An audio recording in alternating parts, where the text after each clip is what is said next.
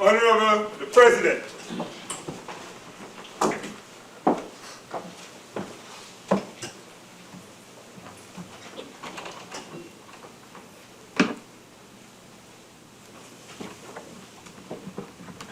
Let us pray. Almighty God, we willingly acknowledge you as the supreme being, most gracious and most merciful. Look down, we beseech you, on us who are members of this Senate, and deign to assist us in the duties that we have to perform on behalf of our beloved country of Trinidad and Tobago. Open our eyes to see the truth and help us to accept it with all its implications into our lives. Direct us, O Lord, in our deliberations, so that setting aside private interests, unwholesome prejudices, and personal affections, we may treat all matters set before us with honesty, courage, and conviction. Through all we say and do in this Senate, may we give glory and honor to your holy name, inspire confidence in our fellow citizens, and make a positive contribution to the peace and prosperity of our nation. Amen.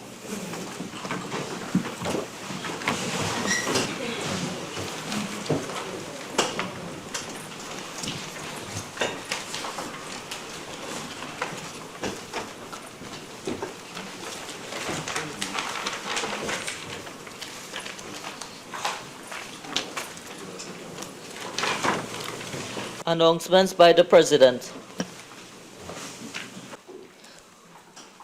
Honorable Senators, I have granted leave of absence to Senator Daniel Solomon, who is out of the country. Honorable Senators, the instrument of appointment has not yet arrived from His Excellency the President, and therefore I ask that we stand this matter, the oath of the temporary senator be stood down.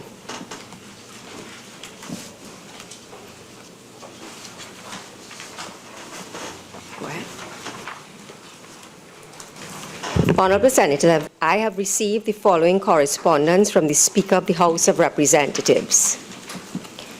March the 15th, 2016. Senator the Honorable Christine Kangaloo, President of the Senate, Office of the President of the Senate, Level 2, Tower D, International Waterfront Center, 1A Wrightson Road, Port of Spain. Honorable President, establishment of Joint Select Committee and appointment of members. At a sit-in held on Friday, March the 11th, 2016, the House of Representatives agreed to the following resolutions. Number 1, resolved that the Family and Children Division Bill 2016 be committed to a Joint Select Committee for consideration and report by April the 29th, 2016.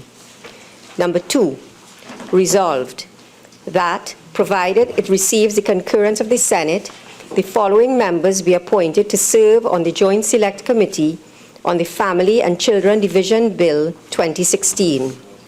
Mr. Faris Alwari, MP, Mr. Randall Mitchell, MP, Mrs. Ayana Webster Roy, MP, Ms. Ramona Ramdial, MP, Mr. Barry Padara, MP. Accordingly, I respectfully request that you cause these matters to be placed before the Senate at the earliest convenience. Thank you. Respectfully, Bridget Mary Anisette George, Speaker.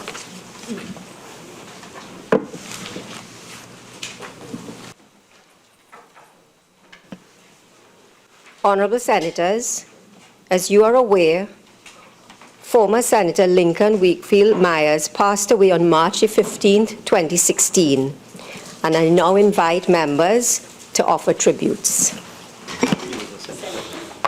Amra. Thank you, Madam President, for the opportunity to offer these words in memory of my predecessor, the late Lincoln Myers. Madam President, I knew Mr. Myers well enough to know that he would not expect us to spend time glorifying his name. At his funeral service last Saturday, Father Robert Christo summed it up. Lincoln lived from the heart, in service of the least, the little, the lowest, and the last. He focused on our institutions, particularly this one, the Parliament. He focused on the planet, exceptional but fragile. Lincoln Myers never shirked responsibility, He spoke his mind and he acted. But, Madam President, Lincoln Myers will be remembered for two things above all. One led to the other. Upon the steps of the Hall of Justice in 1985, then opposition Senator Lincoln Myers led a 40-day fast, a vigil, a counter-position in support of his view that the work of this Parliament must never be stymied, frustrated, or embarrassed.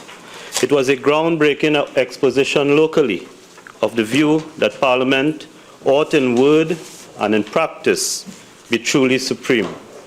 From that fast flowed his candidacy in the general election that followed, his victory, the only one still, over a serving Prime Minister, and that ushered his entry into the lower house.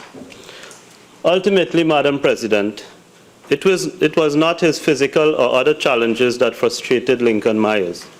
It was the sad and inexplicable failure of the authorities to pursue to the end the brutal slaughter of his family's housekeeper, Anne Danraj. July 2016 will be 20 years. I would not be faithful to the memory of a man that I loved and admired if I did not say that his final 20 years were overshadowed by this unsolved murder, this one very personal. It is my hope for his family and Anne Danraj's family that this file may still produce justice. Rest in peace, Lincoln Myers. I thank you, Madam President. Senator Mark. Thank you, Madam President.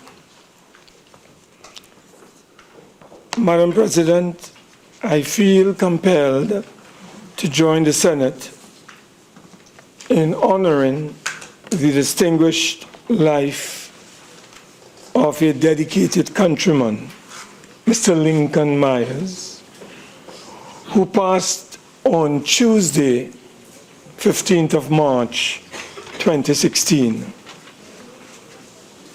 Senator, minister, politician, commentator, husband, and father. Mr. Myers entered the Senate in 1983 and served until 1986, contributing to various pieces of legislation. He then entered the House of Representatives as a member for St. Anne's East and served for the period 1986 to 1991.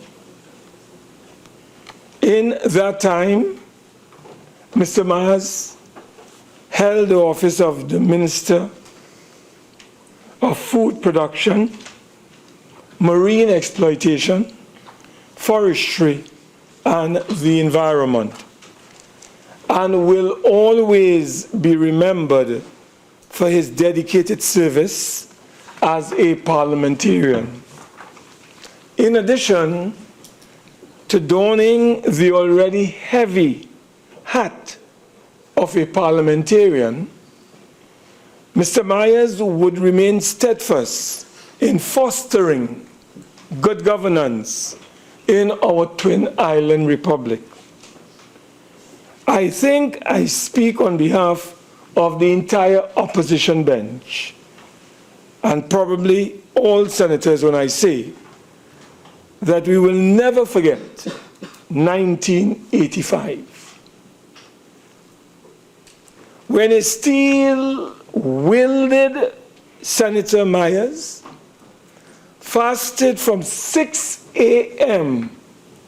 to 6 p.m. for 40 days on the steps of the Hall of Justice. He fasted to bring light to the Public Accounts Enterprises Committee of Parliament and the importance of parliamentary oversight and executive accountability.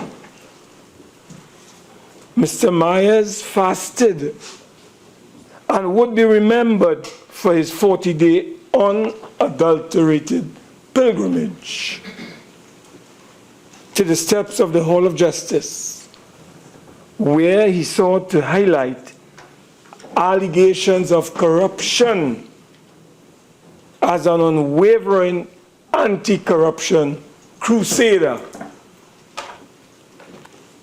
As the present chairman of the PAEC, I am proud to walk in the shoes of a man who displayed such pure feelings of stewardship and a sense of duty. I can only hope that this PAEC can strive to uphold the accountability mechanisms that Mr. Myers and so many others before me have fought to make possible.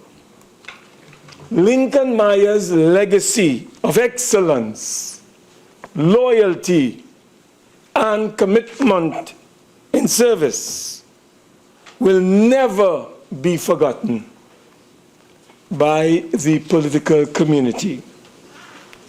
Despite Madam President being confined to a wheelchair, in recent times, Mr. Myers formed various civil society groups, including his last effort, One Accord. He also championed the idea of compulsory national service for young people, and remnants of his contributions still remain on his Facebook profile page. A forum which I might add many mature parliamentarians present today have yet to brave. In addition, whilst regularly attending Parliament at the Red House, he drew attention to the fact that he had to be physically accompanied into the chamber and that the Red House lacked elevators to facilitate the differently abled. In sum, Madam President, Mr. Lincoln Myers was a committed senator, minister, parliamentarian, and a patriot of Trinidad and Tobago. On March 15, 2016, Trinidad and Tobago truly lost a man of honor and sincerity in respect of his beliefs and convictions. I pray that such an example is not lost upon today's society. I also pray that Mr. Myers' family can take solace in the fact that his internal health struggles are over and that he rests in peace. And I encourage my colleagues to join me in taking up his external struggle for a better society. On behalf of the opposition bench, we send sincere support to his family and loved ones as they grieve his loss. Thank you, Madam President. Senator Mahabir. Thank you very much, Madam President. Madam President, I was fortunate to meet the late Lincoln Myers on a few occasions, and whenever I met and I conversed with him, I always got the sense that Mr. Myers was an individual who entered public life, a person who entered the public domain because he really thought he could make a meaningful difference in the political, using the political arena in the lives of people. He believed that we as a society did not exhaust our potential, and we could so do if only we could eliminate selfishness, greed, corrupt practices, and dishonesty at the level of the state and in the political arena. The manner in which he conducted himself and his convictions indicated that he truly believed that there was hope for a brighter Trinidad and Tobago, given the enormous potential that we as a country had, if only we could do that which is right. He practiced what he preached. He was firm in his convictions, and in whatever he did, he brought honor to himself and to the Parliament of Trinidad and Tobago. He brought honor to the Chamber and the House of Representatives in the manner in which he discharged his functions. And the loss to us is, as a society, the loss of an individual who understood what public service was about. He understood that there was something deeper and greater than one's own personal interest. There was a society that we could build. There was a community that we could enhance. There were people who looked towards us in the political arena for guidance, for light, and for leadership, and he provided those. Whenever we in this chamber lose our way, I think it would be instructive for us to remember the life of Mr. Myers and the manner in which he conducted his affairs in the public domain, so that we could be inspired to regain the reason and to live the reason why we are occupying seats in this chamber. That is the loss to the wider society. The loss to a family, of course, is always severe and always great. And to his wife and to his children, who have lost a husband and a father, I say deepest condolences from the independent bench. And to his family members, wife, children, immediate family, other relatives, I think from the independent bench we would like to say he was an inspiration to all of us, and his life and his legacy will continue to guide us as we continue to debate in the better interests of Trinidad and Tobago, and in that way we will continue to pay homage because his memory will live. I thank you, Madam President. I wish to join with those who have paid tribute to the late Lincoln Myers in extending condolences to his family. As has been said, Mr. Myers served Trinidad and Tobago as a parliamentarian in both houses. So committed was he to his country and his fellow man that even after he ceased being a parliamentarian, he continued raising awareness on several national issues. Persons like Mr. Myers remind and show us what public service and love for one's fellow citizens really mean. May Mr. Myers' example of selfless commitment to country inspire us as persons in public life towards even higher standards and an ever-deepening commitment to the principles which he embodied in his public life. To his wife and family, we extend our heartfelt sympathy. Honorable Senators, we will now rise and observe a minute of silence.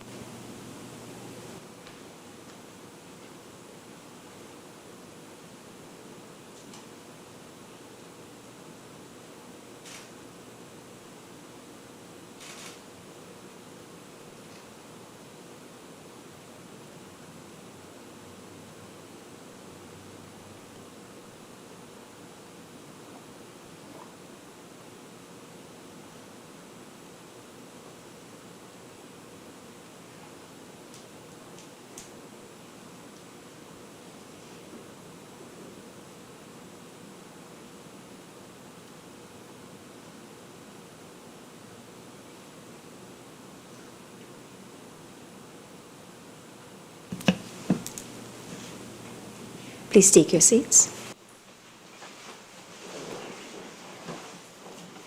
Honorable Senators, I hereby instruct the Clerk of the Senate to convey to Mr. Myers' family the sentiments that have been expressed today. Papers. Honorable Minister of Finance. Madam President, I have the honor to lay on the table the following papers as issued on the order paper in my name. The audited financial statements of Caribbean Airlines Limited for the year ended December 31st, 2012. The reports of the Auditor General of the Republic of Trinidad and Tobago on the financial statements of the Mayor's Fund of the Chaguanas Borough Corporation for the years ended September 30th, 2010, 2011, 2012. Reports from committees. Honorable Minister. Madam President, I have the honor to present the following report as listed on the order paper in my name. The report of the Joint Select Committee appointed to consider and report on the Public Procurement and Disposal of Public Property Amendment Bill 2015. Senator Cummings. Madam President, I have the honor to present the following report as listed on the supplemental order paper in my name. The second interim report of the Joint Select Committee appointed to consider and report on the Whistleblower Protection Bill 2015. Senator De Freitas. Madam President, I have the honor to present the following report as listed on the supplemental order paper in my name. The first report of the Senate Standing Orders Committee, first session 2015-2016, 11th Parliament. Urgent questions. Senator Mark. Thank you, Madam President. To the Honorable Minister of Labour and Small Enterprise Development, are any steps being taken to protect the jobs of workers, given that within the last week, more than 1,000 persons have been laid off, as it appears that there are more layoffs to come? Before I call on the Minister, please be reminded in answering the urgent questions that you have 2 minutes to respond. Honourable Minister of Labour and Small Enterprise Development. Thank you very much, Madam President. In response to the Honourable Senator's question, the Ministry of Labour has made a public appeal to employers of this country to consider retrenchment as a last resort. There are other options that employers can consider. For example, Madam President, the reduction in work week, switching workers from one area of operations to the other. Employers also, Madam President, can also consider their sacrifice to the situation, a reduction in their profit expectations. With regards to the other steps that the government has taken through the Minister of Labour, we have been discussing with the private sector.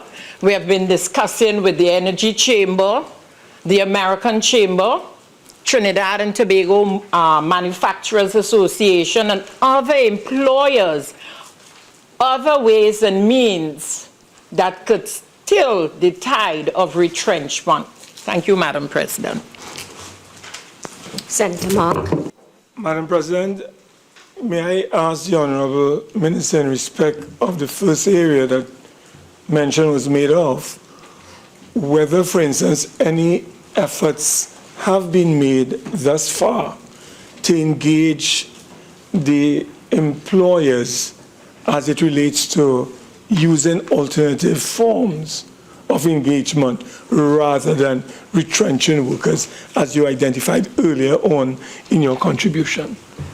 Madam President, I don't think I can add to what I just said, but suffice it to say, Madam President, our engagement with the employers sector, the business sector in this country continues because all stakeholders have to bring to bear their own perspective and their plans and procedures as we go forward. It is a very troubling time, Madam President, and the government continues to urge the employers, and we remain open to working with them as we are doing right now, Madam President, for a jobs expo on the 5th, Tuesday the 5th of April, where we are bringing on board employers who are coming with actual jobs on the day. We are inviting all retrenched workers to that jobs expo so their skills could be matched with the employers who are there on that day. So I would even encourage my fellow Senator Wade Mark to join with us in encouraging other employers to come on board and the retrenched workers to register with our National Retrenchment Register, which was launched last Friday. Senator Mark, are you giving way to Senator Hadid? Supplement, Madam Minister. Could you indicate what steps the Ministry of Labour has been taken to protect the jobs of employees who work with the state corporations and with government ministries, as they themselves are also laying off workers? Have you given the instructions that workers should be retained as much as possible in the state enterprise system? Madam President, it suggests to me that's a completely new question, but nonetheless, I understand the concerns not only among my senatorial colleagues, but within the hearts and minds of Trinidad and Tobago. Each minister has responsibility for his or her own ministry. I am not in a position to dictate to an individual minister how a ministry should go about organizing its work. But I dare say ministers who are present here and who have listened to your questions would be so guided.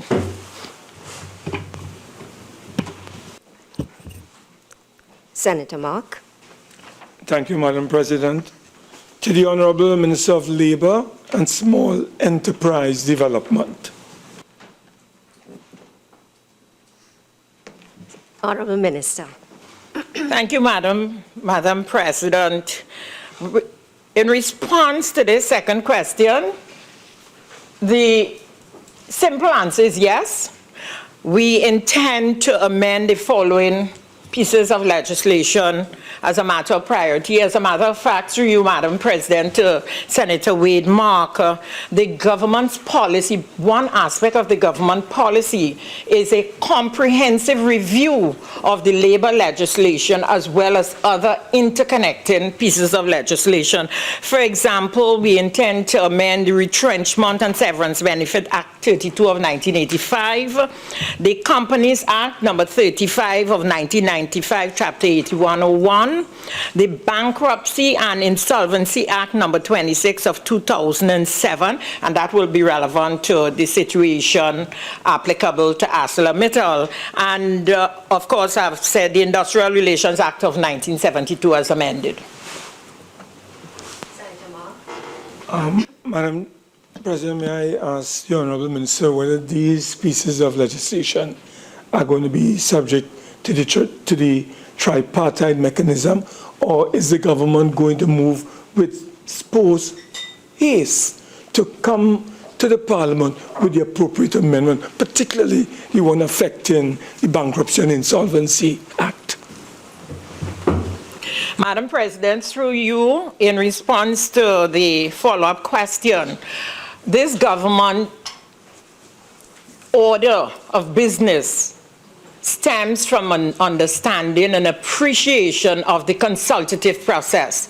So the first move would be to engage the employers and to engage labor in terms of receiving from them their perspectives on how these pieces of legislation ought to be amended. And of course, the government, we will bring our perspective to bear, come up with a model amended form, send it back out for their comments, and then we would then bring it to the Parliament, of course, after the Cabinet would have agreed to it. Yes. Honorable Minister, given the urgency of the moment, could you envisage or could you share with us what is your possible time frame you anticipate for these consultations to take place so that legislation can be brought to Parliament within the shortest possible time?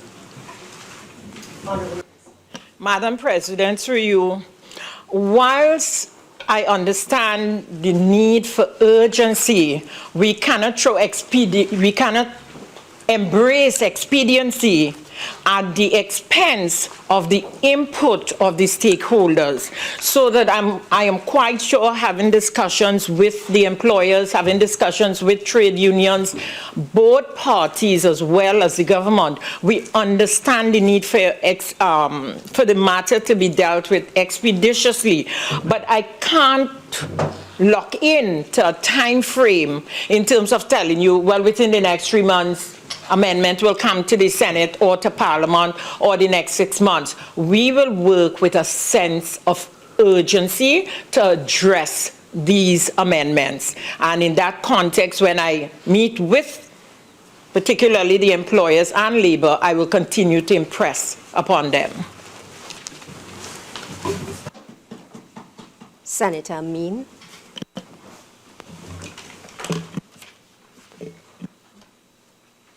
Thank you, Madam President. Question to the Minister of Finance. Is the Minister aware that there's a parallel black market for the US dollar that is mushrooming in light of the foreign exchange crisis in this country?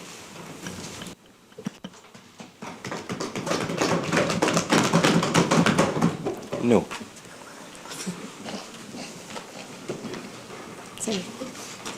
Madam President, with your guidance, I want to ask the Minister if he could look into this matter, because it is something that the citizens are feeling and experiencing on the street, and perhaps at some other time he may be able to enlighten Parliament.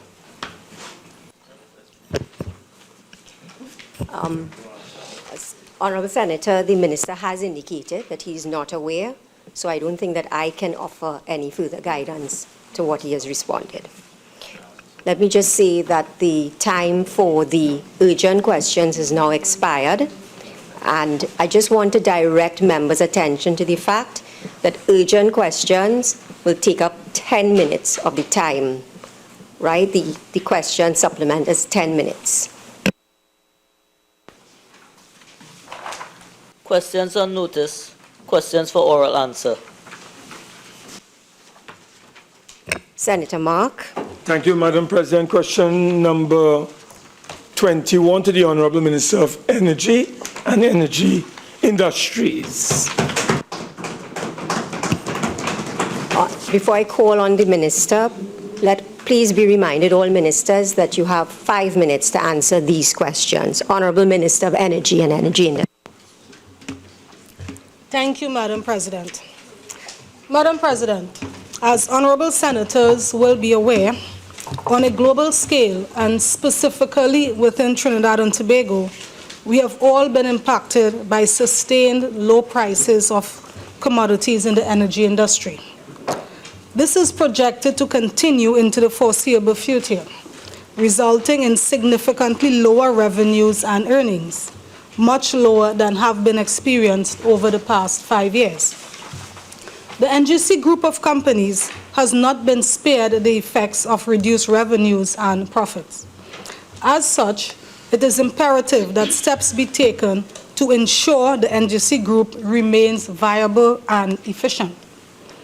As a group, NGC has sought to implement the necessary measures to proactively address this challenging environment and focus their efforts on maximizing their revenue streams and controlling the major areas of expenditure. In the specific case of salaries and benefits, NGC's board looked at the various options to manage cost increases while at the same time ensuring that salaries and total compensation remain competitive. Consequently, the board implemented the following measures. Number one, no market adjustment in salaries for 2015 and 2016. Two, no merit increase in salaries in 2016 for the 2015 period. And three, a ceiling of gain share payment at 6 weeks base salary for both 2015 and 2016. In the current economic climate, as minister, I could not object to this approach to cost savings by the company. Thank you, Madam President. Senator Mark. The Honourable Minister didn't understand the question, but Madam President, it's very clear. Could I ask the Minister through you whether the Honourable Minister consented to the board's decision? That is the point I'm asking. Honourable Minister. May I repeat my last statement? In the current economic climate, as minister, I could not object to this approach to cost savings by the company. Thank you. Madam President, may I also ask the Honourable Minister whether the NGC board in this instance sought and received from the Chief Personnel Officer any direction? Because that's a question that has been stated here, Madam. Senator Mark, the question has been posed and answered by the minister. So it doesn't help for you to re-ask the question. So is there a question that you want to pose to the minister? Is there a question that you want to pose to the minister arising out of her response? Well, Madam President, you must guide me on this matter, because I have asked a question, you have approved it, and the standing orders are very clear that the questions must be answered. And what I'm saying is that Roman 2, 3, and 4 have not been answered. So I'm just asking for your guidelines on this. And Senator Mark, as you're well aware, the presiding officer cannot instruct a minister how to answer a question. The minister has answered the question and put certain information to the Senate. So you have a choice of either asking supplementary questions based on what the minister has answered. I'm guided by your ruling.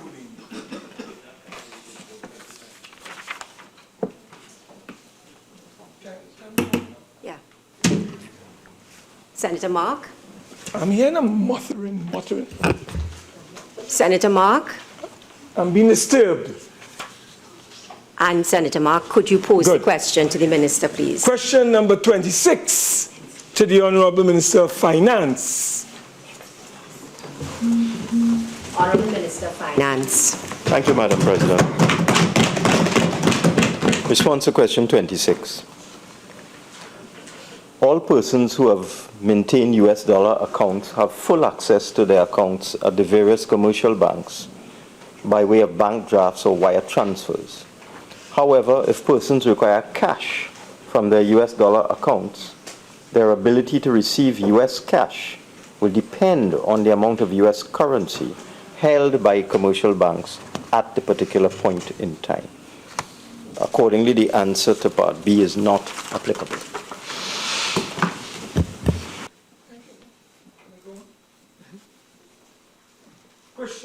Question number 27 to the Honourable Minister of Finance. Honourable Minister of Finance. Madam President, response to question 27. There is already parity between the two pensions because both are $3,500 per month.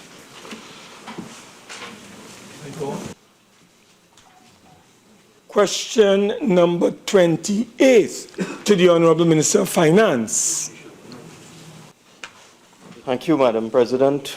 Response to question 28. The Minister of Finance is reviewing the government's fiscal and monetary policy at this time. In fact, we keep fiscal and monetary policy under review all the time. and will give directions to the central bank in due course if such directions are deemed to be necessary. I also wish to give this Senate the assurance that I will continue to liaise with the central bank on a regular basis in order to ensure that Trinidad and Tobago's exchange rate remains at an appropriate level.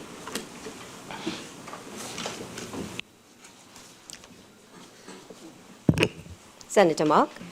Question number 29 to the Honorable Minister of Education. Honorable Minister of Education.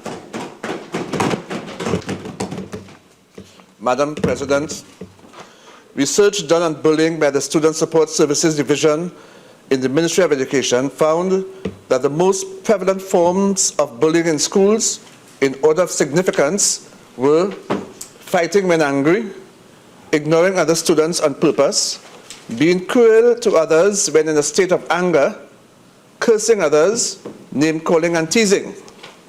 Madam President, the Ministry of Education, being cognizant of these factors, has implemented a number of strategies to address the issue. These include individual, whole school and inter-ministerial measures. At the individual student level, several programs and counseling services have been implemented by officers of the Student Support Services Division, including conflict management, communication skills, emotional intelligence, problem solving and anger management at both primary and secondary schools. These programs are intended to help students better understand themselves and others so that they may respond to conflict and solve problems in a non-violent way. At the whole school level, a whole school approach ensures that all members within the school community have an equal responsibility in ensuring the best outcomes for the students. One example of a whole school approach specific to bullying is the improvement in supervision of students, which is a key mitigating factor for monitoring the incidence of bullying. Deans, in collaboration with school safety officers, security officers, and the teachers, are required to ensure that students are properly supervised at all times, along with patrols in areas of the school where incidents are most likely to occur. Policies for students entering the compound, as well as guidelines for undesirable student behavior, have been provided through the National School Code of Conduct. The whole school approach involves deans, teachers, guidance officers, social workers, safety officers, and the security officers.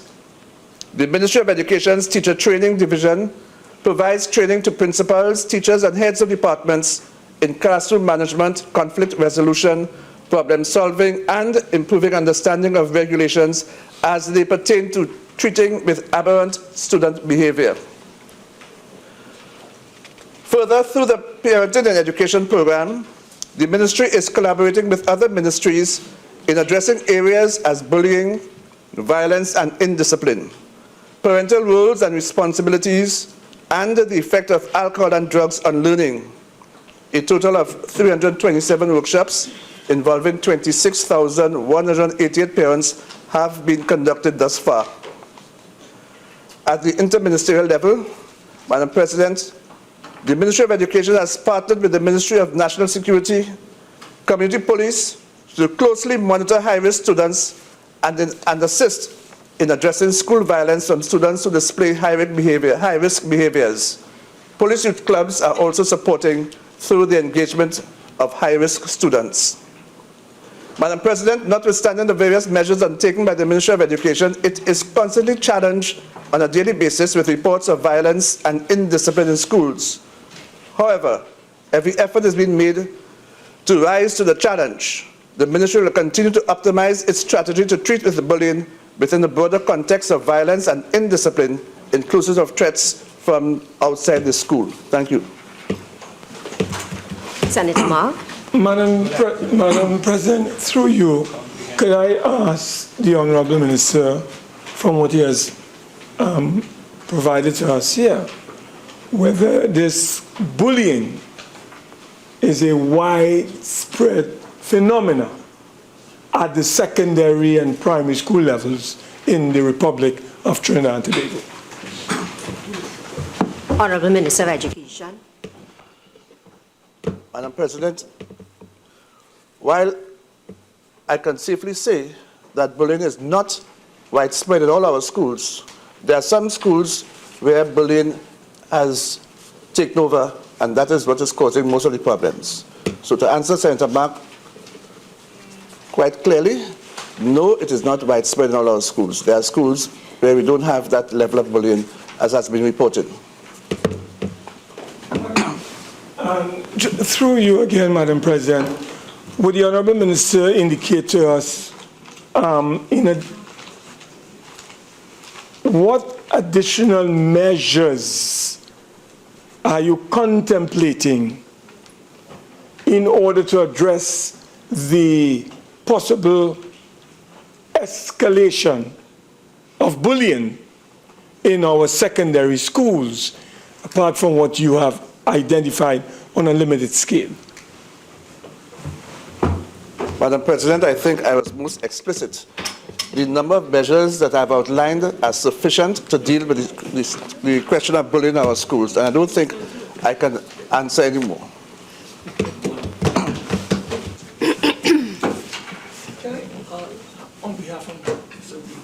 Sure.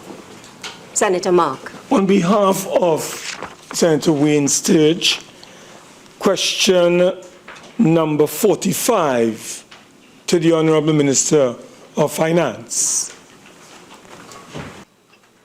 Thank you, Madam President.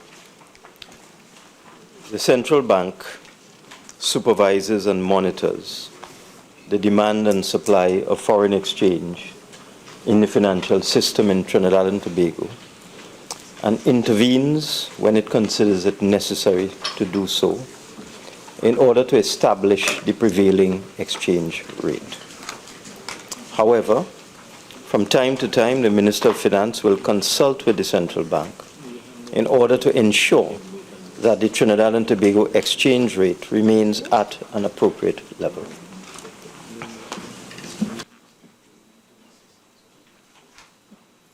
Senator Mark. Yes. Question number 46 on behalf of Senator Wade Sturge, to the Honourable Minister of Education. Honourable Minister of Education. Madam President, the Ministry of Education has taken a number of immediate steps to protect the nation's children, given the increased frequency of violence and the gang activity among school children. The Ministry of Education has adopted a zero-tolerance approach to violence and indiscipline in schools. Errant students will not be allowed to continue to disrupt schools. I repeat, errant students will not be allowed to continue to disrupt schools. The Ministry intends to remove these students and provide options for placement in alternative programs, along with the necessary guidance and the counseling support. Principals have been asked to develop critical incident profiles for their schools, especially in high-risk areas. Measures being implemented are: 1. Reviewing and strengthening the security complement at high-risk schools and the mandatory use of scanners at school entrances. 2. Establishment and maintenance of appropriate and secure perimeter fencing. 3. Installation of CCTV and other electronic monitoring and detection devices to provide enhanced security capability. 4. Implementation of a system of supervision for all classes, along with the conduct of random searches. No student should be left unsupervised. And 5. Introduction of additional policy guidelines for access to schools, supervision, reported incidents, and the suspensions. These measures are being supported by the guidelines provided in the National School Code of Conduct Discipline Matrix. Further, the Ministry of Education has engaged and received a commitment from the Teaching Service Commission that all vacancies for the position of principals, vice principals, and deans will be filled in the shortest possible time. Greater student engagement is another strategy being used to address the increased frequency of violence and gang activity among school children. In this regard, the Ministry of Education is working with schools to strengthen student involvement in student councils, cadets, scouts, Girl Guides, sporting clubs, and other extracurricular activities. This will be supported by training in conflict management and anger resolution. Training for principals and teachers in areas such as classroom management, conflict resolution, and mediation, along with the parenting and education program, is also being strengthened. Further, stakeholder engagement is yet another strategy to deal with increased frequency of violence and gang activity among school children. The ministry continues to partner with the Parent Teachers Association, the Trinidad and Tobago Unified Teachers Association, and the local school boards, and has extended its partnership with the Trinidad and Tobago Police Service, Defense Force, and the Family Services Division of the Ministry of Social Development. This has resulted in the expansion of police youth clubs and increased police army patrols and support mentorship and peer mediation programs. These all form part of the education landscape, especially in high-risk schools. Madam President, these are some of the measures being implemented as the ministry continues to review and strengthen its strategies to treat with violence and gang activity in our schools. Thank you. Pending detrimental of a growing number of displaced employees, the ability of these suddenly unemployed persons to provide basic amenities for their families, and the low possibility that these retrenched persons would be able to sustain an acceptable standard of living in the worsening financial environment. The matter is of public importance because as these job losses occur, there is a ripple effect across families and communities, which, if left unaddressed, will burgeon into a serious social crisis for Trinidad and Tobago. Thank you, Madam President. Honourable Senators, I'm not satisfied that this matter, as presented, qualifies under this standing order.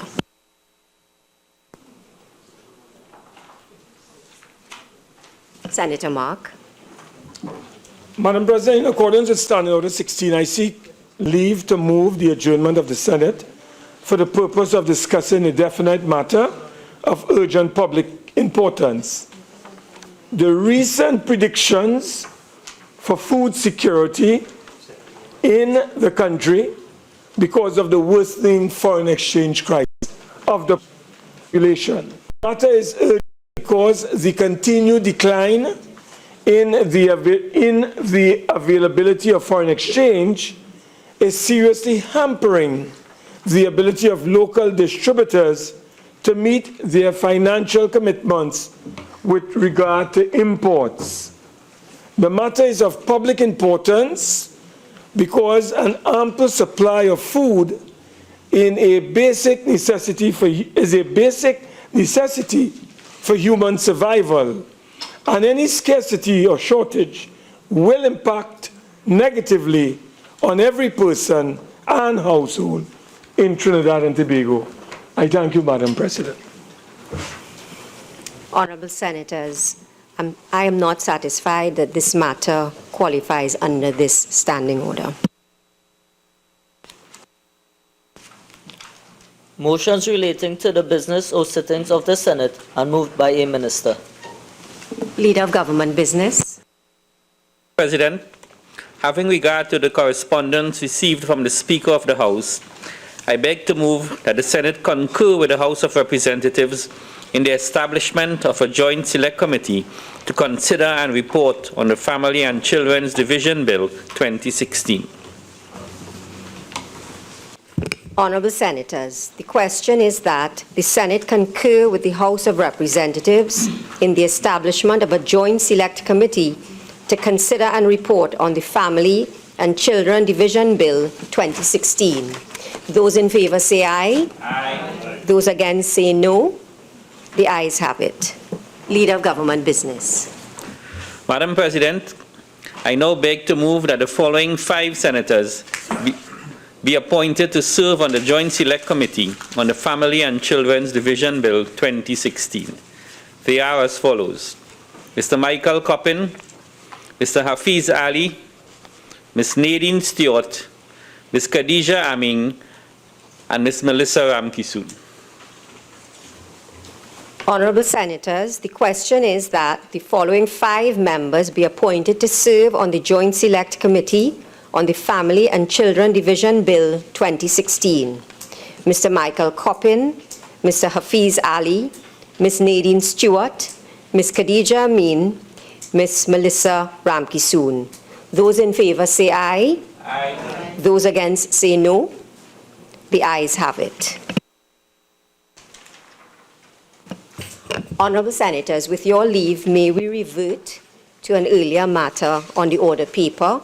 I am now in receipt of the instrument of appointment from His Excellency.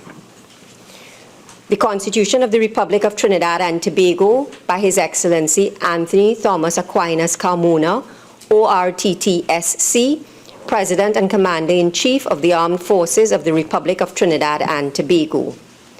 To Mr. Wayne Anthony Munro. Whereas Senator Daniel Solomon is incapable of performing his duties as a senator by reason of his absence from Trinidad and Tobago. Now, therefore, I, Anthony Thomas Aquinas Carmona, President as aforesaid, in exercise of the power vested in me by Section 44(1)(a) and Section 44(4)(b) of the Constitution of the Republic of Trinidad and Tobago, do hereby appoint you, Wayne Anthony Munro, to be temporarily a member of the Senate with effect from the 22nd of March 2016 and continuing during the absence from Trinidad and Tobago of the said Senator Daniel Solomon. Given under my hand and the seal of the President of the Republic of Trinidad and Tobago at the Office of the President, St. Anne's, this 22nd day of March 2016. Honorable Senators, a Senator is about to take the oath.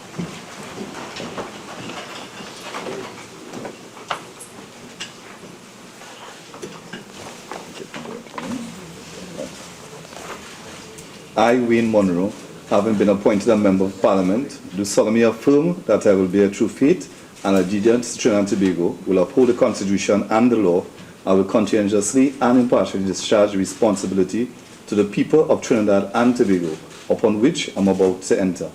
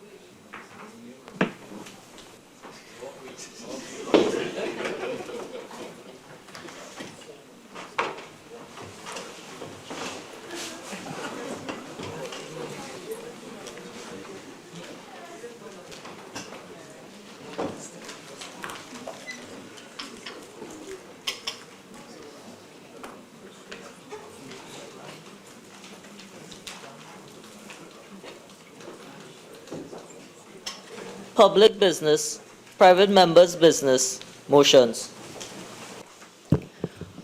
Honorable members, at this juncture, I wish to advise that I will not be presiding over the debate of the motion, which is listed as number 1 on the order paper. Some of the issues involved in the motion are known to me by virtue of an office that I held at a time relevant to some of the matters set out in the motion. Accordingly, so as to protect and preserve both the dignity of and the respect required to be shown to both that office and the substantive office I hold, I have chosen not to preside over this particular debate. My decision on this occasion is consistent with a previous decision which I had taken not to involve my substantive office in the approval of the motion. The motion was approved by the Vice President. Honourable members, the sitting is therefore suspended for 10 minutes to allow the Vice President to take the chair.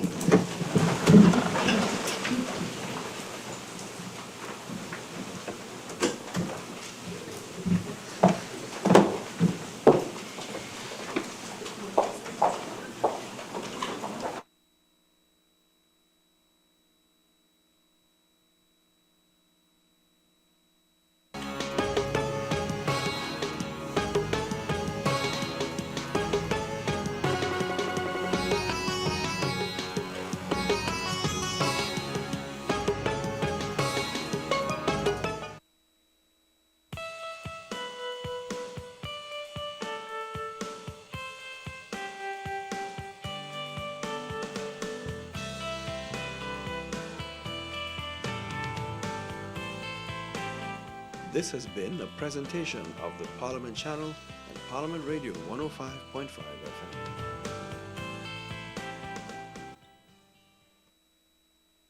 FM. From United Nations Television, this is UN in Action. Kohinoor is a teacher at the local kindergarten in the village of Fulbaria, Bangladesh. Together with her husband and daughter, they grow small crops of vegetables and fruit to feed themselves and make extra income for their family. But over the past several years, the rain patterns have become erratic. The region is facing both dramatic increases and decreases in their water supplies. Because of the droughts and floods, our fields are infested by insects and the paddies are damaged. Kohinoor also used to have a fishery in the marshland. When there was water, we could catch the fish. We used to sell the fish or eat them. Now there's no water. Now we've lost part of our income. While many people abandoned their fields and went abroad, Kohinoor is not giving up on the land where her ancestors have lived for generations. To safeguard her farm, she joined a community mapping workshop, a joint project of the United Nations University and International Union on the Conservation of Nature. Asanul Wahed is the project manager. If you are involved in agriculture and know agricultural problems, explain those problems, okay? We will make a list, we will put it to a vote. Then we will discuss with you how we can solve these problems. The main purpose of this whole exercise is actually to bring the communities to come in to explore their own problems. Chunni Tan, who was a researcher from the United Nations University, visited the project. On the meantime, we asked them to map out spatially so that they will be able to visualize their problems. And then we asked them to really look into what is the changes in the past and the present, and what you want to do in the future. And then we put them on one report that will convey their message back to the local governance or even to the national governance. Using this workshop's mapping techniques to document changes they'd seen on their land, the participants made two assessments: the need to build an irrigation canal and to cultivate medicinal plants to treat illnesses. Yesterday, I participated in a workshop where I learned about my problems and the problems of others, and I learned how to solve these challenges. For Kohinoor, her biggest challenge now is to save her vegetable garden and fishery from harm, making sure that she gets enough food and income to feed her family and keep her daughter in school. I'm unsure about my daughter's future because our situation is so uncertain. But I have many hopes for my daughter and hope to provide her with a better education.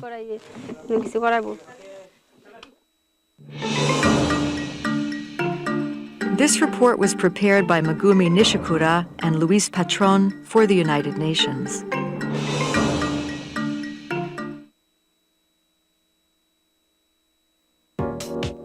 Follow the Parliament of Trinidad and Tobago on Twitter. Our call sign is @TTParliament. From United Nations Television, this is UN in Action.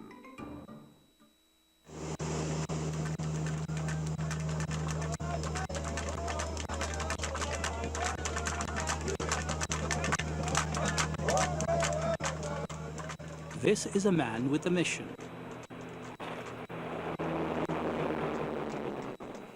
His name is Leonard Odambo, and he's from Gabon. Je représente un peu l'écureuil. I'm a bit like the squirrel, that animal which lives high up in the branches, and who comes to tell those who live down below what he's seen. Those who live down below are his people, the pygmies.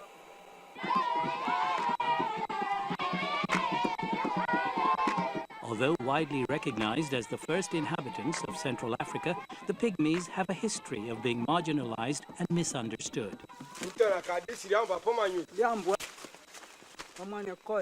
Today, in Gabon, the once nomadic pygmies live mostly in villages deep in the dense rainforest. Their rich environment providing both shelter and sustenance. Largely forgotten, they're not even recognized as citizens of their own country and have little say in determining their own future. Now, Odambo is traveling 800 kilometers from the capital to join his team near the Congo border.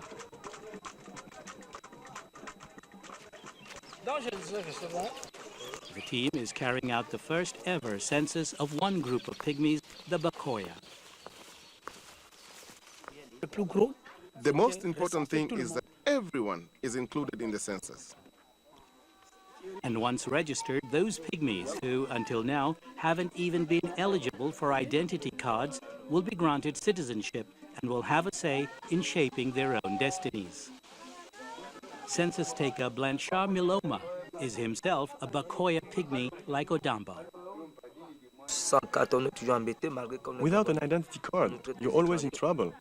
Even though you're Gabonese, you're treated like a foreigner. Nobody knows exactly how many pygmies there are in the country. Estimates range anywhere from 10,000 to 20,000. The census, the first step in registering their numbers, is funded and overseen by the United Nations Democracy Fund, UNDEF. Roland Rich is the head of UNDEF. We like to have projects that give groups voice that they may not already have, and so in particular marginalised groups.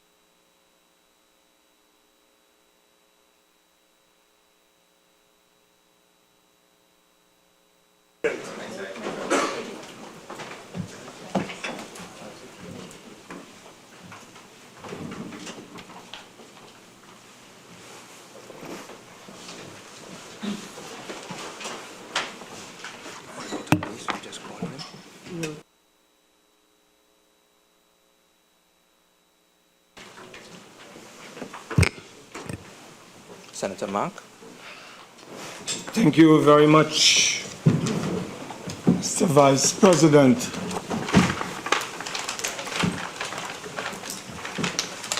Mr. Vice President, I beg to move the following motion standing in my name.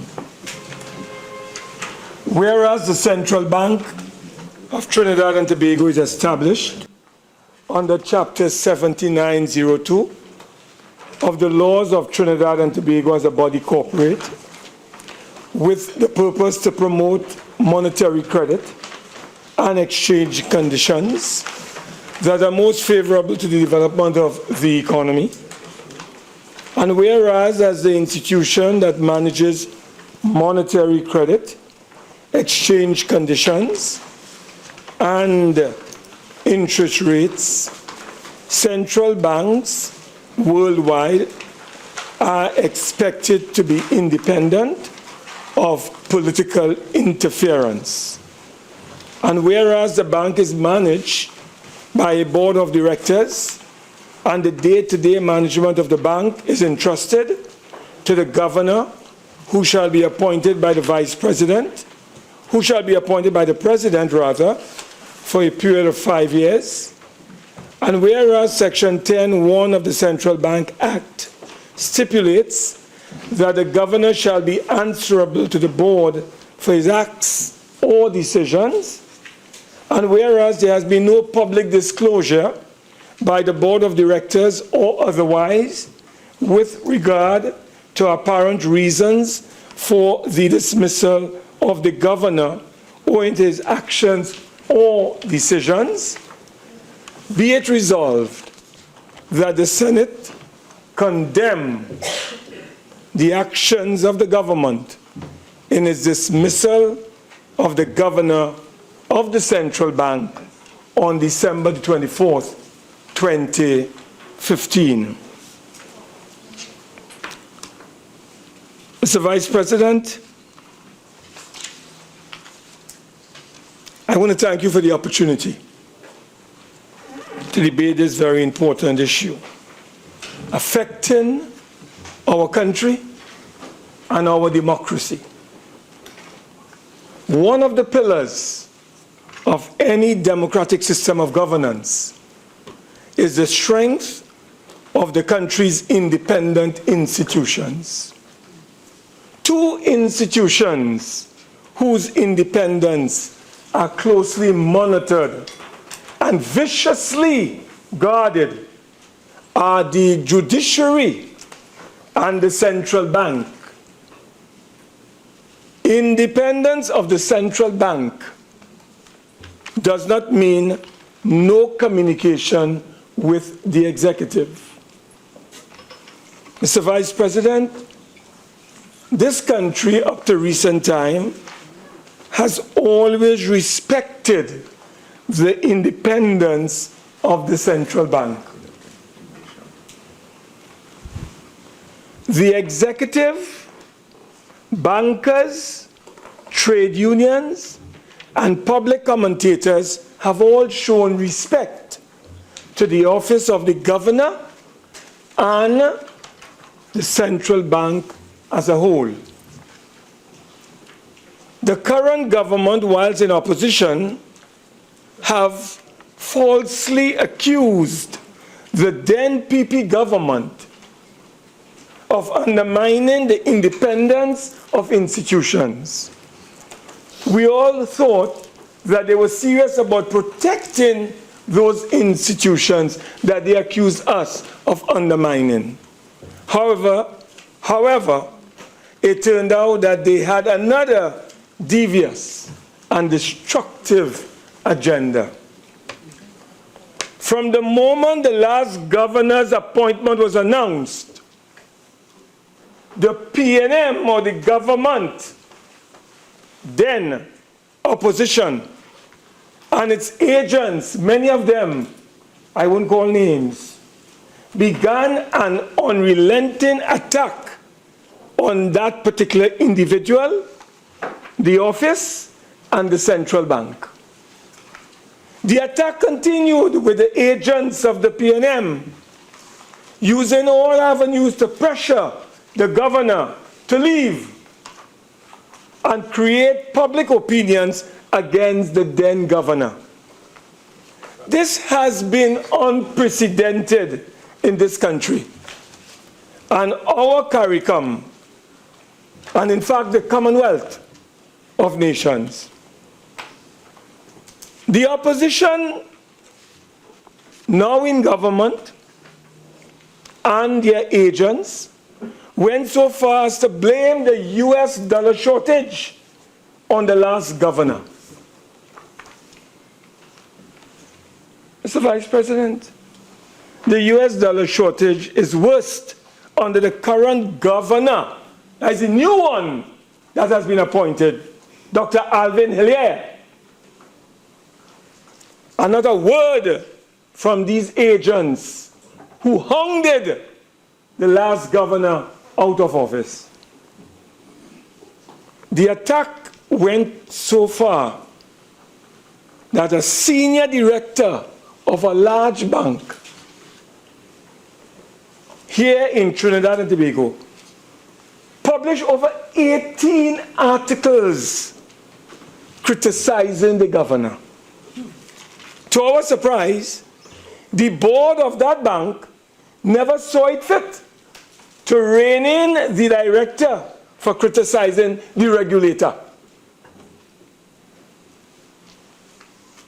But then again, that is what goes on.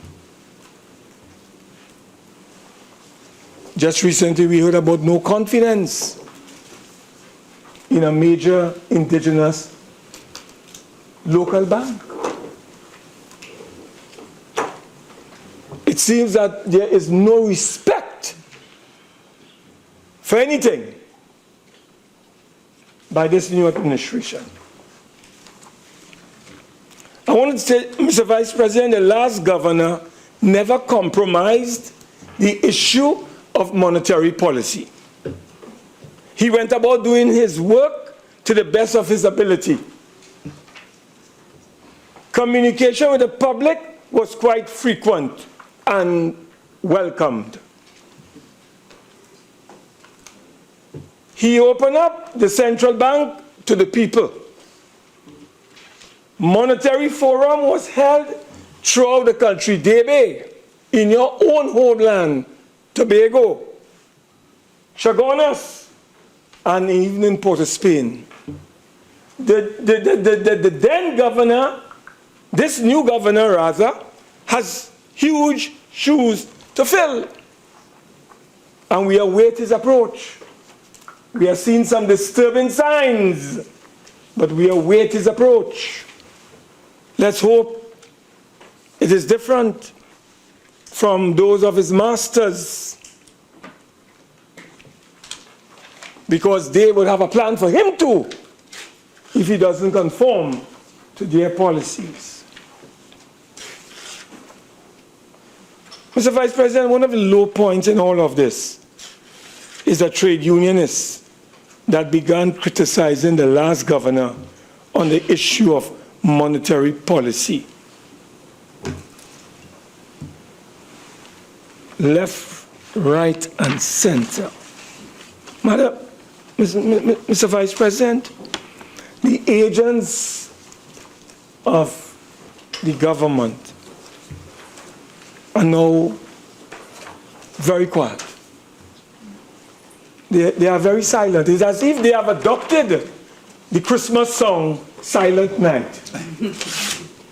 They are silent, Mr. Vice President, because the last governor has been replaced. They called for his removal.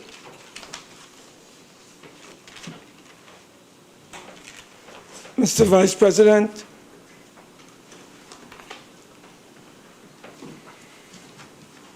I want to tell you that before that decision was taken to remove the governor, and before any decision is taken to remove a governor of a central bank, any civilized government would pay attention to two essential confidence-building measures. They would pay attention to the recognition of the sanctity of security of tenure of the office. They would pay attention to that, the sanctity of security of tenure of that office. And secondly, Mr. Vice President, they would pay attention to the implications of such action on the global financial stage. What will be the implications when such action is taken against a governor? These are confidence-building matters that you have to deal with. But it didn't matter. The former central bank governor said the country was in a recession. They attacked him. Today everybody is now saying the country is in a recession. So it is ironic that the individual who was attacked for declaring recession, it is now being said, Mr. Vice President, that the country is in fact in a recession. I read somewhere where the Minister of Finance said, that's a fact. It is in a recession.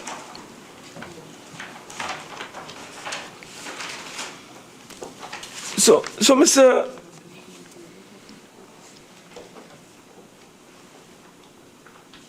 It is going into about 3 months now since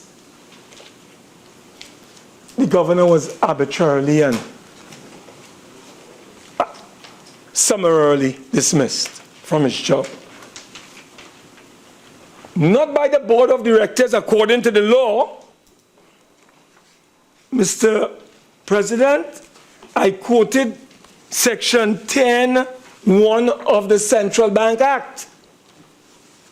And it tells you who the governor is accountable to.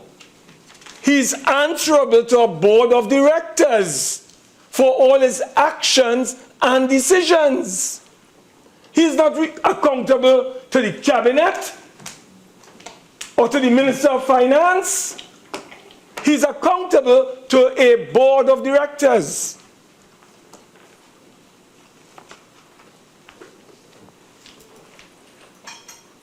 In accordance with 10(1) of the Act. At today's date, as we speak today, the new government, the government of Trinidad and Tobago, have not been able to issue a formal and official statement on the arbitrary and capricious dismissal or removal or termination of the former governor of the central bank. Trinidad and Tobago and the world has not seen an official statement from the government of Trinidad and Tobago, who advised the acting president to remove the governor of the central bank. This is unprecedented. This is unheard of. Mr. Vice President, at this time, the board of directors of the central bank, to whom the former governor is answerable or was answerable and accountable for his decisions and actions, has also failed to issue a formal statement to the nation as to why the former governor appointment was revoked or terminated. We have not heard from the Board of Governors or the board of directors of the central bank.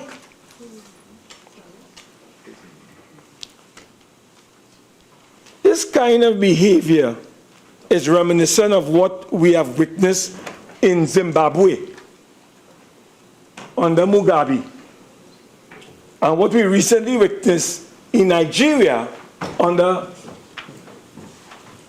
Lucky. I think he lost the election. Good luck, Jonathan. Thank you very much, Senator of Nigeria. He dismissed his governor attending a conference somewhere in Africa, and he was summarily dismissed by Good Luck Jonathan, who is no longer, luck is no longer his way. Lost the elections. So,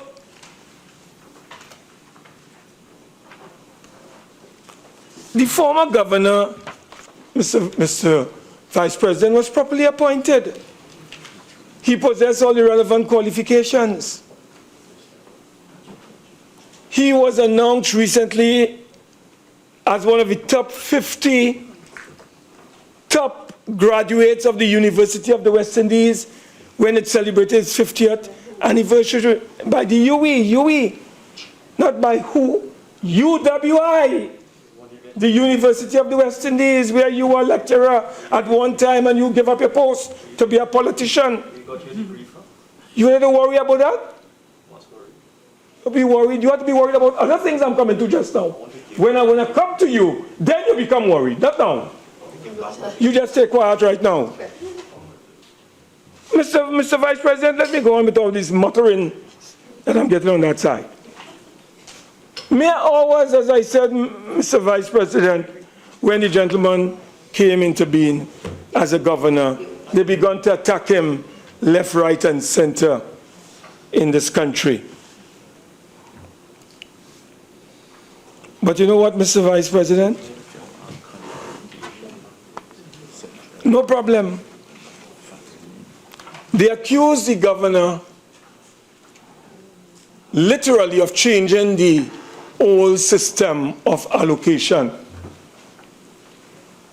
And like how somebody went up midnight to remove a particular weather vane on the Red House.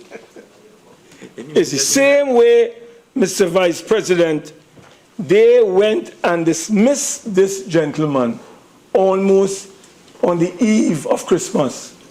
Christmas Eve night, Christmas Eve day, to show how heartless this regime is. On Christmas Eve, the 24th, no, you find him on the 23rd in the cabinet, but you get the letter on the 24th. So, Mr. President, Mr. Vice President, the question here, they accuse him at the time, Mr. Vice President, of shortages in US currency because he introduced a new allocation system. And I remember the Minister of Finance, when he was on this side, described the man as an OJT. It's on the Hansard record. Described him as an OJT. That was the disrespect and contempt that he had for the governor then of the central bank. There was an agenda formulated in opposition to get rid of the governor, and when they got into office, they did all that they could have done until they saw the back of the governor.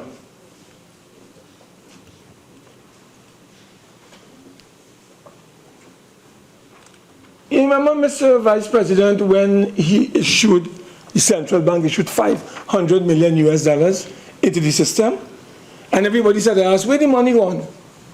Where the money gone? Everybody asked the question, and when the gentleman provided answers, they say a breach confidentiality. That was all part of the entrapment, Mr. Vice President. So you revealed at a monetary forum where the money went, and he outlined all the players who were involved in that process, Mr. Vice President. I want to tell you, Mr. Vice President, the nation must not be fooled into believing that the disclosure of the names of these 18 recipients was the reason why the governor of the central bank was removed. I think the government has a duty and a responsibility to tell the country today the real reason why the governor was removed.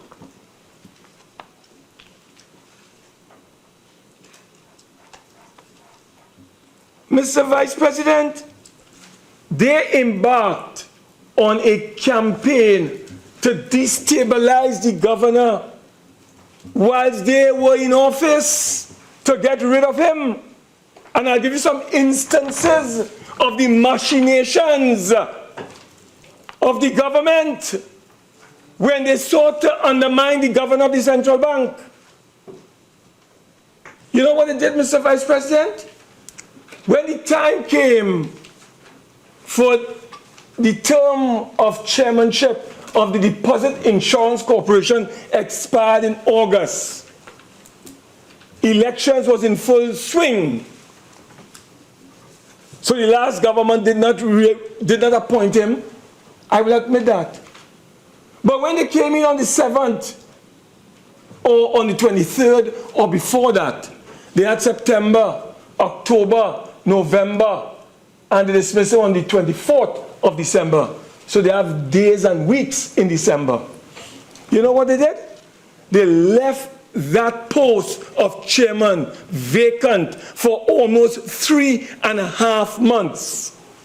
They never appointed the governor. The first time in 50 years, the Deposit Insurance Corporation was without a chairman for almost 4 months because the government had an agenda to get rid of Jawala Rambaran. You know the next episode, Mr. Vice President? For the first time in 50 years, the alternate to the governor of the International Monetary Fund is always the governor. It is the minister, and its alternate is the governor.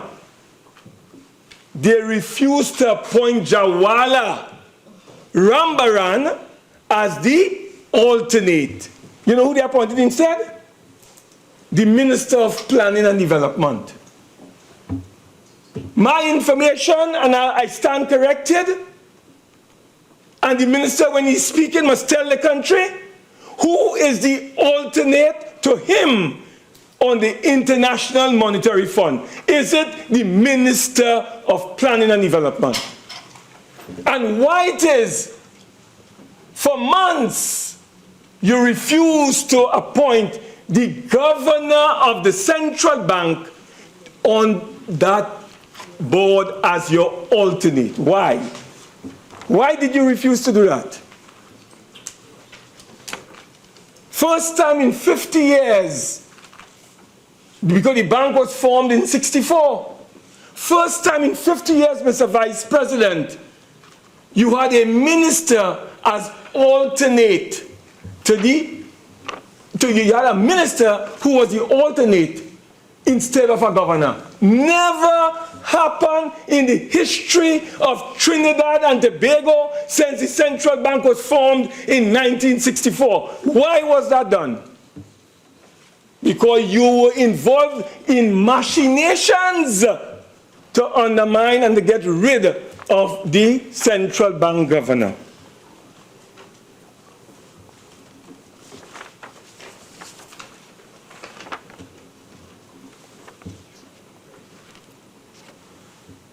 They accuse him as part of the conspiracy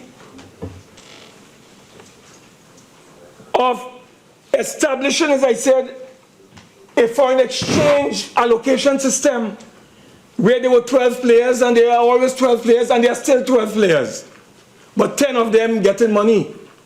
95% of the foreign exchange that is sold by the central bank goes to 8 commercial banks. And one of them, Republic Bank, gets about 27.5% of the foreign exchange allocation. I understand in the years gone by, they used to get less than 15%. We must ask the question, who increased the allocation to Republic Bank from 15 to 20% to almost about 30%? And you have a director on that board, I understand he's the chairman of some economic advisory board. He is a director. And whilst we can't get foreign exchange in this country, Republic Bank bought a bank in Ghana for tens of millions of US dollars, if not hundreds of millions. And then they went and bought a second bank in Suriname. So when the central bank is issuing foreign exchange to these 8 commercial banks, and this one commercial bank gets 28%, instead of giving it to the business community and to individuals, they're taking our foreign exchange to buy a bank in Ghana and to buy a bank in Suriname. And all this thing took place in the period when Jawala Rambaran was the governor of the central bank. So they blame him. So the governor of the central bank is responsible for foreign exchange shortage in the country. What nonsense. It is ludicrous to even talk about it. It is energy prices that fallen and production that is falling that is resulting, Mr. Vice President, in a fall in foreign exchange earnings and conversion. That is simple. How could he be responsible? And when they reordered him, Mr. Vice President, to reintroduce the old system in October of 2015, it was reintroduced. Today, Mr. Vice President, if you go in the bank, you can't even get cash from your own foreign exchange account. The minister admitted that today. Republic Bank must tell this country, and all of them on that board of Republic Bank, what they were doing with all the foreign exchange that they were getting.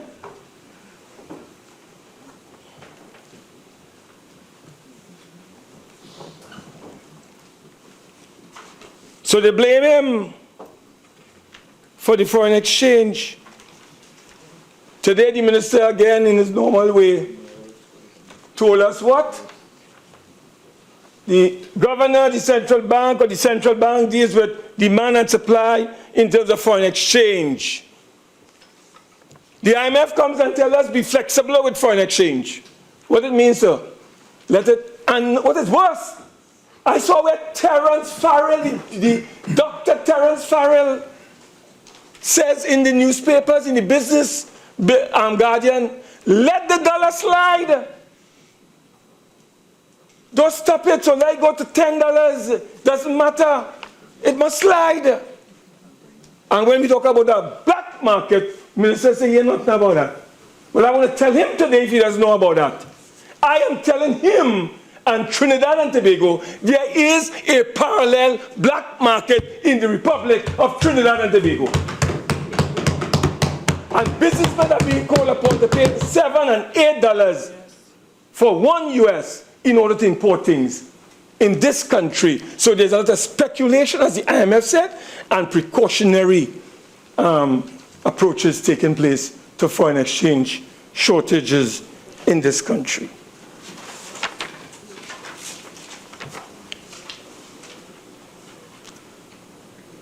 Why all this pressure? You know, Mr.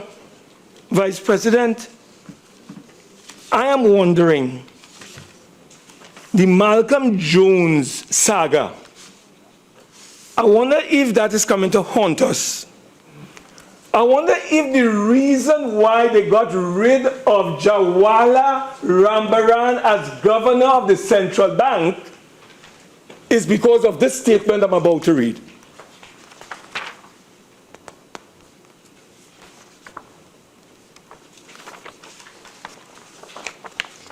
This is a statement delivered by Mr. Jawala Rambaran at a conference or at some meeting entitled Trinidad and Tobago Coalition of Service Industries, National Service Week. It is dated the 6th of November 2013. It's the Trinidad and Tobago financial sector creating a future we want. Hear what he says. Ladies and gentlemen, he's talking about the collapse of CL Financial and the big players involved in it. And some of the players are financiers of the PNM.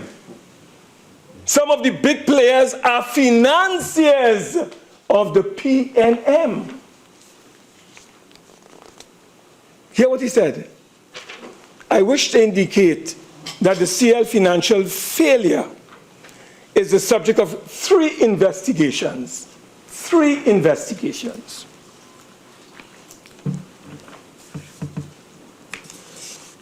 The first one, the central bank commissioned a forensic investigation which resulted in the filing of a civil suit claiming damages against former leading CL financial executives and their related companies. Here's the press release. It is dated, it's a press release, dated June the 7th. The central bank on June the 7th, 2011.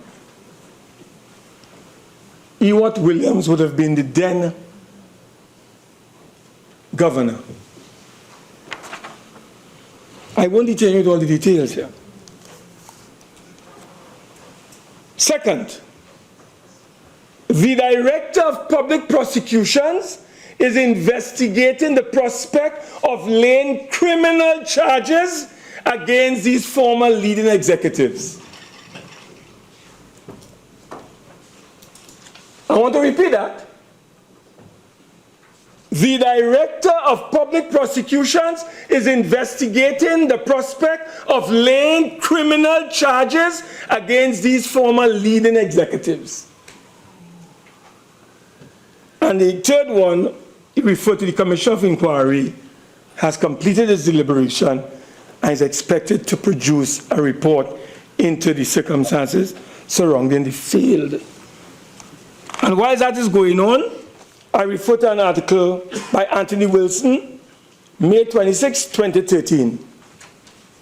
Heavily armed police officers from the interagency task force last week raided the offices of financially troubled insurance company Clico and its parent company CL Financial, looking for evidence to support the criminal case that the DPP is building against former high-ranking executives of the company.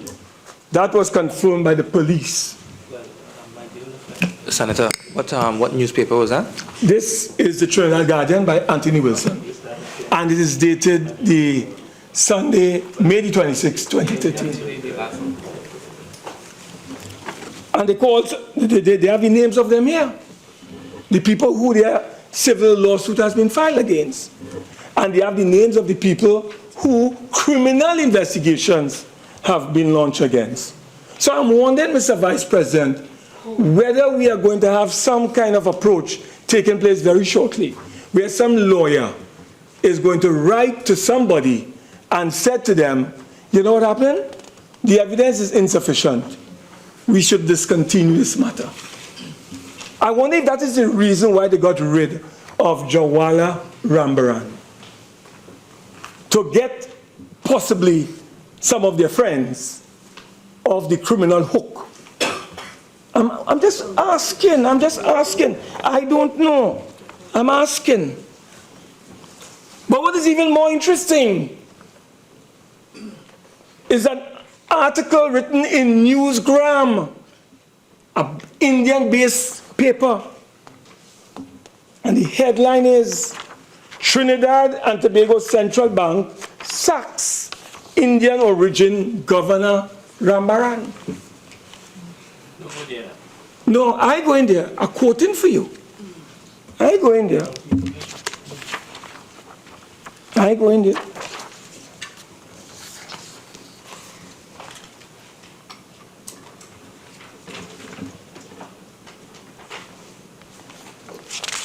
I want to quote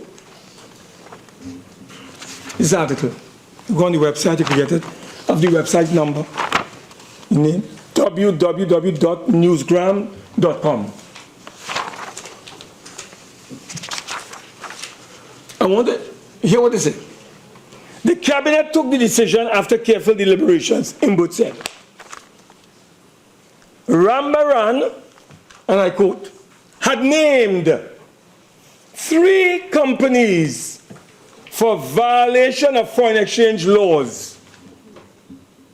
The companies had written to Imbert to complain about this and had pledged to take legal action. End of quote. This is in a newspaper that is published in the Republic of India. I would like the Minister of Finance to tell us today whether 3 companies who apparently violated the foreign exchange laws of this country had written to him about this and had pledged to take legal action in the matter. And I want to find out, Mr. Vice President, if that could be one of the reasons why Jawala Rambaran may have been dismissed as well.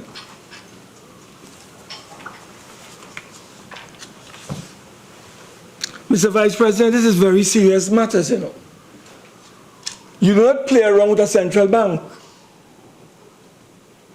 We have a central bank today where I see the minister is boasting in today's papers, he meets with the central bank every Wednesday. I saw in the papers today where the minister is quoted as saying he meets with the central bank every Wednesday. He wants to control the central bank. He wants to control the governor of the central bank. He wants to control monetary policy of the central bank. We have a duty and a responsibility to reform the Central Bank Act of Trinidad and Tobago and to make it more autonomous. There must be more operational freedom and independence for the Central Bank of Trinidad and Tobago. I have read where, for instance, the minister quoted extensively in the newspaper. He wasn't informed. The governor misled him, didn't give him proper information. And because the Central Bank Act today, as it is currently structured, allows a minister to have extreme influence in the running of the central bank. That is wrong. The influence is too great. And that is why, Mr. Vice President, the central bank governor may have been, at that time, very adamant that he has a right not to really engage in too much consultation at that time. All right. But I want to ask something, Mr. Vice President. If our foreign exchange reserves is being sold to the commercial banks, and the commercial banks is doing whatever they want with our foreign exchange reserves, isn't it? And when people go to the bank, when I go to the bank to get a couple dollars, I can't get it. When other citizens go to the bank to get monies for medical and for educational expenses, they can't obtain it. And you are hearing big business taking control of the money supply in terms of foreign exchange. And they are blaming the former governor for the shortfall, Mr. Vice President. What is the governor to do? He releases the names. He gives the information. He tells you who is getting what and how much and what quantum. And they say, we catch him. We will take him down now. And that was what happened, Mr. Vice President. But I want to tell you something, Mr. Vice President. There's something called credibility. There's something called credibility in monetary policy. And if you don't have credibility, Mr. Vice President, you are going to be in some difficulty. And I believe that there are certain implications that will arise out of this development that has taken place. We have to look at the possibility, Mr. Vice President, of monetary. Mr. Vice President, could you advise me on me, Mr. Half again? You have almost 5 minutes. Okay. I want to say, Mr. Vice President, that in an era of transparency and at a time of the country's foreign exchange reserves being plundered, it is impossible, Mr. Vice President, not for the people not to be aware of what is taking place. The hemorrhage of our foreign exchange reserves by some 18 recipients cannot be simply be captured under the fig leaf of confidentiality. What is important more in this situation, Mr. Vice President? The national interest versus private interest? That is the conundrum that we are faced with today. But I want to indicate, as I wind down, Mr. Vice President, that there is a document written by Dr. Fabian Amtebrink, and he says that there are 3 pillars of central bank governance. One is independence, one is democratic accountability, and the last one is transparency. We have to be conscious, Mr. Vice President, that when we talk about transparency and accountability in our country, we need to pay attention to these important features of central bank. Central bank should have institutional autonomy, financial autonomy, functional autonomy, organizational autonomy, and there should be political independence in terms of the central bank. You cannot whimsically move a governor as we have done in Trinidad and Tobago. In the European Union, as an example, you can only move a governor if he's in breach of his qualifications and if he commits gross misconduct. And there's a Supreme Court you can go to or a tribunal. But you just don't take a minister, take a note to cabinet, and the political directorate just decide to sign off and say, well, look, terminate. It don't happen in a civilized society. So, Mr. Vice President, it is clear beyond a shadow of a doubt that the last governor was removed from office because of political reasons and perhaps other reasons. I sought to get clarification on those, and I hope that the minister will provide us. The question is, one has to ask, does the government have a problem with a governor appointed by another government? We didn't have one with Ewart Williams. He was there and we kept him. We didn't fire him. We didn't remove him. Or do they have a problem with a governor from a rural area? I don't know, I'm just asking. This governor, Mr. Vice President, is a citizen of this country. A man who has worked hard and long to achieve what he has been able to achieve.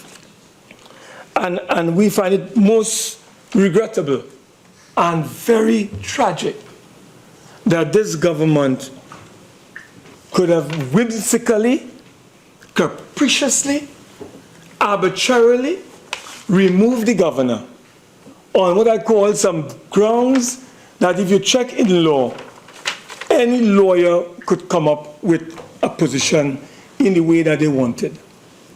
But when it goes to court, I understand what I read in the papers, it is going to court. I hope that justice will be served. But that is not the point here. The point is, what is the future of our country in this regard? The stability, the credibility, and the whole question about confidence building in the process. So we on this side call on this Senate to condemn the actions taken by this administration in arbitrarily removing the governor of the central bank in the way that they did. It is inexcusable, it is indefensible, it is unacceptable the way that they have gone about treating with this particular issue. And I call on the Minister of Finance to clear the air on all the points that I have raised here, particularly that matter that came out of India and the matter of the investigations, criminal and civil, involving some of their financiers, and whether that was the real reason for the matter. I beg to move, Mr. Vice President. Mr. Vice President, I beg to second the motion and reserve my right to speak at a later time. The motion has been seconded by Senator Hadid. Honorable Senators, I will now propose the question for debate. The question is, whereas the Central Bank of Trinidad and Tobago is established under Chapter 79(2) of the laws of Trinidad and Tobago as a body corporate with the purpose to promote monetary credit and exchange conditions that are most favorable to the development of the economy. And whereas, as the institution that manages monetary credit, exchange conditions and interest rates, central banks worldwide are expected to be independent of political interference. And whereas, the bank is managed by a board of directors and the day-to-day management of the bank is entrusted to the governor, who shall be appointed by the vice president for a period of 5 years. And whereas Section 10(1) of the Central Bank Act stipulates that the governor shall be answerable to the board for his acts or decisions. And whereas there has been no public disclosure by the board of directors or otherwise with regard to apparent reasons for dismissal of the governor owing to his actions or decisions, be it resolved that the Senate condemn the actions of the government in its dismissal of the governor of the Central Bank on December the 24th, 2015.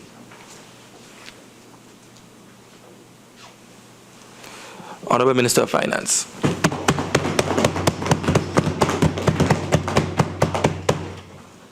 Thank you very much, Mr. Vice President. Before I begin, I would simply like to advise Senator Mark through you that there is no need to shout. My hearing is perfect. And the decibel level of his contribution does not improve its content. Now, Senator Mark made a number of statements which are wrong in fact, wrong in assumption, wrong in interpretation. I would start with the first one with respect to what he said about the governor not being accountable to the government or the ministry or Minister of Finance. And I will read into the record Section 12 of the Central Bank Act, which Senator Mark studiously avoided. Section 12, Central Bank Act, Chapter 79(02). The President may terminate the appointment of a governor or a deputy governor or any director if the governor, deputy governor, or any director becomes of unsound mind or incapable of carrying out his duties, becomes bankrupt or compounds with or suspends payment to his creditors, is convicted or sentenced to a term of imprisonment, is convicted of any offense involving dishonesty, is guilty of misconduct, that is section 12E, in relation to his duties, is absent except on leave granted by the board from all meetings of the board held during 2 consecutive months or during any 3 months in any period of 12 months, fails to comply with section 16(1) of the Act, section 16, Mr. Vice President, I will deal with that in due course, contravenes any provision of the prescribed code of ethics in respect of which he is liable to termination of his appointment, becomes disqualified for holding office, or fails to carry out any of the duties or functions conferred or imposed on him under this Act. I will repeat, section 12E is that the President may terminate the appointment of the governor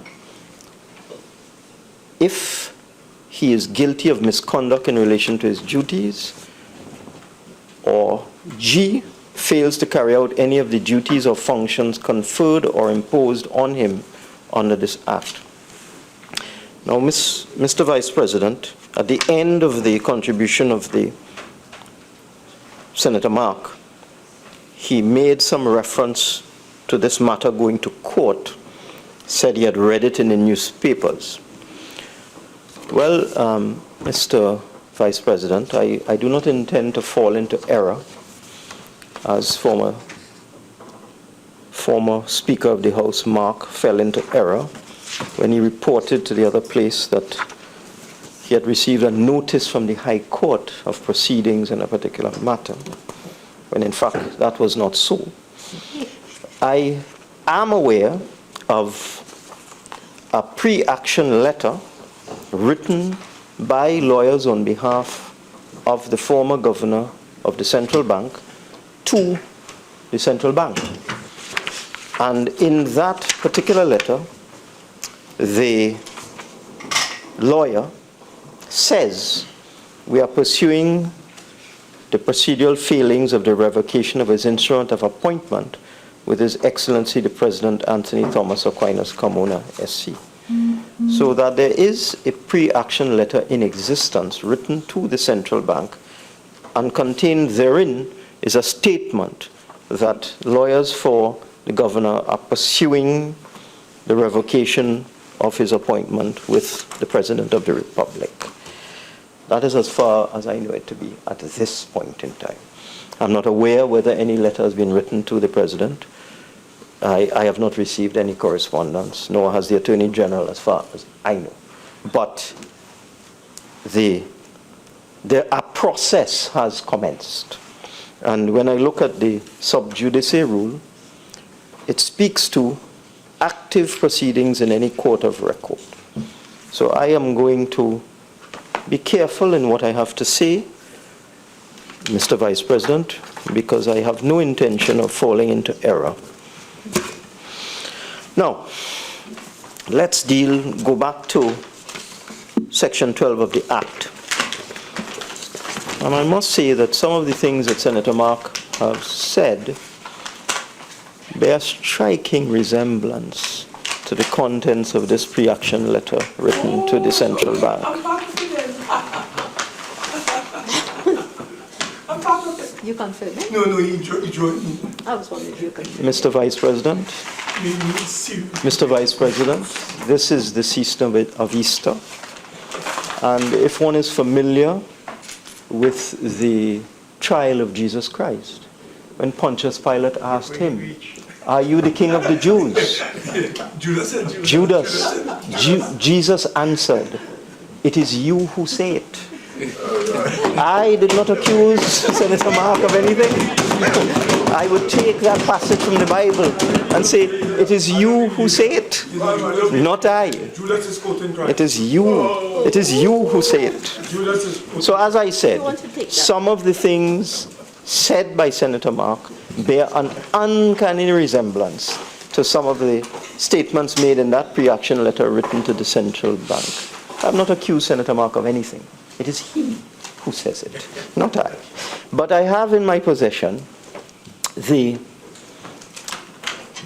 instrument of revocation of the appointment of the former governor of the central bank, issued by the acting president on the 23rd day of December 2015.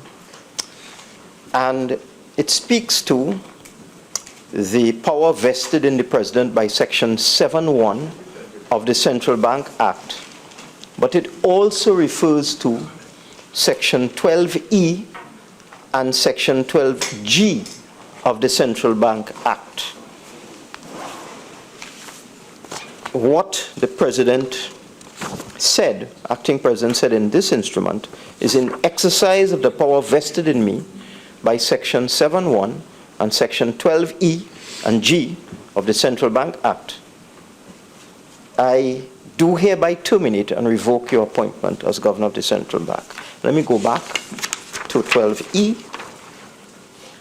It speaks to misconduct in relation to his duties, and 12G refers to failure to carry out any of the duties and functions conferred or imposed on him under this act.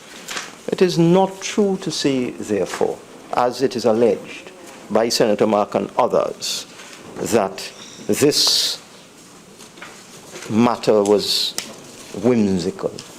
It is clear, crystal clear, that action was taken in accordance with 12E and 12G of the Central Bank Act, which speak to misconduct and also failure to perform duties. I also wish to correct an inaccurate statement made by Senator Mark, where he said, and let me make sure I do not misquote him, he said there has never been any official statement from the governor, from the government, or the Minister of Finance. These were his exact words. The government has not been able, up to today, to issue a formal statement with respect to determination of the appointment of the former governor of the central bank. I will also read into the record a public document, a press release issued by me on the 24th of December 2015. And in that press release, which was published in the newspapers and on the radio and on television, and I assume Senator Mark was in Trinidad and Tobago on the 24th of December 2015. And this is what I had to say then. The minister wishes to advise that after long and careful deliberation, the cabinet took a decision at approximately 1 p.m. yesterday, which would have been the 23rd, at its regular weekly meeting, to request the president to terminate the appointment of the former governor in accordance with sections 12E and 12G of the Central Bank Act. The cabinet minute, the necessary instruments and other legal documents were sent to President's House just after 2 p.m. for the consideration of Her Excellency the Acting President. Her Excellency subsequently signed the instrument of revocation at about 7 p.m. or about 4 to 5 hours after the documents were sent to President's House. The Cabinet's decision was based primarily on legal advice from both internal and external counsel, including senior counsel, who advised that the disclosure by the former governor of the names of the largest users of foreign exchange in Trinidad and Tobago and the amounts of foreign exchange that they used was a breach of Section 56 of the Central Bank Act and Section 8 of the Financial Institutions Act. In addition to this, Cabinet took note of the fact there was a need to restore confidence in the confidentiality of the banking system and in the governance of the central bank. This press release, Mr. Vice President, was sent out to all media on the official letterhead of the Ministry of Finance in my name on the 24th of December 2015 and published by all media. It is therefore incorrect, wrong of Senator Mark to say there has never been a formal statement with respect to this matter. That is simply untrue. Let me return now to the Central Bank Act. The Senator Mark made the statement, which is also incorrect, that the governor is not accountable to the government or the Minister of Finance, and he referred to Section 10(1) of the Central Bank Act. But as I said, Senator Mark avoided Section 12, where it makes it clear that the appointment of the governor is terminated by the president once certain conditions are present, and I specifically highlighted 12E and 12G. In this particular case, Mr. Vice President, in our laws, when the word president is used without any other words, for example, there are laws where the word president is used with respect to an appointment or an action, where the words in consultation with the Prime Minister and the Leader of the Opposition follow. In that case, the President acts in his own discretion. But where the word President appears on its own, without any qualification and without any other words, President means Cabinet. So the Central Bank Act makes it clear that it is the Cabinet who advises the President, and the President acts on the advice of the Cabinet. He has no discretion with respect to this matter, with respect to the appointment and the revocation of the appointment of the governor of the central bank.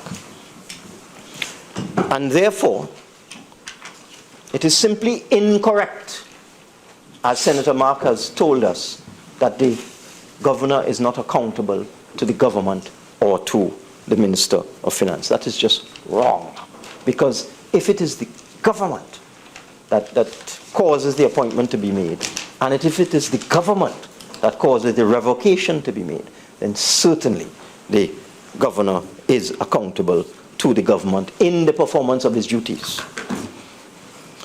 Now, let's dig further into this, because Senator Mark made a number of statements that are just wrong.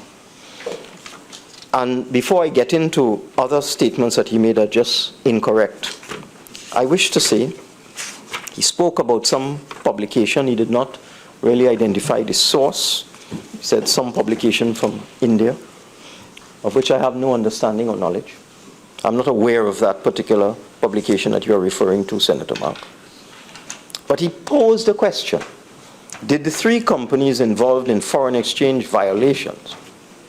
I don't know how he knows that companies are engaged in foreign exchange violations, because the whole question of breaches of the Foreign Exchange Control Act is a matter for the central bank and also the Minister of Finance. So how Senator Mark knows that three companies were involved in foreign exchange violations is a mystery to me.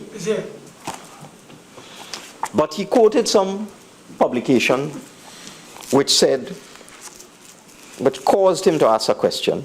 Did three companies involved in foreign exchange violations write the minister regarding the governor and say they were taking legal action? I have no knowledge whatsoever of anything that Senator Mark is talking about with respect to this matter.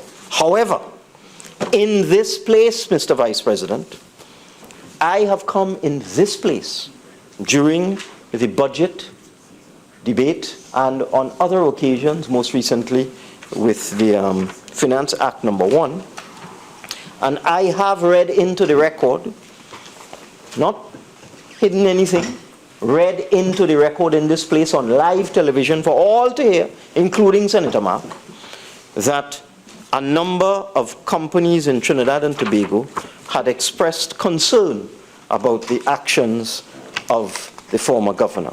And I read into the record that the Chamber of Commerce, which is not one company, it's a lot of companies, had stated that customers and depositors of commercial banks are severely aggrieved at the betrayal of confidence, given the high expectation of privacy in these matters.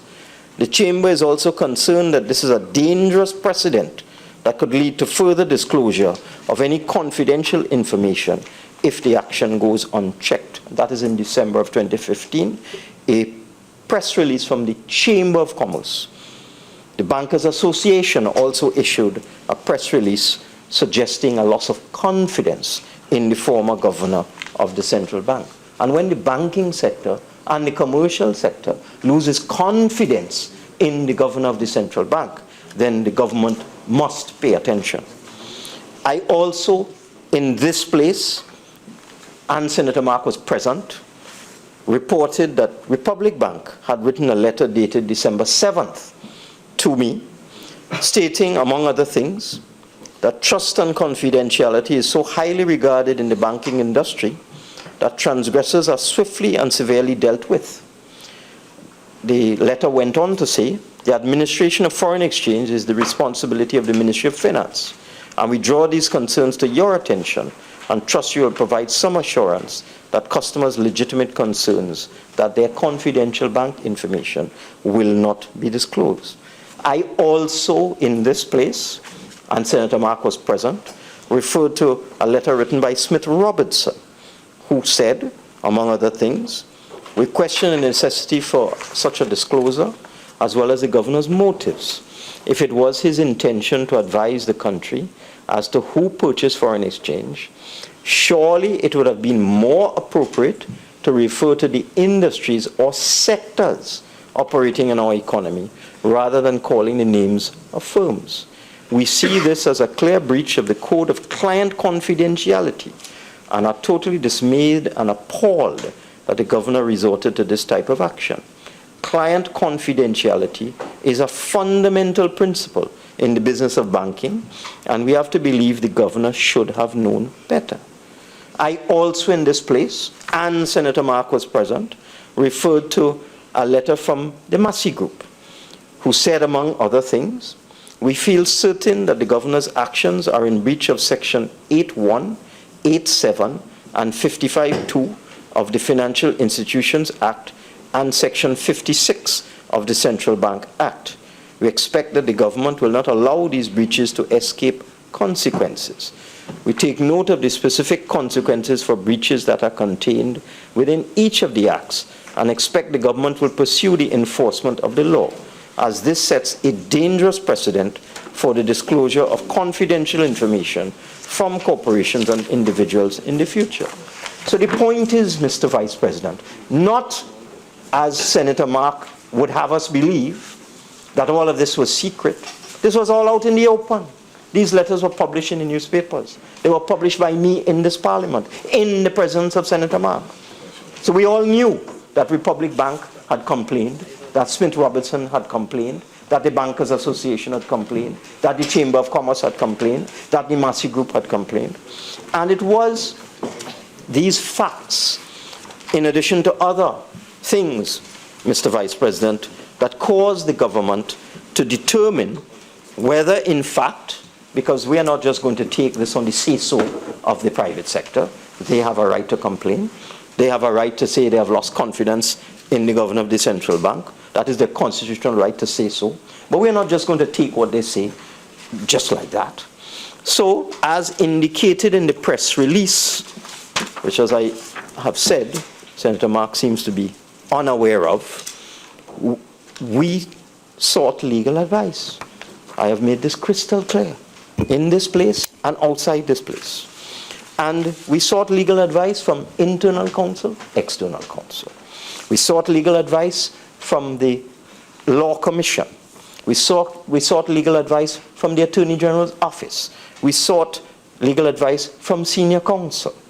And we received legal advice, Mr. Vice President. We didn't just get one opinion, we got 4. And because we wanted to be very, very careful, because we're dealing with an important institution where the business community and the banking sector has said they have lost confidence in that particular institution. And every opinion we received, Mr. Vice President, made it very, very clear that in the opinion of counsel, the former governor of the central bank, I will just read into one thing from the record.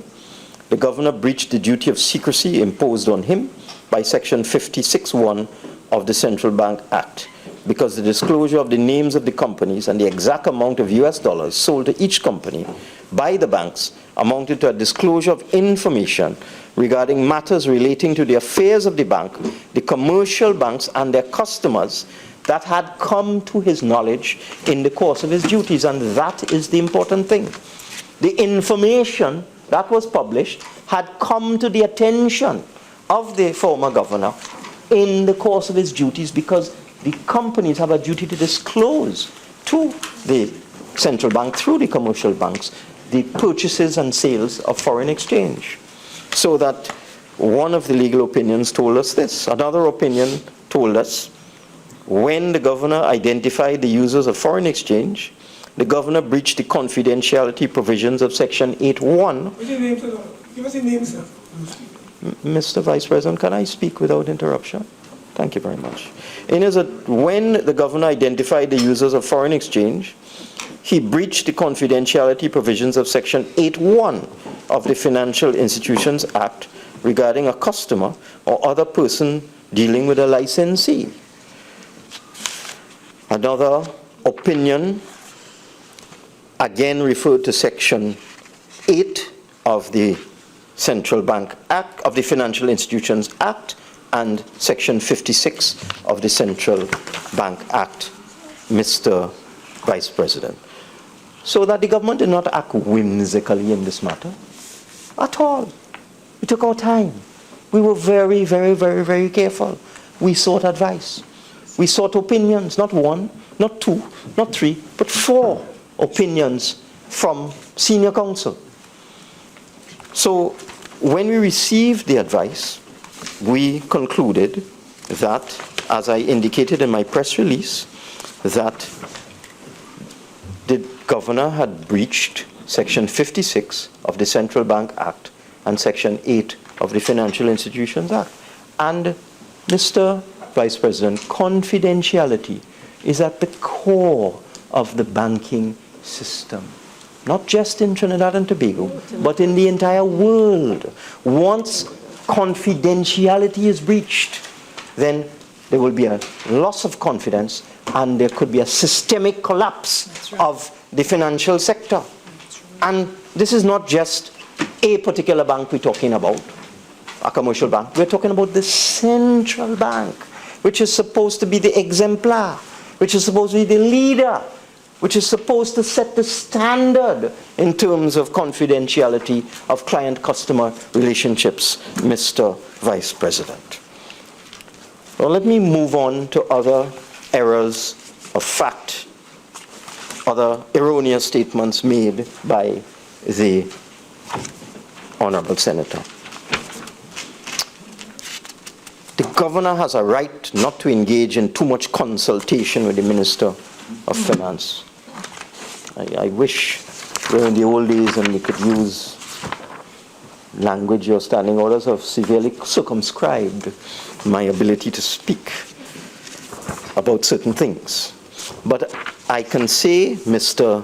Vice President, that if one carefully examines the Central Bank Act, one sees that the governor is obligated,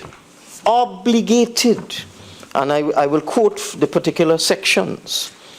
The Section 49 of the Central Bank Act states, the bank shall keep the minister informed of the monetary and banking policy pursued or intended to be pursued by the bank. So it is not just present, it is future. So if, for example, a governor intends to make a monetary policy statement, then Section 49 makes it mandatory for the bank to keep the minister informed of the monetary policy that the bank is pursuing or intends to pursue. Not to keep it a secret, not to refuse to disclose the monetary policy when asked to keep the minister informed. Section 50 of the Act states that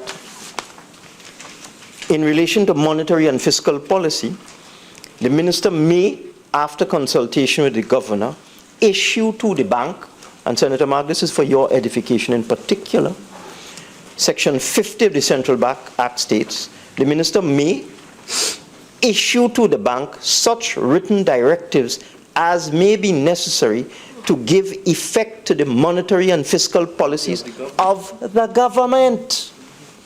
The word government is crystal clear in Section 50 of the Central Bank Act. And as we know, Mr. Vice President, you know, I heard that sort of a voce comment. What does consultation mean in the context of the law? It means that you inform, you advise, you let the other person know. So that the only requirement here is for the minister to consult with the governor and advise the governor of the fiscal and monetary policies of the government. And having done that, the minister is empowered to give written directives as may be necessary to give effect to the monetary and fiscal policies of the government. And therefore it is a fallacy. It is a it is, Mr. Vice President, may I speak without interruption? Honourable members, please maintain a certain level of silence while the Honourable Minister of Finance is making his contribution. Continue, Honourable Minister of Finance. Mr. Vice President, when Honourable Senator Mark was shouting, I kept quiet. I let him shout.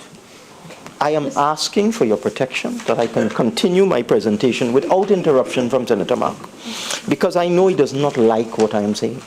But it's a fallacy perpetrated and propagated by Senator Mark and his colleagues that the government has no role to play with respect to fiscal and monetary policy in this country. But the law makes it clear that the Minister of Finance, and it is practical common sense, that the Minister of Finance can give directions to the central bank with respect to giving effect to the monetary policies of the government. And no serious country would have it otherwise, because the central bank is the government's bank. The government's current account is in the central bank, the exchequer account that they overdrew by $32 billion and kept it secret, and it only came out in a committee meeting recently, and Honourable Senator Mahabir asked about this, about how did this happen, and was it who approved this? But you had the UNC members sitting down there not wanting to admit it's a 2014 report they're looking at, when they were in government, when they overdrew the exchequer account by $32 billion. But the point is, Mr. Vice President, I'm now hearing a monotone coming from Senator Hadi. Honourable members, again, I ask, can we maintain a certain level of silence while the honourable member who's on his feet is making his contribution? Thank you. The fact is that the central bank is the government's banker. The central bank earns its money by the interest it charges on the overdraft. It's because of the way in which the former administration managed the overdraft. The central bank earns a lot of money from that, because they charge the repo rate on the overdraft, the government's overdraft. And in fact, the central bank returned, because they're not a profit, they're not an organization that's set up for profit. They're a non-profit organization. So after they receive the income from the government for the interest charge on the overdraft, after they have done their accounts and taken out their expenses, they return the surplus to the government. And we just received $800 million from them. Thank God for that. But the point is, the central bank is the government's banker. So that it's a fallacy to think that there should be a complete disconnect between the central bank and the Ministry of Finance. It's a fallacy. And when you look in our laws, it speaks to directions to be given to the bank on fiscal and monetary policy. With respect to exchange control, let me read the Exchange Control Act, Mr. Vice President. In the Exchange Control Act, in Section 3, it speaks to the directives that can be given by the minister with respect to the management of foreign exchange. And this is why, in answering some questions today, I indicated that the central bank is supervising and monitoring demand and supply for foreign exchange. And if it is considered to be necessary, if the Minister of Finance may give directions in accordance with the Exchange Control Act. Now that couldn't happen because you see the members opposite, they speak with multiple personalities. So you have one of them asking the Minister of Finance, when is he going to intervene and give directions to the central bank with respect to foreign exchange? There's a question coming from them today. I answered it. And then you have Senator Mark getting up and say, you can't do it. You mustn't have any relationship. You mustn't speak to them. You mustn't talk to them. And the governor is right that he should not have any communication. But the law is quite different to the fallacies being propagated and perpetrated by Senator Mark in this House. It's a schizo bench. Thank you very much. Thank you very much, sir. I'm being shown Section 44 of the Exchange Control Act, which says that no person who obtains information by virtue of this act shall disclose that information otherwise than in the discharge of his functions or for the purpose of any criminal proceedings. That's another confidentiality provision in a law that deals with foreign exchange. So you know, when you listen to honorable members opposite on the lower benches, not on the upper benches, you get the impression that, you know, the central bank is just this, I don't know what to call it. There's some kind of isolated city, walled city, where you can't get in, you can't come out. You can't, a gated community, you can't talk to them. They pull up the drawbridge. It's not true. It's not true. And it is necessary for this misinformation that has been propagated by members opposite to be dealt with. Another piece of misinformation was the statement made that under the former governor, Republic Bank used to get 15% of the total allocation of foreign exchange, which is now increased to 30% under the new government. Not true. The way foreign exchange is distributed to the commercial banks is based on their customer base, the number of customers that they have who are doing transactions with them. Republic Bank, being the largest bank in the country with the largest customer base, has always received approximately 25% of the forex that is injected into the system by the central bank. This has been so for over 10 years, Mr. Vice President. It is not 15% that they used to receive, it's 25%.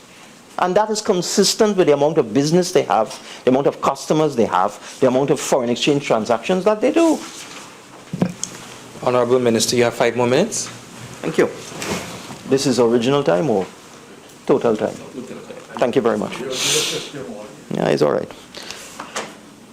And under the former governor, I am told, when I looked at the numbers, Republic Bank's allocation went from 25% to 23%. And under the new governor, it's still in the 23 to 25% range. So that it is pure mischief on the part of Senator Mark to come in here and make these false allegations and allege a conspiracy to give Republic Bank more foreign exchange that it is entitled to. It is just mischievous. And I do wish that Senator Mark would refrain from this level of political mischief. Now let us look at any other evidence that he speaks about. He said something about, he referred to the Malcolm Jones matter and wondered aloud whether a lawyer will write to someone and say that the evidence is insufficient. But he should know. And if he doesn't know, he could always consult with the distinguished criminal attorneys in this chamber that criminal prosecution is the purview of the Director of Public Prosecutions. It's not a civil matter. So it's not some lawyer who will write somebody. It's the DPP that he's talking about. By implication, the Honorable Senator is indicating that the DPP will be minded, based on a letter from some lawyer, to discontinue criminal prosecutions. That is A reprehensible statement coming from Senator Mark. Reprehensible. I am certain the DPP will do what he is supposed to do, and he will perform his duties in accordance with his oath of office. So, Mr. Vice President, I really don't want to talk too much more on this matter, because as I said, I've seen a pre-action letter written by attorneys acting on behalf of the former governor to the central bank. Why they wrote the central bank, I don't know, because it is the president who appoints and the president who disappoints, not the central bank. But, you know, lawyers will do things. But I simply wish to say that it is public knowledge,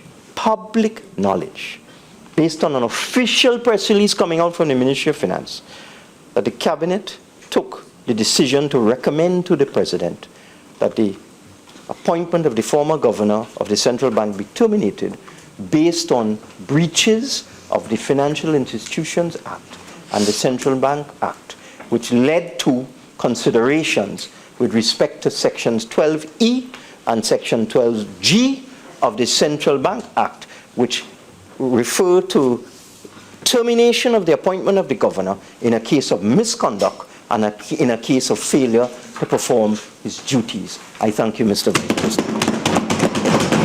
Senator Mahabir. Thank you very much, Mr. Vice President. Mr. Vice President, much has been said this afternoon on this matter.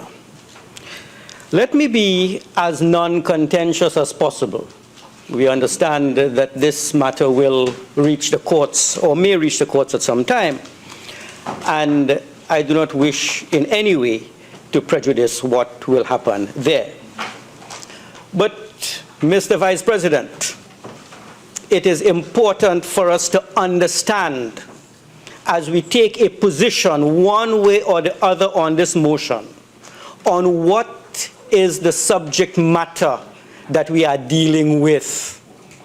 We are dealing with, Mr. Vice President, with an institution, and that institution is the central bank. The central bank has, as part of its name, a bank, but it is not a regular bank like a commercial bank. The central bank is different from a commercial bank. In what way? And how does an identification of the differences lead us, one way or the other, in taking a position which is in the public interest? Mr. Vice President, let us identify what is perhaps the most essential feature of the central bank.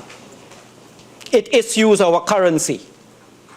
Every unit of currency that we have has appended to it the signature of the governor of the central bank. Under the Act, Central Bank Act, the governor of the central bank is the only individual who can sign on a currency and have that currency as legal tender. Anyone else is committing massive fraud and liable to being imprisoned as a consequence for counterfeiting. The governor of the central bank, in issuing the currency based upon certain rules, the rules would be the forex he purchases, whatever bonds he can buy, or treasury bills, or whatever financing the law permits for fiscal deficits. He creates the monetary base, and the monetary base will then, under the action of the commercial banks, result in our money supply. And that money supply is critical.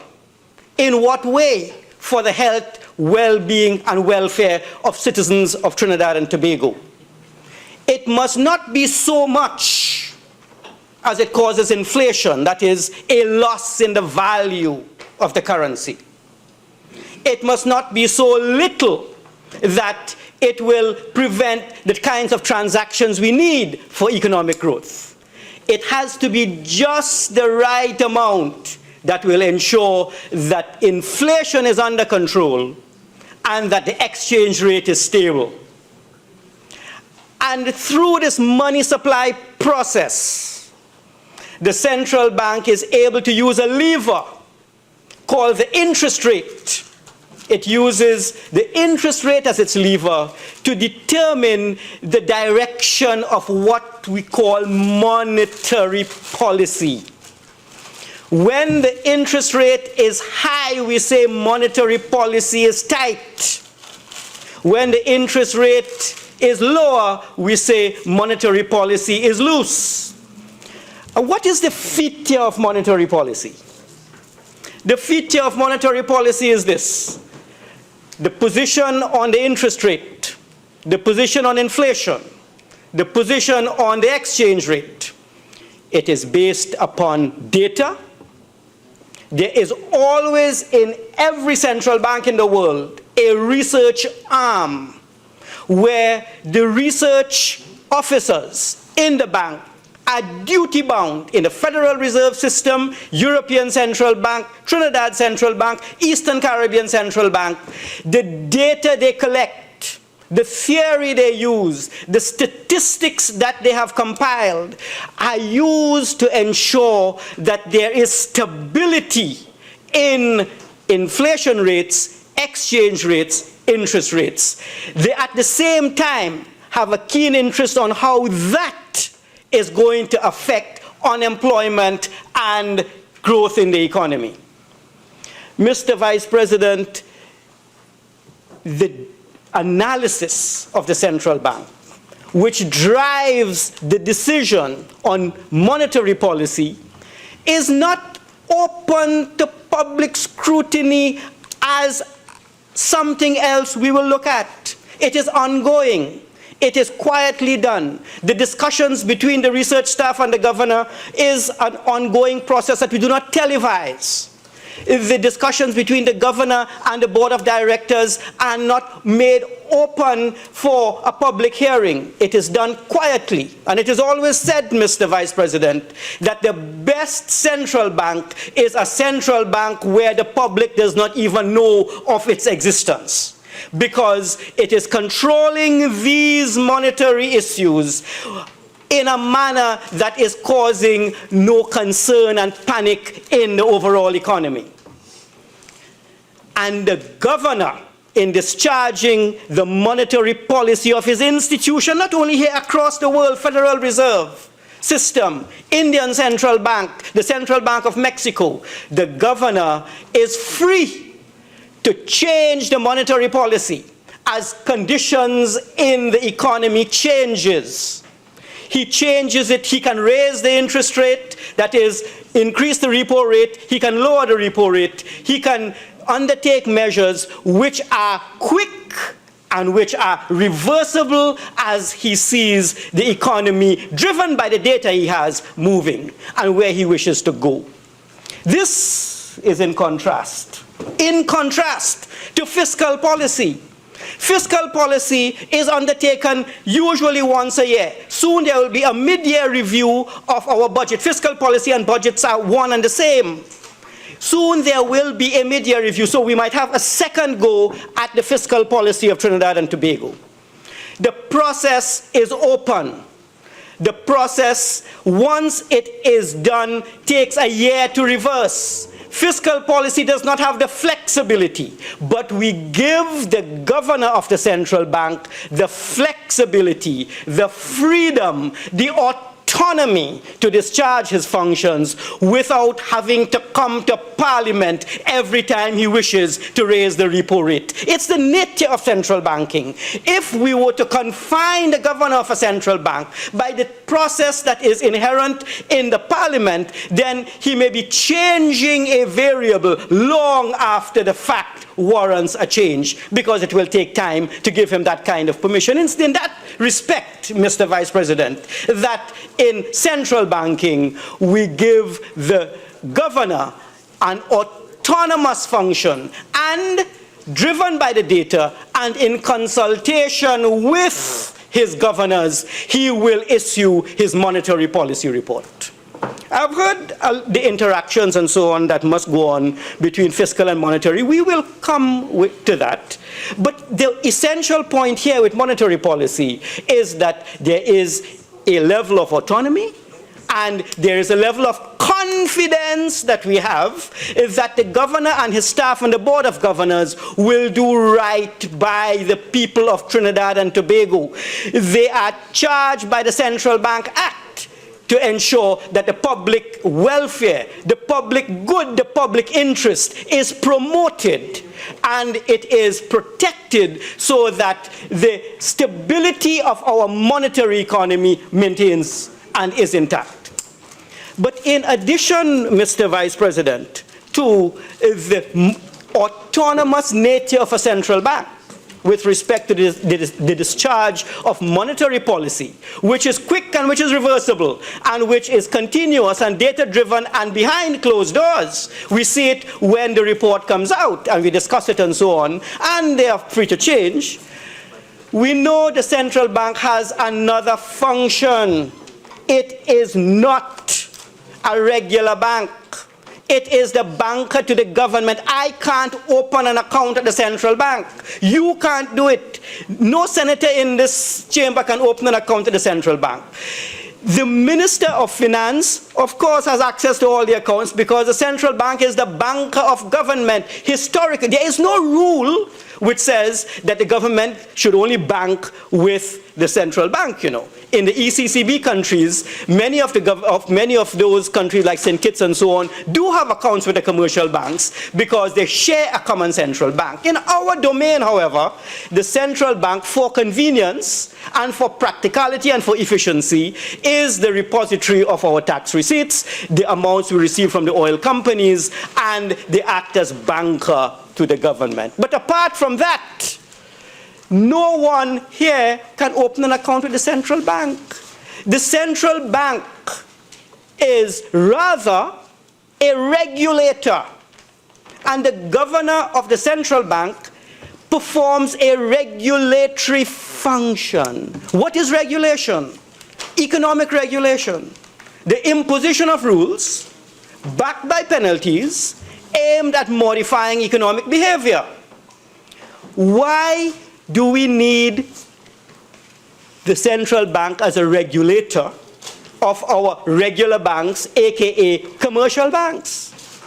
Well, commercial banks take in deposits and they are supposed to provide these deposits on call when 51 EF and G? 51 EF and G? Members, in the same way that to the other contributors thus far, we maintained a level of silence. I ask again, the talking amongst yourselves to just tone it down a bit whilst the member on his feet makes his contribution. Thank you. Thank you very much, Mr. Vice President. Mr. Vice President, the question before us is the role of the central bank as a regulator. Why do we need to regulate commercial banks? Commercial banks are deposit-taking institutions. They take in deposits, and they are supposed to have these deposits available on call so that I deposit funds yesterday, and if I want it next week, I ought to have some confidence that the regular bank will have the funds available to me. In order to ensure that, because you see commercial banks, the way they behave is that they will take my deposits and they may invest it in securities that are not very liquid. They may invest it in bonds, the value of which will vary inversely with interest rates, so that when interest rates rise, they'll take my deposit money, invest it in bonds, and when they try to sell those bonds, they don't get too much for it, putting my investments at risk. What does a central bank do? The central bank says, I understand the proclivity of the regular bank to make as much profit as possible, and I therefore will impose regulations on you to ensure that the depositor base is protected for two reasons. One, public interest. Any depositor who deposits in a bank must have a reasonable guarantee that his funds are safe and secure. So the investments of a commercial bank will be regulated, and the central bank will do a second thing. For every $100 you take into deposits, I will ask you as a governor, acting in my capacity as governor and as regulator, for $20. You do what you want according to the rules with 80, but for safekeeping, it's called the reserve requirement ratio. And this reserve requirement ratio can be varied depending on whether the central bank, the governor as the head of the central bank, whether the central bank governor is of the view that some banks are behaving a little more recklessly than others with respect to matching their assets and liabilities, their deposits of customers with what they are able to liquidate in the case that there's a large demand on their deposits. There is that reserve requirement ratio. It can be 10%, 15%, 20%. It can vary. The governor does not have to come to Parliament to ask us to change what the reserve requires. He doesn't have to ask the minister either. The governor, in consultation with his research staff and the board of governors, will indicate that we are looking at the reserve requirement ratio and we think it is in the public interest to have the reserve requirement ratio lowered because banks are operating very prudently or raised. The second is a capital adequacy ratio, that the governor does not need the permission of the minister or the parliament to determine what is the amount of the bank's own wealth, the capital adequacy that the bank must have in case there is pressure on the bank. There is internationally, and central banks tend to comply with the Basel Accord. The Basel Accord on Prudential Banking Regulations said that banks must have at least 10% of the deposits of their own in their own capital to augment, of course, the reserve requirement ratio. And if they do that, then it means that the financial economy is going to be stable. Why does the governor want to impose these regulations, and why does the Central Bank Act give him the power to do that? Because the financial economy is fragile. Banks live on trust. Till they are trusted, they are nothing. And when they cease to be trusted, they return to nothing. And on that basis, there must always be trust and confidence. And in exchange for a bank that is following the rules, the governor stands ready to provide deposits or funds to it in case there is an attack on the bank by a massive withdrawal of deposits. All that is standard economics, but we need to understand this is more about economics than it is about law. It is about understanding the institution that we are dealing with, understanding why there is a need for there to be an arm's length relationship between the governor and the fiscal authorities. We have heard today that we need to have continuous collaboration, and we do.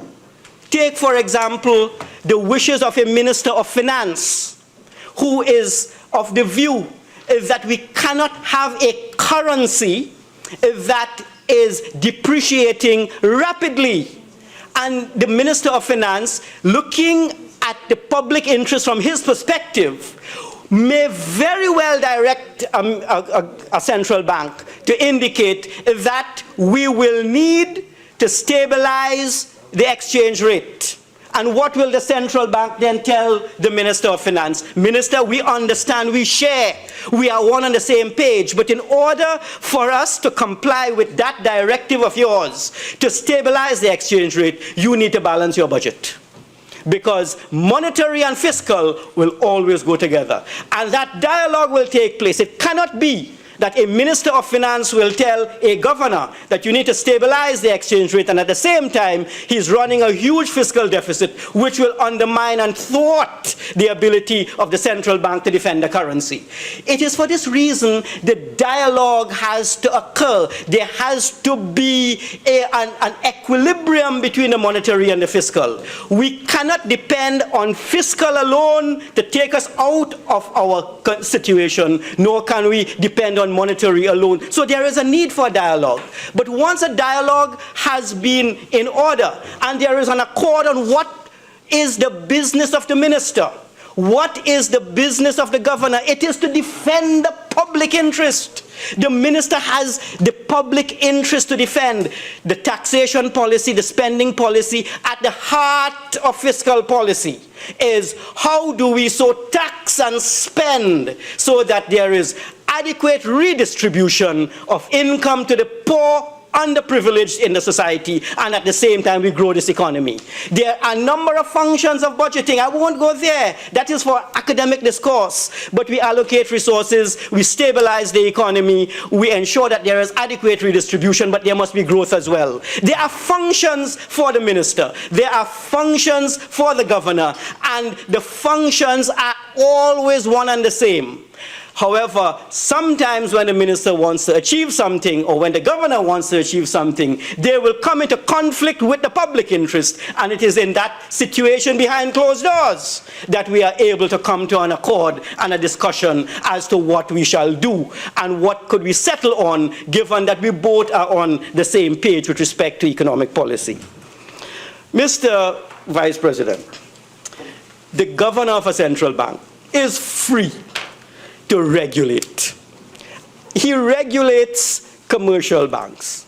And one feature of regulation is that the regulated firms, the firms which are subject to regulation, usually are not happy about it because they like they do not like the rules. In the US economy, we saw what happened when derivative securities were not regulated.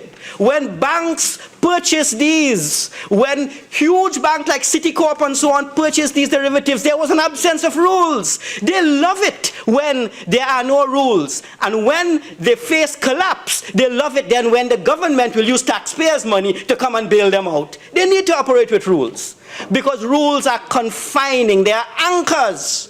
And if the governor is not free to impose the rules as he sees fit in order for them to modify their behavior, he will be derelict in his duties in discharging his functions and defending the public interest. I am not asking for an opinion.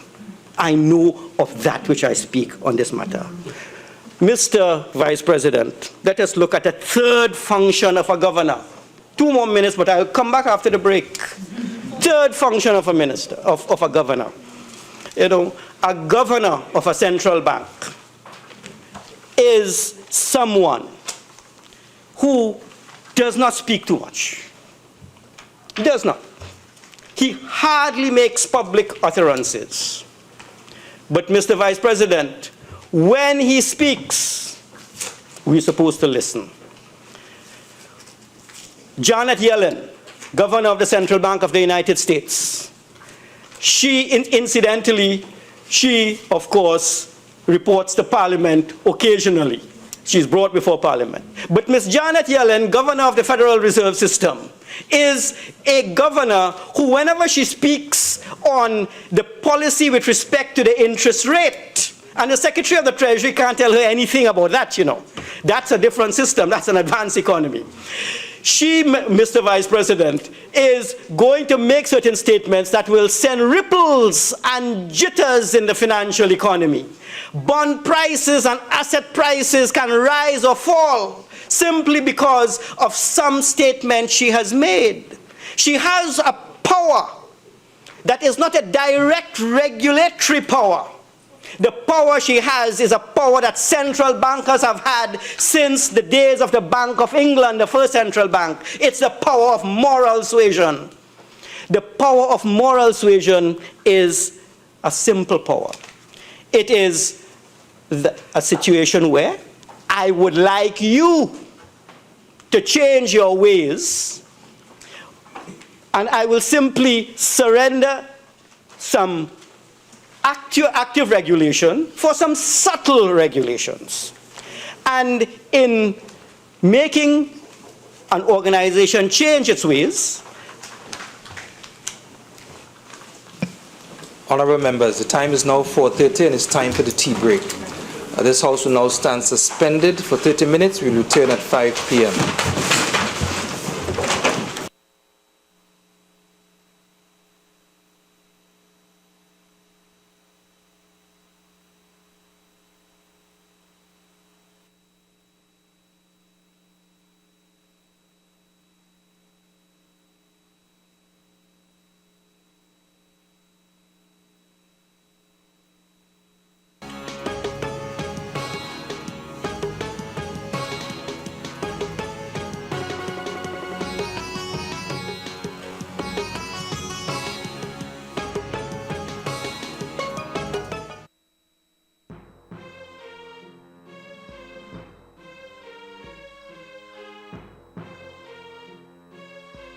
you're viewing the Parliament Channel 11, also broadcasting on 105.5 FM.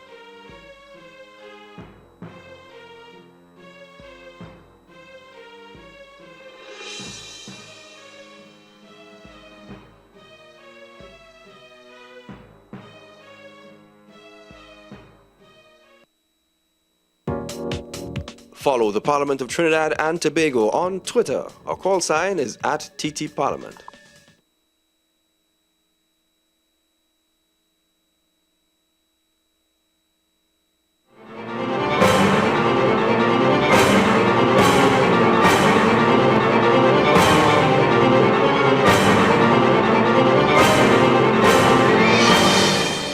While viewing a sitting of the House of Representatives or the Senate, you may have noticed someone walk into the Parliament chamber holding a metal staff over his right shoulder while announcing the arrival of the presiding officer. Either gold or silver in color, this staff is known as a ceremonial mace, and its presence in the Parliament chamber symbolizes the authority and privileges of the House. The origins of the ceremonial mace date back to the 13th century, when the mace was used as a weapon by a royal bodyguard to protect the king. The person entrusted with this responsibility was known as the Sergeant-at-Arms. Between the late 1300s and early 1400s, the mace became increasingly decorative and was adorned with precious metals. The civic mace, as it was called during this period, was no longer used as a weapon, partly due to the use of heavy armor becoming obsolete. Then, during the 14th, 15th, and 16th centuries, the mace underwent several transformations which changed its shape, style, and use. For example, the flanged end of the mace, the top end, which was specifically designed to aid the bearer in war, was replaced with precious metals. Today, the mace is used in many parliaments across the world and bears much significance as it did in the olden days. On the day of a sitting, the Marshal of the Parliament holds the mace over his right shoulder and walks ahead of the presiding officer at the start and end of a sitting. In the chamber, the Marshal announces the arrival of either presiding officer and places the mace on the upper brackets of the clerk's table, signifying the beginning of a sitting. There are a few instances where the mace is moved from the upper to the lower brackets or removed from the House. At the commencement of a new parliament, the presiding officer's chair is vacant, and as such, the mace is placed on the lower brackets until a new presiding officer is elected. The mace is also removed from the upper to the lower brackets when a sitting of the House has been suspended. After the debate on a bill is concluded, the bill is referred to a committee for consideration of its details. When it is sent to a committee of the whole House, the presiding officer must vacate his chair and sit in the clerk's chair. The Marshal then removes the mace from the upper brackets to the lower brackets of the clerk's table. At the end of the committee stage, the presiding officer returns to his chair and the Marshal replaces the mace in the upper brackets. Parliamentary practice dictates that no sitting of either House can take place if the mace is not present. Handling of the mace by someone other than the Marshal or a person performing such a role in his absence while the House is in session suggests willful disobedience to the rules of the House. The mace which sits in the House of Representatives at the Parliament of Trinidad and Tobago was crafted by silversmith Messrs. Garrett of England in 1899 and donated to the Legislative Council of Trinidad and Tobago on June 5, 1899. It is silver gilt and has a two-dimensional silver carving of the coat of arms to the top. Its knob or head is ornamented with carved motifs which depict the landing of Christopher Columbus in Trinidad. At the top of the stem are the words Legislative Council of Trinidad and Tobago, under which are the names of the 24 subscribers to the mace. When the country achieved independence in 1962, this mace was donated to the House of Representatives. 37 years later, in 1999, the mace celebrated 100 years. Upon the suggestion of the then Leader of the Opposition, Mr. Patrick Manning, the House Speaker, Hector McLean, authorized to have the names of all the members of the Fifth Republican Parliament engraved on the bottom end stem of the mace. The mace belonging to the Senate may not bear the same historical significance as its silver counterpart, but its relevance to the chamber is undeniable. In 1962, a committee was appointed to select a design for the mace. local metal craftsman Ken Morris submitted designs for a temporary mace which would have been created for the inauguration of Parliament on August 31st, 1962. After meeting with local artist Carlisle Chang, Mr. Morris and Mr. Chang submitted designs for the creation of a permanent mace.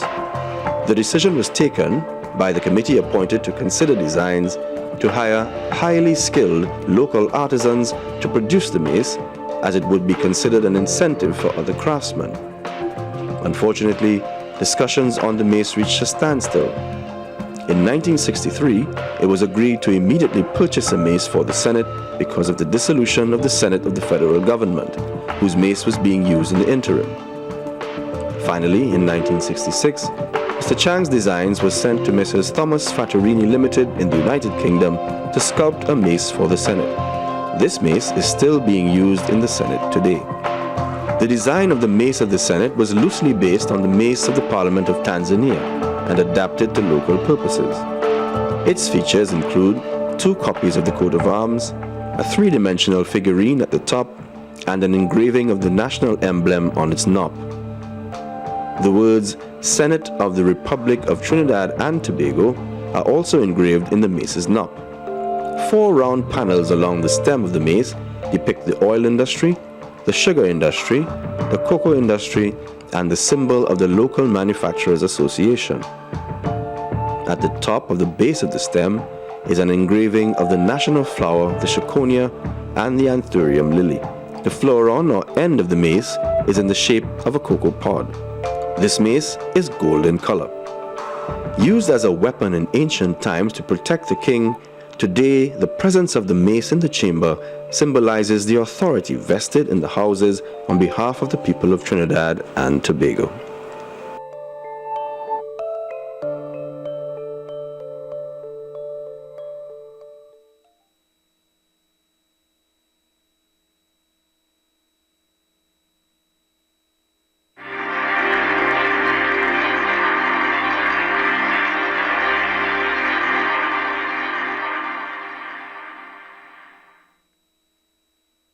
The Red House, situated in the heart of Port of Spain, has a legacy as the home of democracy in Trinidad and Tobago and contains within its walls a remarkable history.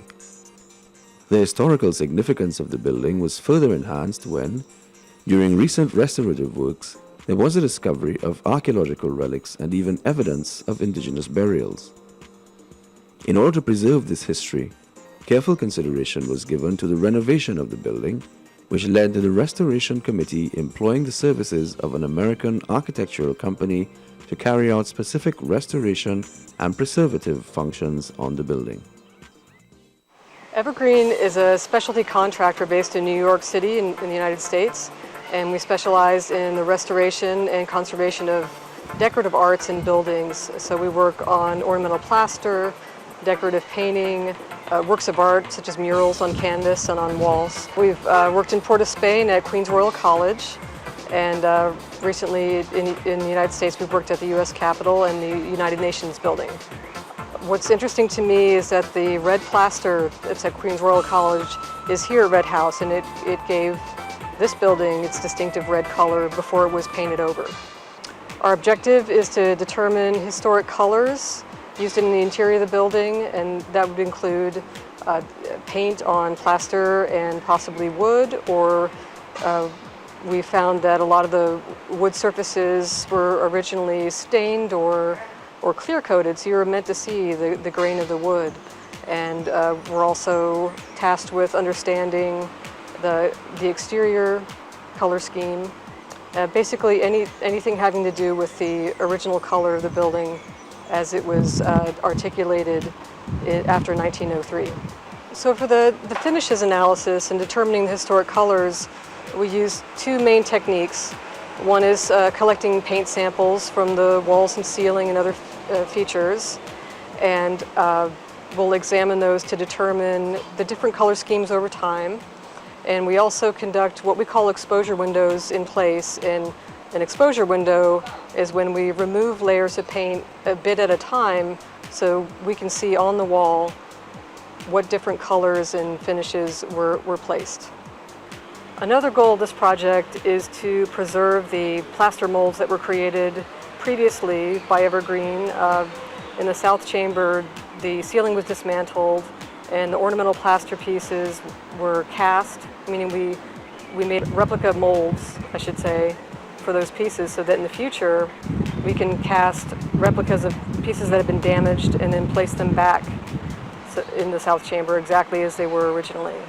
I think the most interesting thing about the red house to me is the exterior red plaster. The red color you see today is achieved through multiple layers of paint, which has a tendency to fade over time as any paint will.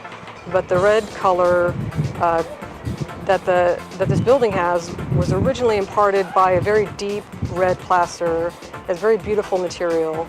The next step for me is I examine the paint samples under the microscope and I cut them in cross section, and that way I can see the paint layers one over the other, so I can determine what colors were used over time in the red house. The Red House Restoration Project has uncovered many findings, and the team at Evergreen's own meticulous investigation will add to the details that will help in restoring the Red House to its former majesty.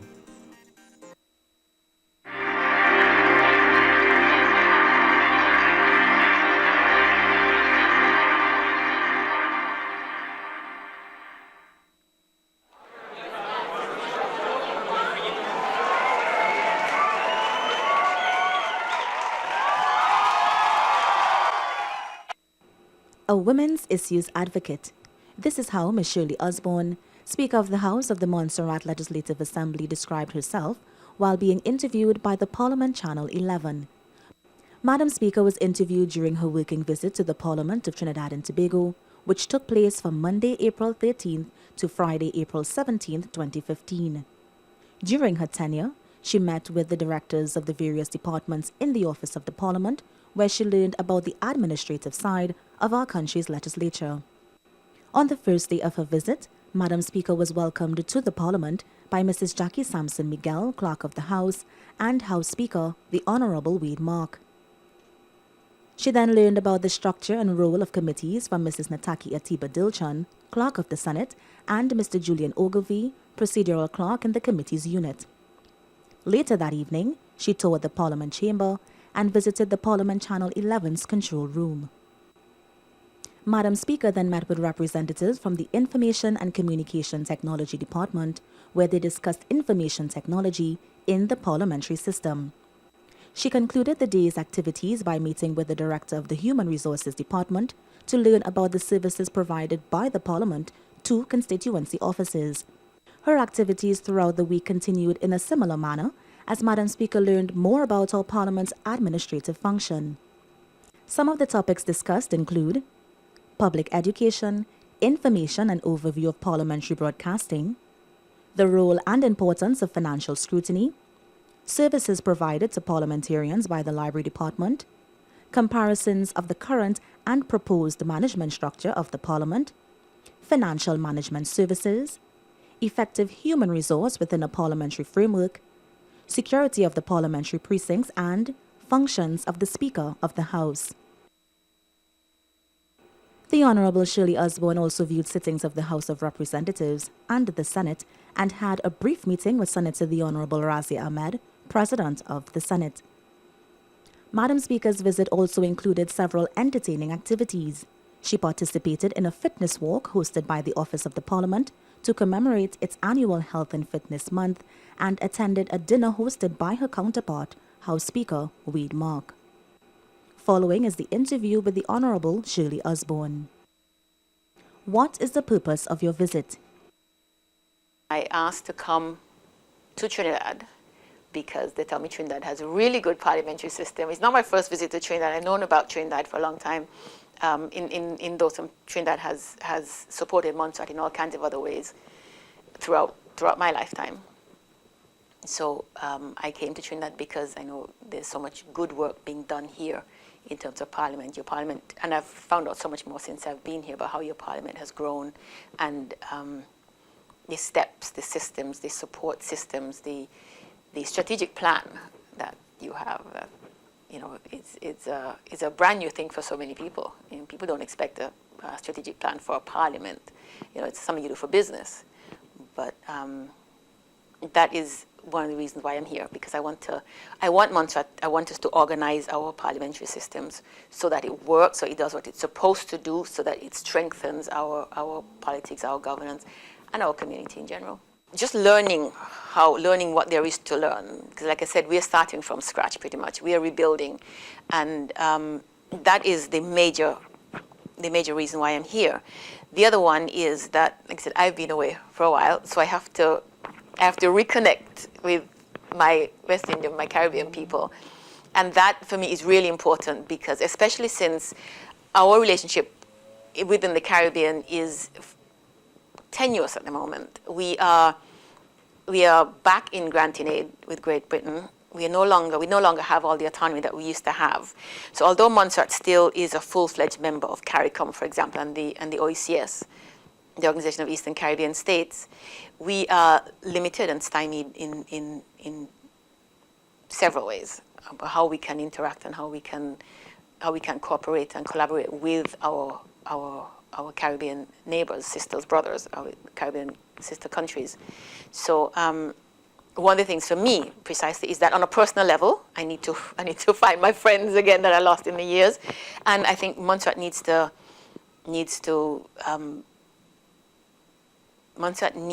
reconnect and hold on to that our being Caribbean, our being West Indian. We need to not let that go.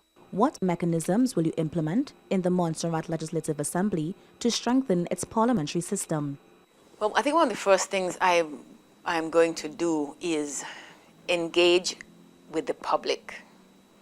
That has been what has been coming up for me, and I realize that you do a lot of that here. So I've got some ideas from there. It's engaging the public, giving the public back its voice. Because one of the things that we also lost was, probably because people lost so much, they were afraid to lose more by opposing, by going against what everybody else was doing. And so I want to engage people so they speak up about the things that are important, but speak up with confidence and without fear. That is especially important to me. People must be able to engage in the institutions, the government, the parliament, in development, in everything in their community, without having to be afraid to speak up, without having to be afraid to be victimized. And you'd be surprised that even in a small society, how easily those balances can shift. And we're going to be doing debates, public debates, in which we won't involve the politicians. It'll be people speaking to the politicians rather than the other way around, which is how it often happens. Also, because we lost so many young people in the crisis, in the intervening crisis, we have to find a way to engage the young people who are there, the children who are growing up now. Otherwise, they're also going to leave, and we'll be left at a loss. So in tandem with that, equally important is the outreach to the schools. We're going to be going into schools and teaching people about Parliament. What are some of your plans for the Montserrat Legislative Assembly? In my work in the speakership, my commitment is to redevelop, to re-energize, even to reform the democratic systems in Montserrat. We lost so much in the volcano. We lost not just people and land. Our systems broke down. And Parliament has not been functioning as it should. This is not my assessment. This is what I've been told. This is what Montserratans had been complaining about. Parliament was not functioning as it should. Parliament was no longer considered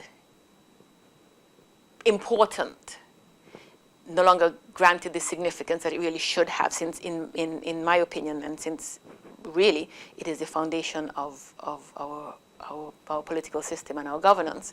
So I accepted the role, and basically I've made the commitment to do whatever I can, to do everything I possibly can, actually, to reinstate that significance and re-energize the Parliament and have it do its work.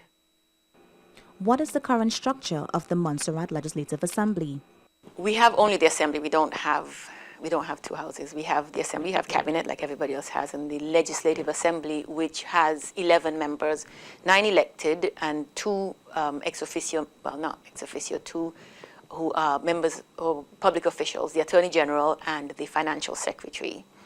We used to have ex officio members who were just nominated from the general public, sort of like the independent senators, but that changed because our electoral system changed once we lost all that land and we lost the districts and so on.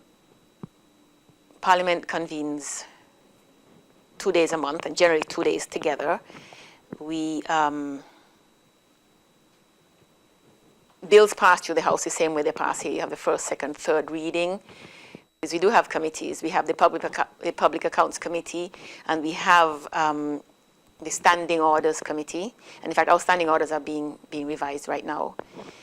And there's scope for creating other committees as they come up, either for whatever term the House and the committees decide. Most of them are either chaired by or supervised by the Speaker of the House.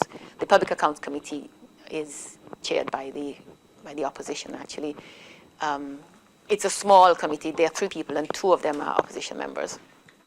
Can you give any details about some of the discussions that have taken place during your visit? Well, we touched on everything from communications to security. And I've met with so many people, I can't remember their names, but all very, very supportive, very professional, very helpful.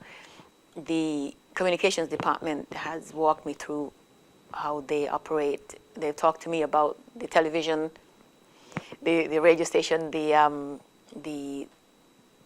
how they cooperate with the newspapers, for example. There's the daily column in the newspaper, what Parliament is doing. We've talked about, obviously, what the Speaker is doing in terms of the debates and all the outreach that's going on. I have met with the IT people. Now, we have the basic IT structures in Montserrat. We have internet and we have everything. We're just not using them the way you use them. I mean, Parliament does not have a web page yet. We're working on that now. We not on social media. So I talked to the people who do that. Talked about financial structures, select committees, security, like I said. I sat with the Speaker this morning, and he gave me some very, very good support and suggestions. I started in January, so there's a lot that I could learn from him, and he was really very good about giving me ideas about how to keep order in the House and how to support the members of Parliament. And that is what has been sticking out for me and just really, really strongly and impressing me really, really very, very strongly since I've been here. The mission statement for Parliament: we are here to support the members. We are here to support the members. We are here to facilitate, make life easier for the members, give them the support and the help that they need so that they can do their work. Closing statements. I really just want to say thank you to the Parliament and the people of Trinidad and Tobago. I've had a whirlwind week. I mean, I almost wish I could stay a couple of weeks, but I have to go back home and put into practice what I've learned here. Everybody has been really gracious, helpful, and very professional.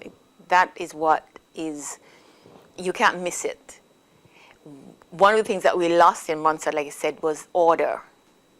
Because we were in crisis, you just did what was urgent, and so systems, that's one of the reasons systems broke down. But everything is so ordered, not only ordered, but ordered in such a way that it inspires work. It inspires. The people in this building all seem to love their work. They all seem to know exactly what they're supposed to do and everything else around it. They know how to do their work well and how to engage people in what they do. They didn't just tell me this is what I do. They made me almost want to do what they do. And Speaker Mark has been really supportive, really helpful. He has put the whole Parliament at my disposal, and himself. He said, ask whatever questions you want. I've got documentation, hard copy. I've got a pile of stuff to take back to share with my people, and have offered support going forward. So I want to say thank you very, very, very much to everybody, you included, Speaker Mark and the President of the Senate, everybody else. It has been a wonderful experience. I don't know if there's any way Montserrat could ever repay it. All I get to say is that there's an open invitation to come visit Montserrat.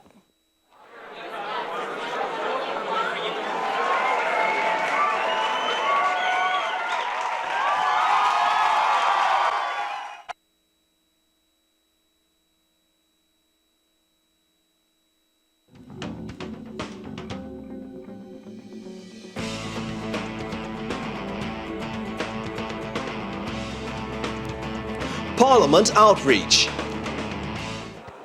The roles and responsibilities of an MP is to ensure that he carries out about his duties and that he makes sure that his constituency is being taken care for. The lecture series today was very informative, especially from Mr. Hamid Ghani. He made me very aware of what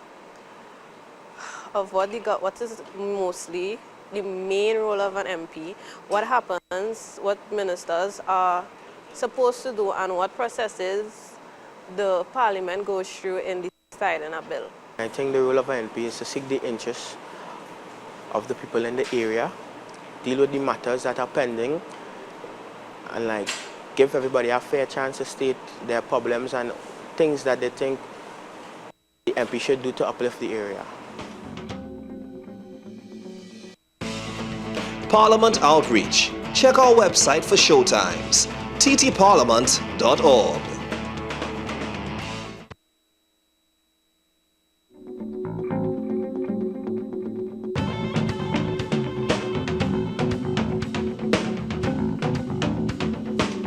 Parliament Outreach. Well, yes, I think that the parliamentary outreach which we had today was really effective and informative, as it seeked to really inform students of the roles and functions of the Parliament. Because oftentimes we might take the Parliament and the members of the Parliament for granted. And I think that through this outreach and through direct engagement and interactions by the Speaker and members of QRC, we were able to directly learn about the functions of the Parliament. So I think it was indeed informative. We in QRC doing that same type of abstract presentation, because you would observe students of my generation tend to want to participate and they are interested in color and abstract, and I was impressed in terms of how the Speaker on the Parliament and the stewardship of the Speaker was able to, transform a system of that complexity to break it down for the average citizen, the man in the street, basically, to understand the importance of Parliament in the role of democracy.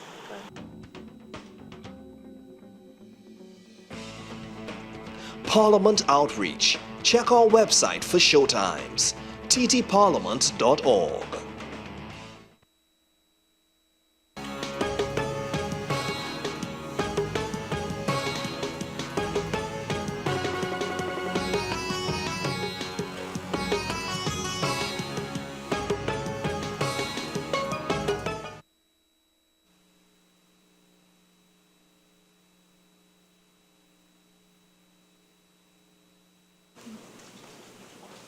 Honorable the Vice President. We now return to our coverage of the 13th sitting of the Senate, the first session of the 11th Parliament. It takes place on Tuesday, March 22nd, 2016.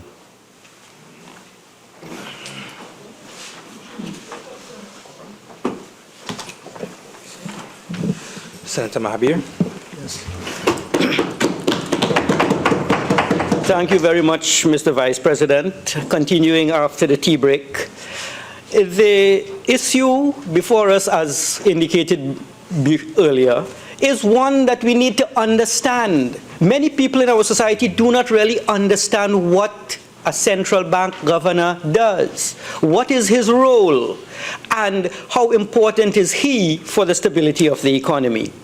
we have indicated that, or I have indicated, and the economics profession has also indicated, that there has to be an arm's length relationship between the governor of the central bank and a minister of finance. What mischief, Mr. Vice President, is going to be caused if the governor of a central bank has to take instructions from a minister of finance? The mischief is this: the minister of finance will simply indicate to him, I need you to extend my credit, and by extending credit I will be able to stimulate the economy and I'll be able to get more people employed either in make work programs or in real work programs. But the real mischief is the mischief of inflation, the mischief of undermining the stability of the currency, the mischief of an unstable exchange rate. That is the problem. And because of the tendency of the fiscal authorities to want more than they have from tax revenues, there is always this inclination to run a deficit and to monetize the deficit. To monetize means the central bank will simply create money to allow us to continue our expenditure program. And because of the monetization of deficits, which have caused pressures across the world, in Latin America, the Caribbean, Jamaica, Guyana, Suriname, etc., we know that we would want the banker of government, the central banker, and the minister of finance to have a respectable, healthy relationship, but never a superior subordinate one. It is a relationship between equals, where I am in charge of the monetary authority, you're in charge of the fiscal. I work with you, you work with me, and together as monetary and fiscal authorities, because there is one macroeconomy and international economy we're dealing with, we are going to ensure that this economy continues to grow without inflation and with a stable exchange rate. The independence of the governor of the central bank is not based on the governor being free to do as he pleases. It is based upon what the Central Bank Act itself indicates his freedom. And he does report. He reports to the Board of Governors, and in many jurisdictions, the governor, certainly in the United States, the governor of the Federal Reserve reports periodically to the Congress on why Janet Yellen, undertook a certain course of action. We saw the governor in the last 20 minutes that I spoke as a regulator. That's an important function. Money does not manage itself. The money he creates and he puts his signature on must maintain a stable value.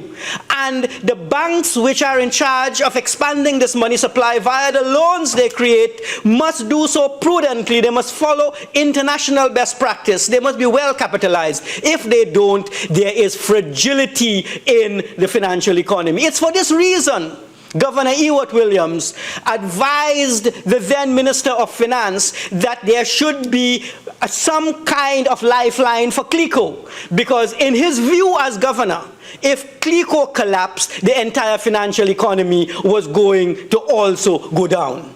And we could not do that because it would injure the public interest. Let us look, Mr. Vice President, at the third very important function of a governor.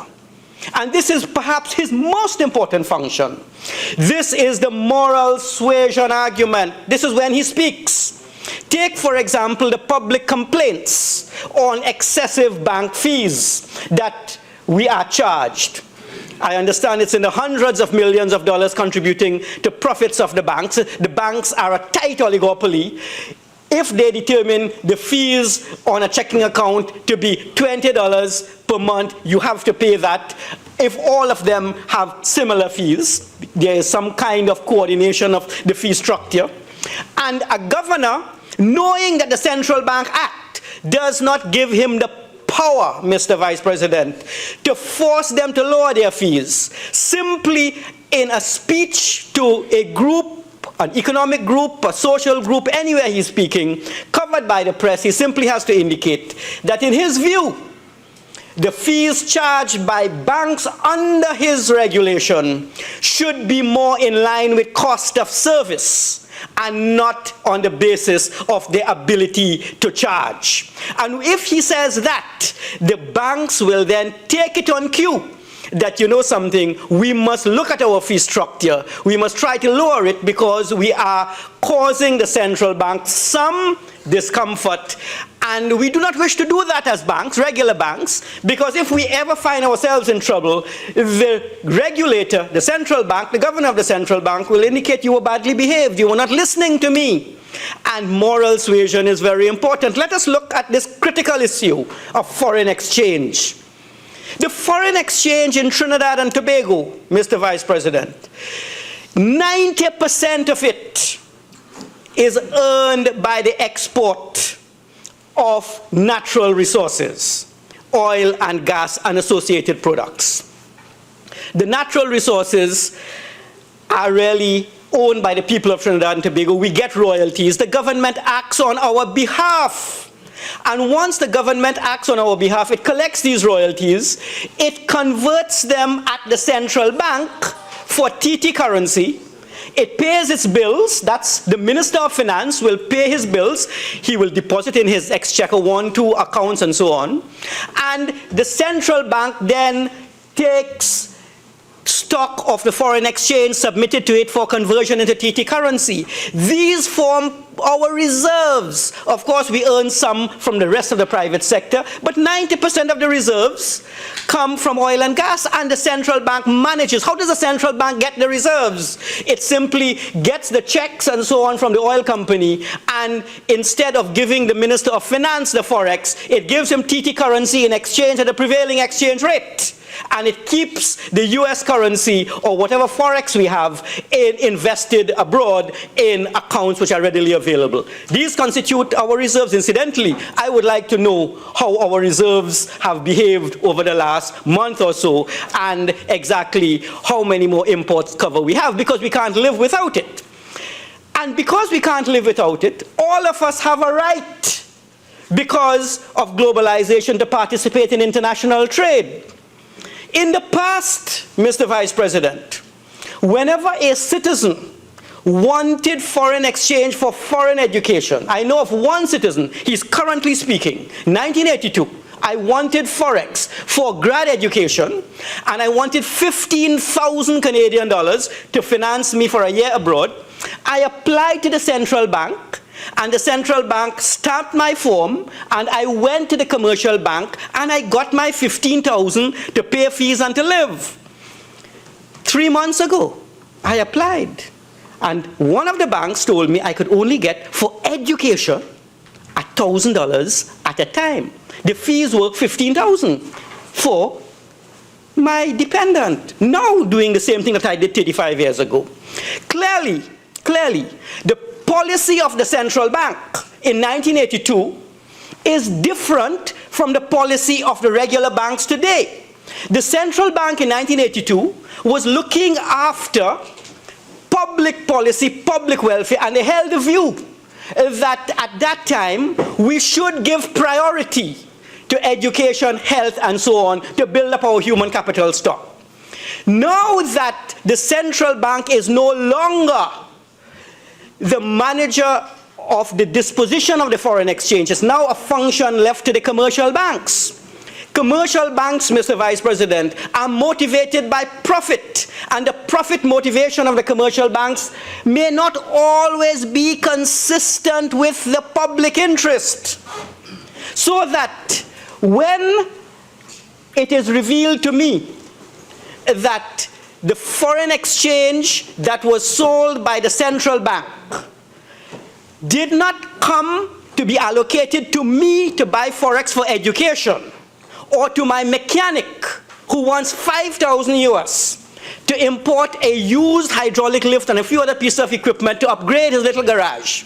It went to Neil and Massey, it went to Southern Sales, it went to PriceMart and the pharmaceutical companies.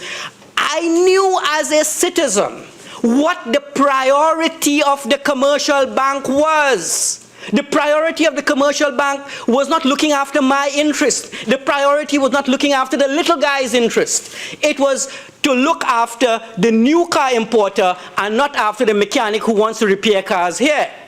Clearly, it is important when we look at the foreign exchange in Trinidad and Tobago to know what the priorities are, and if the priorities of the regular banks are not consistent with the public interest, that is, to build up our human capital base, then it is incumbent upon a governor to use his powers of moral suasion to send a signal to the bank. He can do it indirectly. He can call them in. He can indicate, bankers, I don't think you're allocating this thing equitably. They can take him on or they could refuse.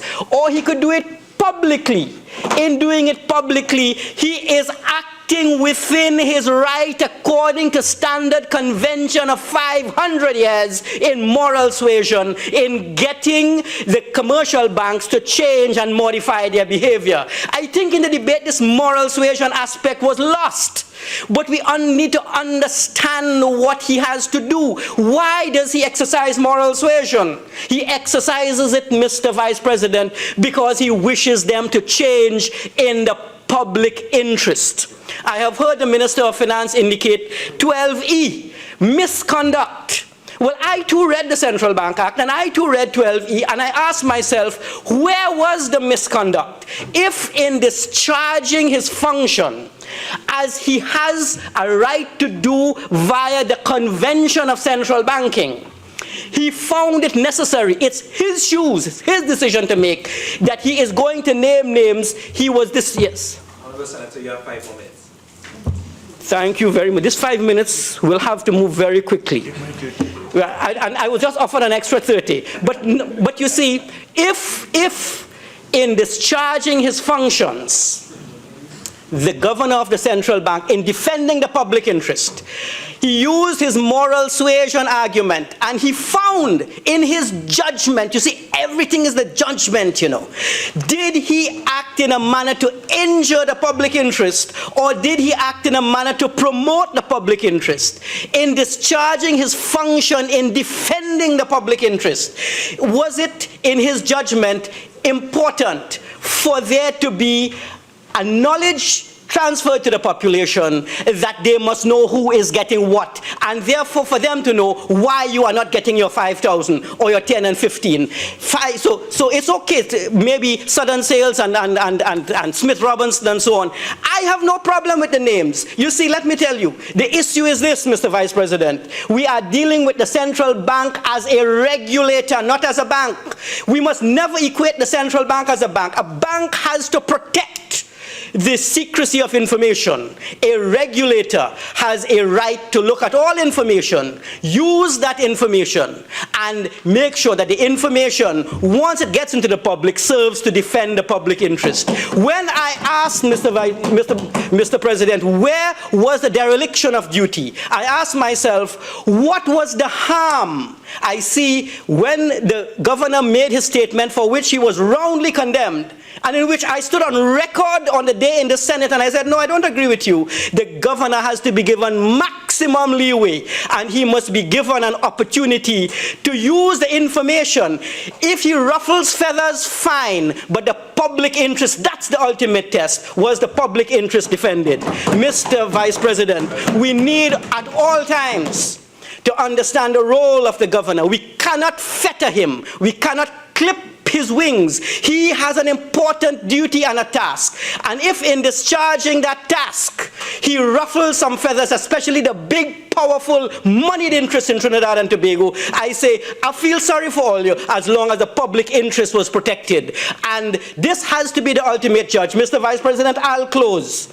It is important for us in the difficult days ahead, and in defending the public interest, as I am duty-bound to do, we need to preserve our institutions. We need to ensure that we do not unnecessarily interfere with their functionings. This country has had a history that is not so illustrious. We removed the Chief Justice, Sat Sharma, a Chief Justice. We removed the Chairman of a Police Service Commission, Mr. Nizam Mohammed. Both decisions overturned.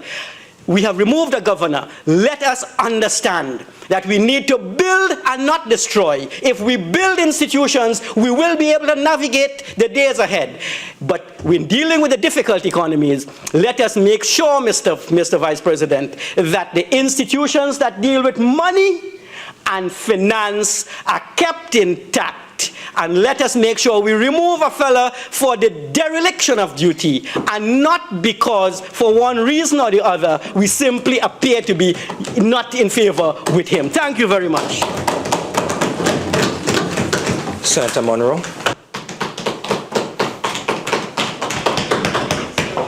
Pleasant afternoon, everybody. It's my pleasure again to be in this honorable house to discuss this important motion. We on this side, we the senators on this side, join the independent bench in the condemnation of the action of the government in the dismissal of the governor of the central... The independent men, just speak on Mr. Dhanayshar. Chair, right? We in the dismissal of the governor of the central bank on December 24, 2015. I speak for myself. Right? That's right. Mr. Vice President, there are a number of ways in which a central bank can contribute towards the economic growth and development of a country. When one talks about economic growth and development, one must see the importance of a central bank as it relates to providing price stability throughout the country. Additionally, once you see a central bank, the central bank is there to provide a level of management of the financial institutions that exists.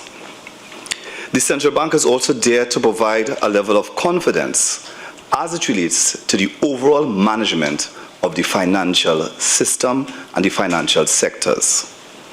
Mr. Vice President, the monetary environment that is in place must be able to allow companies, big and small, to operate on a level playing field. That's the role and the function of a central bank.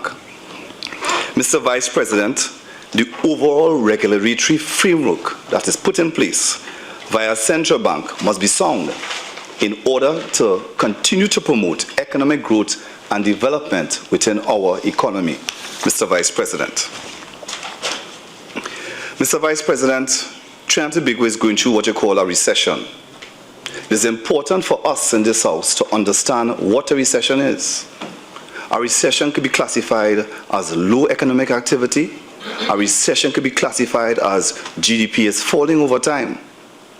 But the term recession, if you go back, and we go way, way back, I'll go there because the members opposite went there. I can go far back as Genesis 39:1 in Egypt, where the first governor, Joseph, he was there for the poor people and ensured that grain was made available for poor persons during hard times. He was the first governor.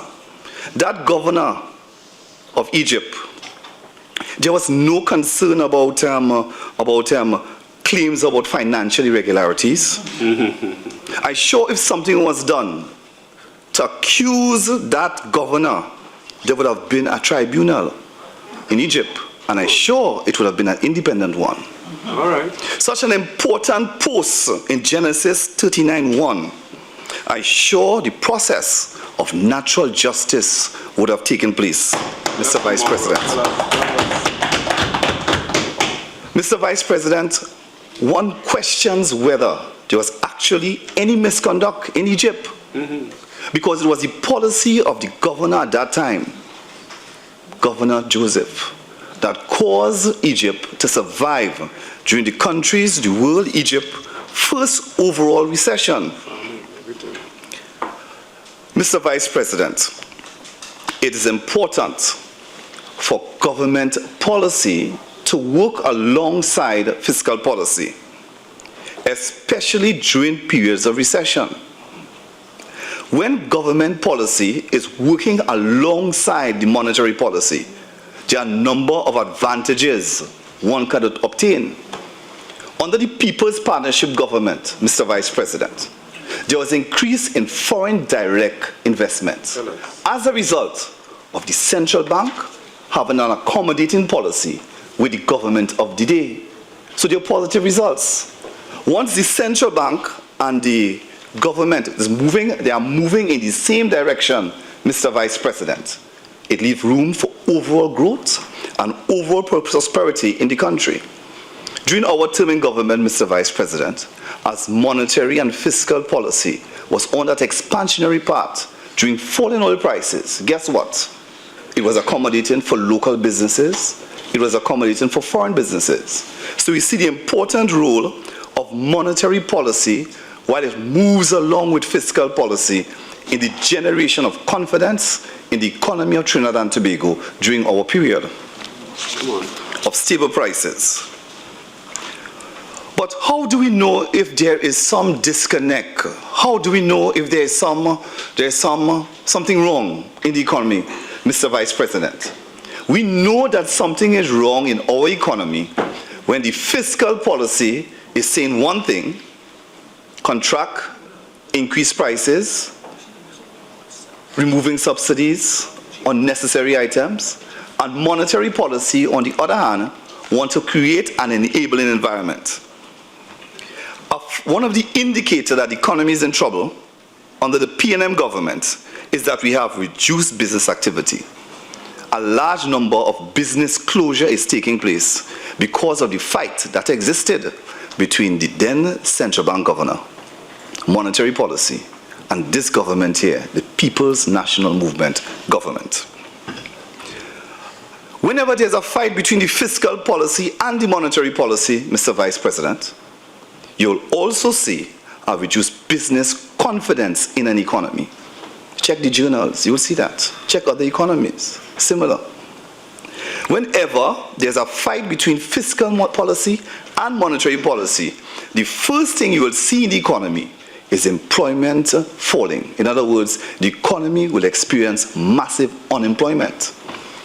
And these are some of the indicators to indicate that they on that side are mismanaging our economy to date, Mr. Vice President. Now, Mr. Vice President, let me clarify this thing about fiscal policy and monetary policy.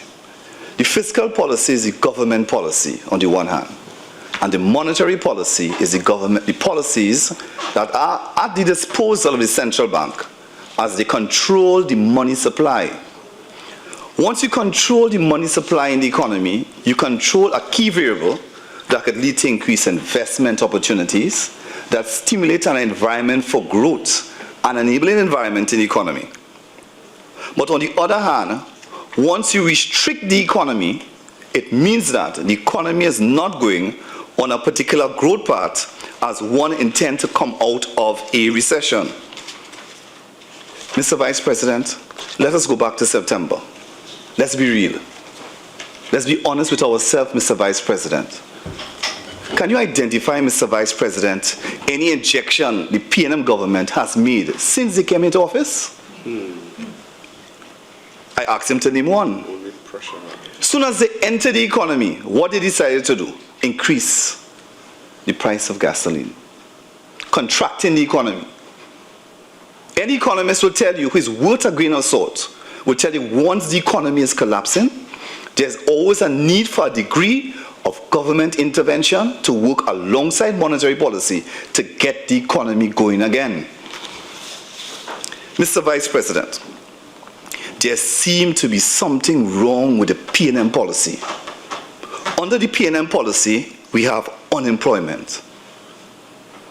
People are being laid off by the days because of the disconnect between the monetary policy and the fiscal policy.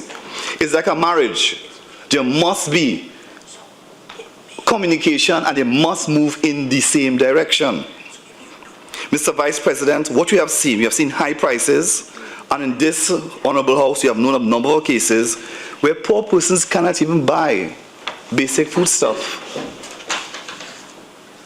Persons are going to the groceries, single parents, and they can't buy items because the purpose of the central bank is to provide an enabling environment when working alongside the government in order to create that atmosphere where everybody would be happy in this country. And that is not being done now. Where is the economist? Where is the advisory board? Where it is? You have no answer because I have no answers neither. They are not performing at all to carry the country on that particular path. Mr. Vice President, there's something called the J-curve. What is this J-curve?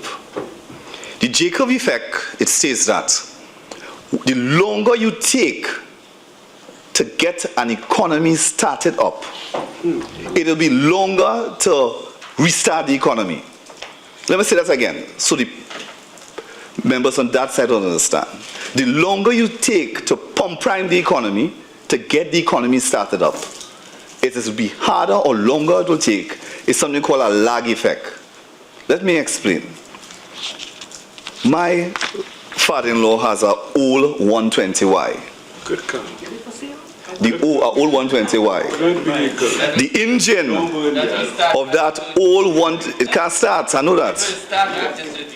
I know it can't start. You should know, right? What engines can't start in the country, right?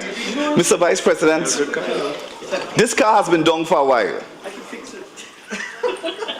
And when he's trying to start up this gas engine, he had problems starting it up. It down for 6 months. It took him a year to get the engine started up. We have to change a whole set of parts and so on. That's like the economy, Mr. Vice President. The longer they take to put money in the economy, is the longer the effects will be to multiply employment and job creation in Trinidad and Tobago.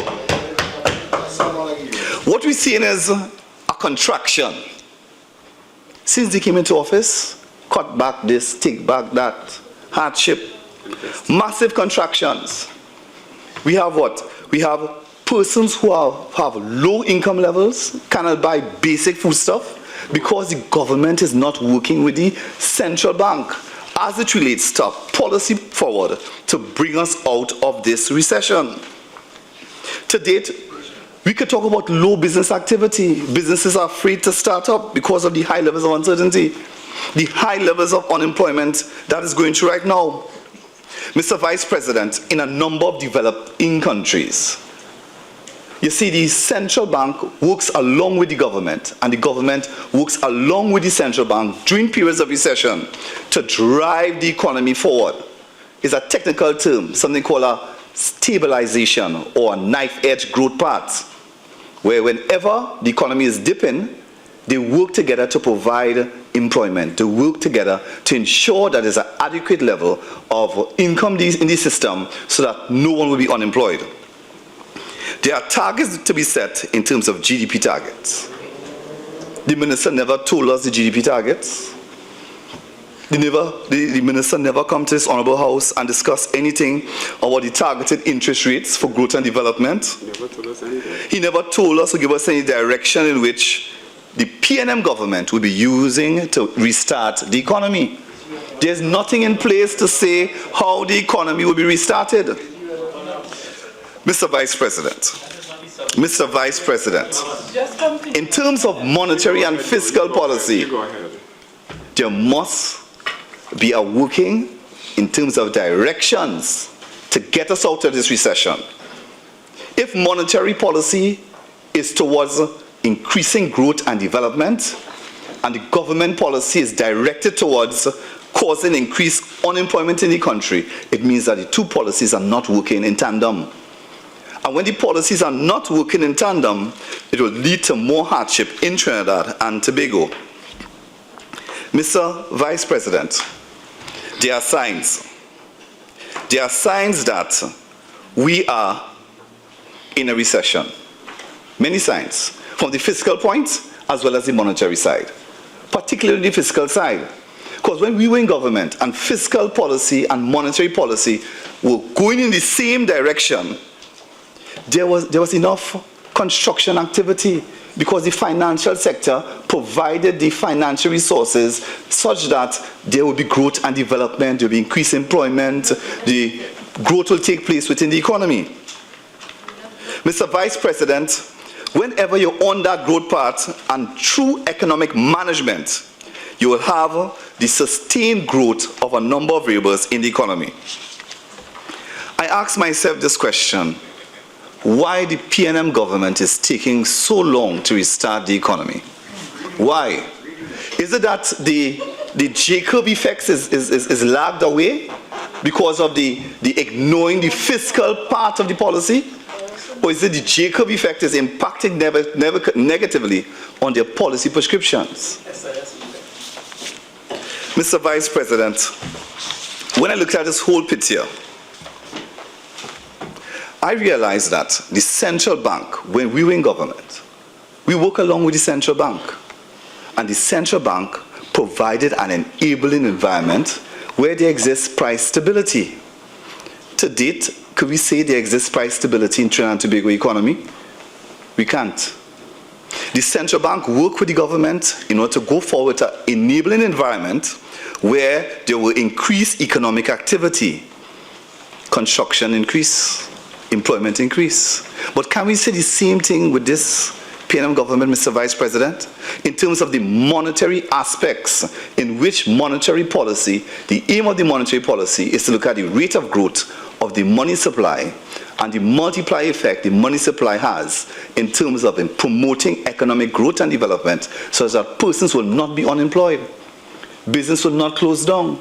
Once you have that correct mix and you're working alongside a central bank to promote growth and development, especially during periods of recession, the hardship that the country is experiencing now indicates that there's a discontinuity, there's a conflict, there's a no action, there's not even a J-curve effect.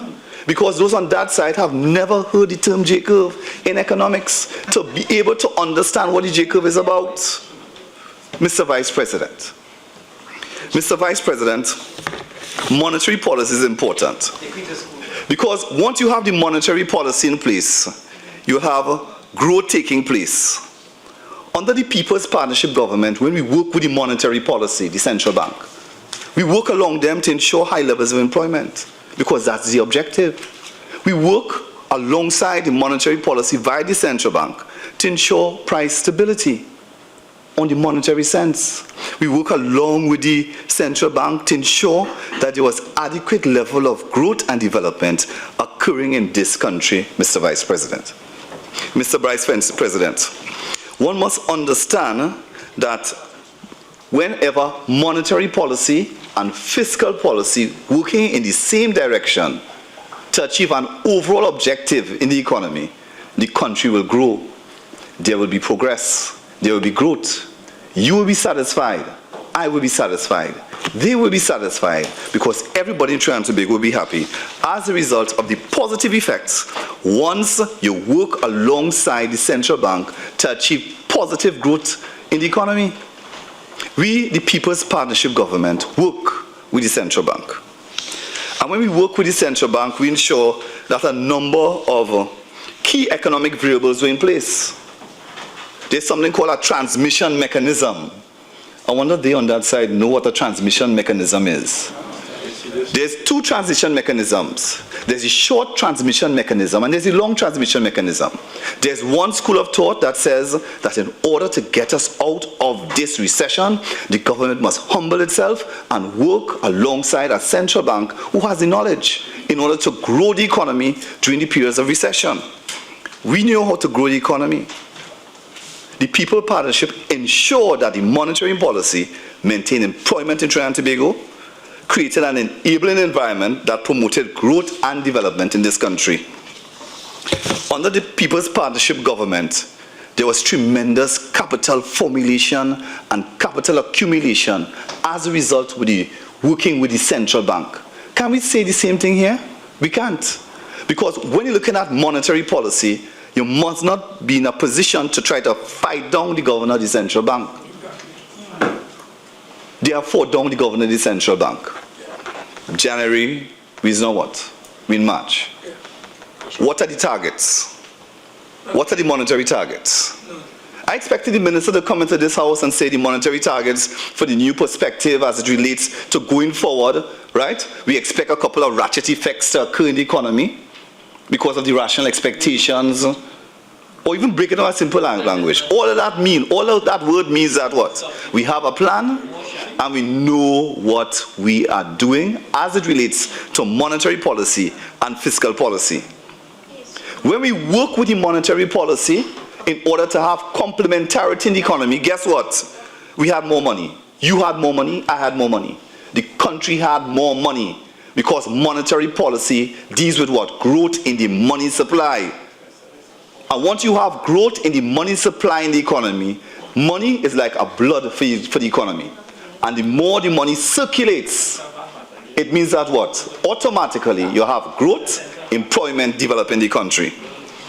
More money means more job creation. More money means more job creations because business now will have activities. I will be able to spend, you will be able to spend. People spend more under the People's Partnership. They're spending less now. It's not Keynesian economics, my friend.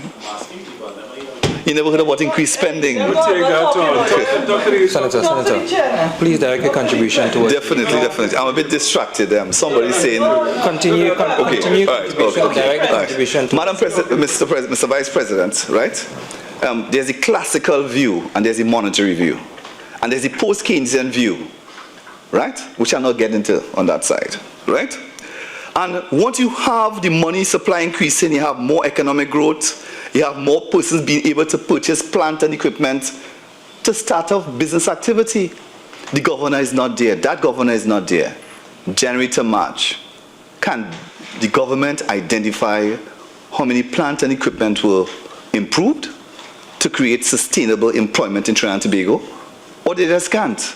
Because their policy is directed towards contracting the economy.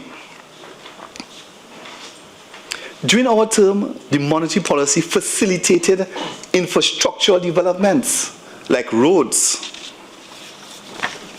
creating more jobs for everyone.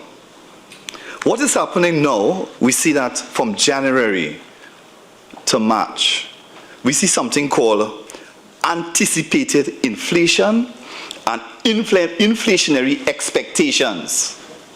Mr. Vice President, let me break it down for members on that side. Inflationary expectations means that you expect prices to increase tomorrow for some reason. And once persons expect prices to increase tomorrow, what they do? They tend to what? Business people tend to what? To jack up price now in anticipation of future price increases. As a result, there are low levels of business confidence. There's a decrease in the overall level of economic activity across Trinidad and Tobago, as well as decreasing persons' purchasing power. Mr. Vice President, the poor buying less goods, not because their income has been reduced, because the prices that they're facing at the groceries and at the markets are very high, Mr. Vice President. Mr. Vice President, there are a number of things that's causing a disconnect between the monetary as well as the fiscal policy. And when you look at the monetary policy under the People's Partnership government, I did up a chart. I did up a table as well. So if members on that side want it, they can check online for it. Looking at the monetary policy, People's Partnership versus monetary policy, P&M. Under the People's Partnership, the topic of exchange control, foreign exchange. Yes, persons had foreign exchange under the People's Partnership. Under the P&M, limited foreign exchange availability. Under the People's Partnership, in terms of the enabling environment of the central bank, we had low unemployment. Under P&M, we have what? High unemployment. Under the People's Partnership administration, we had sound monetary management because the central bank working alongside the government policy in relation to bringing the economy to a growth potential. All we have now is what? No management as it relates to monetary activities. Under the People's Partnership, we had high and increased business confidence in the monetary sector because of something called complementarity in the financial institutions. Under the P&M government, we have low business confidence in terms of the monetary policy and the way forward. In terms of the People's Partnership, we had monetary and fiscal policy working hand in hand with government fiscal policy. And for those on that side who don't know, fiscal policy can be classified into three groups. and they're waiting to hear what the groups are, which is good. You have what? You first have something called a balanced budget, where you try to balance your budget, things be efficient.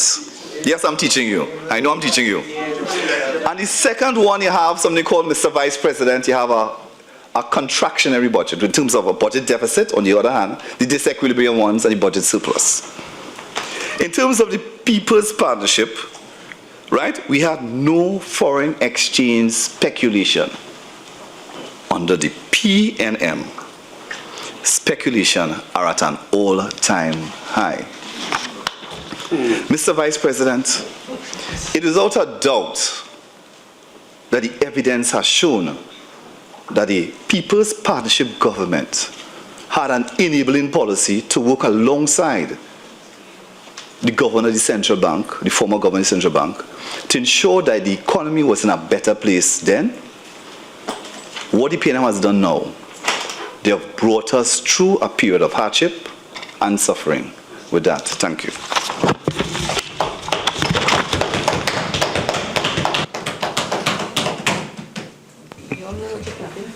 Honourable Minister of Rural Development. Mr. Vice President, I now beg to move that the Senate do now adjourn to a date to be fixed.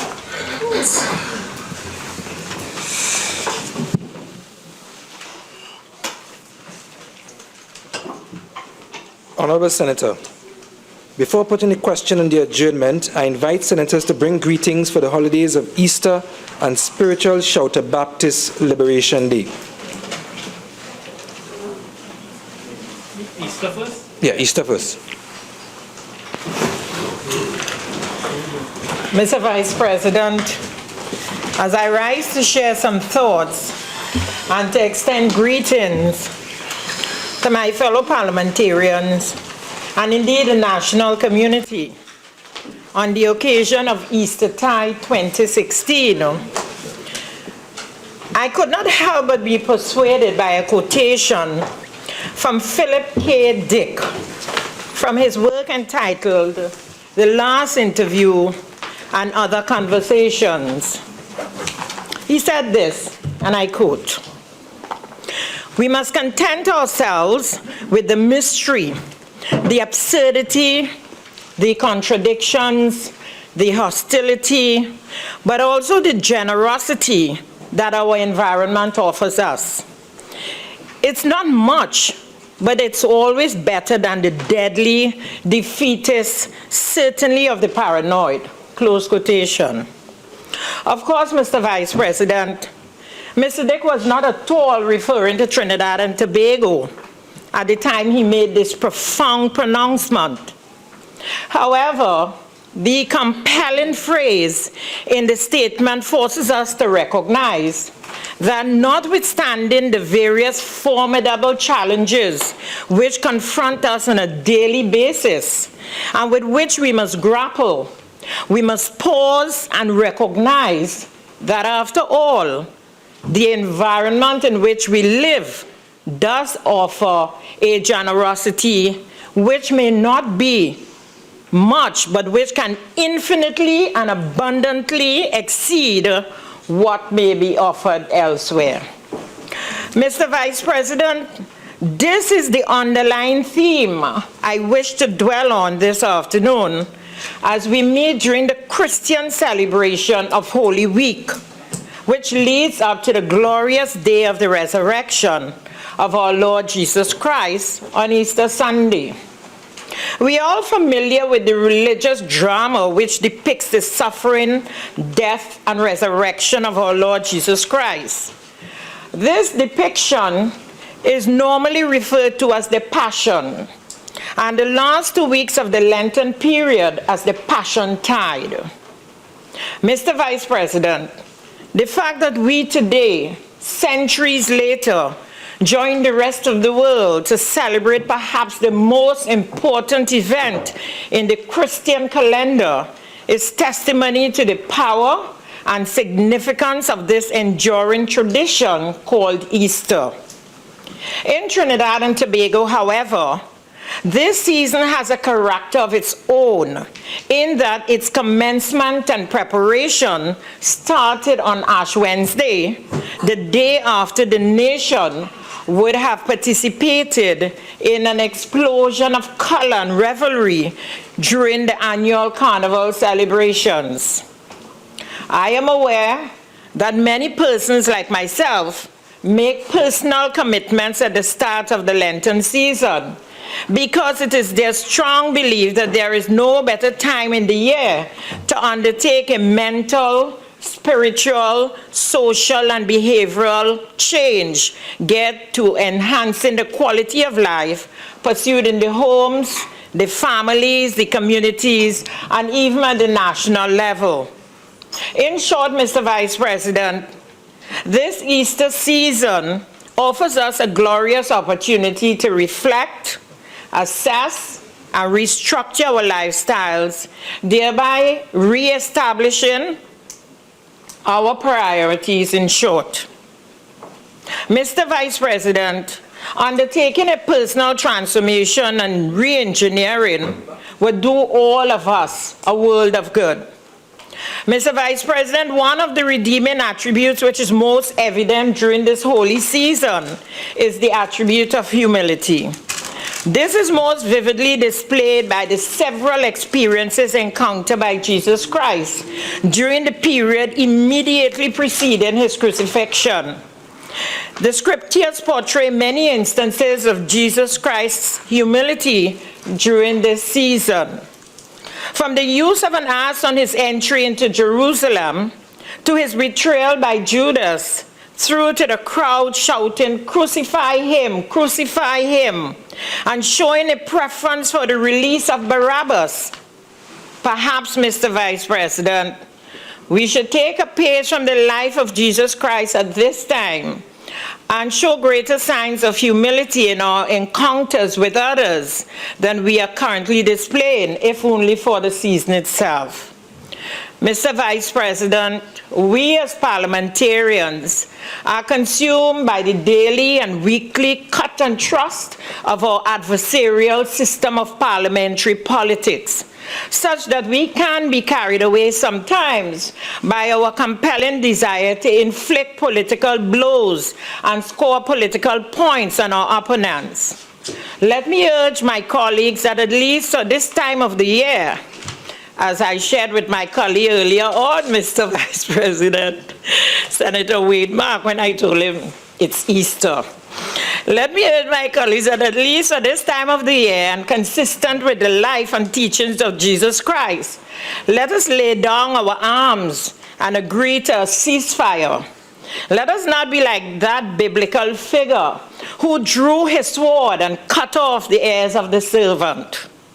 In closing, Mr. Vice President, I must remind members of this chamber and indeed the national community that we in Trinidad and Tobago are extremely fortunate to have built and continuing to build a nation that is multi-ethnic, multicultural, multi-religious. But we have learned to respect and even celebrate our differences and uniqueness, such that the celebration of Easter is not restricted to members of the Christian community. As a nation, we must be touched by some of the enduring principles which emerged from the Easter experience centuries ago.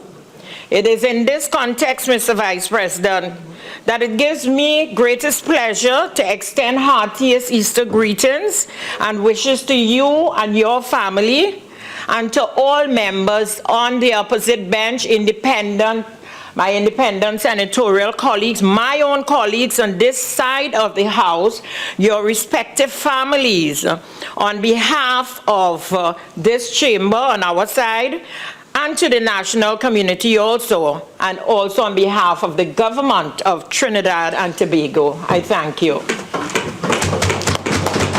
Thank you, Honorable Minister of Labour and Small Enterprise Development. Senator Hadid. Mr. Vice President, it is my pleasure to bring greetings to the Christian community and to all the citizens of Trinidad and Tobago, and to all of us here in this house. Let me quote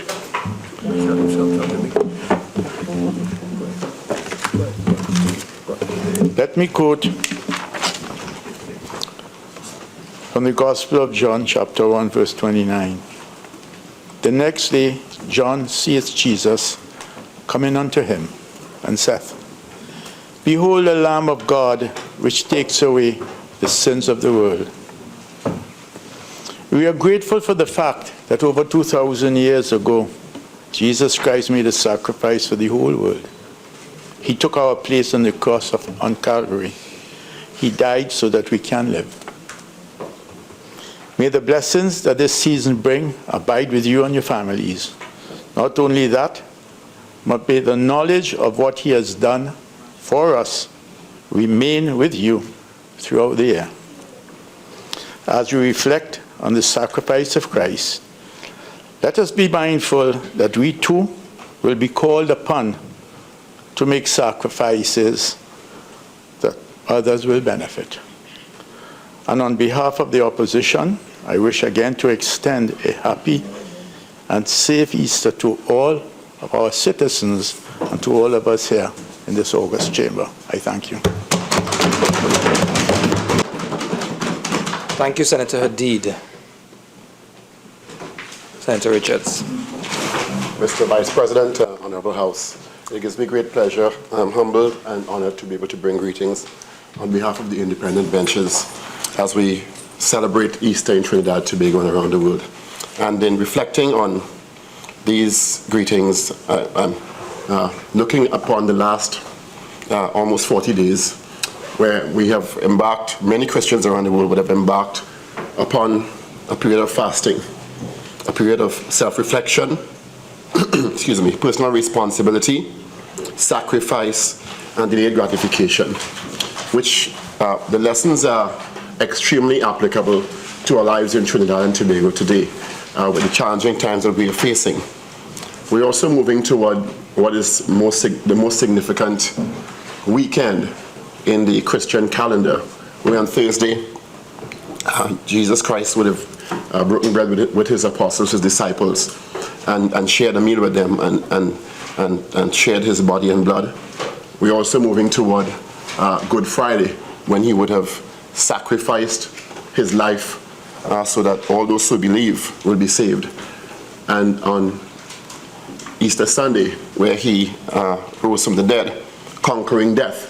And there are lessons in this for all, especially in Trinidad and Tobago, regardless of one's religious affiliations. There are universal messages in this, especially in these times for us in Trinidad and Tobago, where we face challenging times, and we must usher in a new era of conservatism, of self-sacrifice, of reflection, of delayed gratification, so that the future of Trinidad and Tobago can be assured.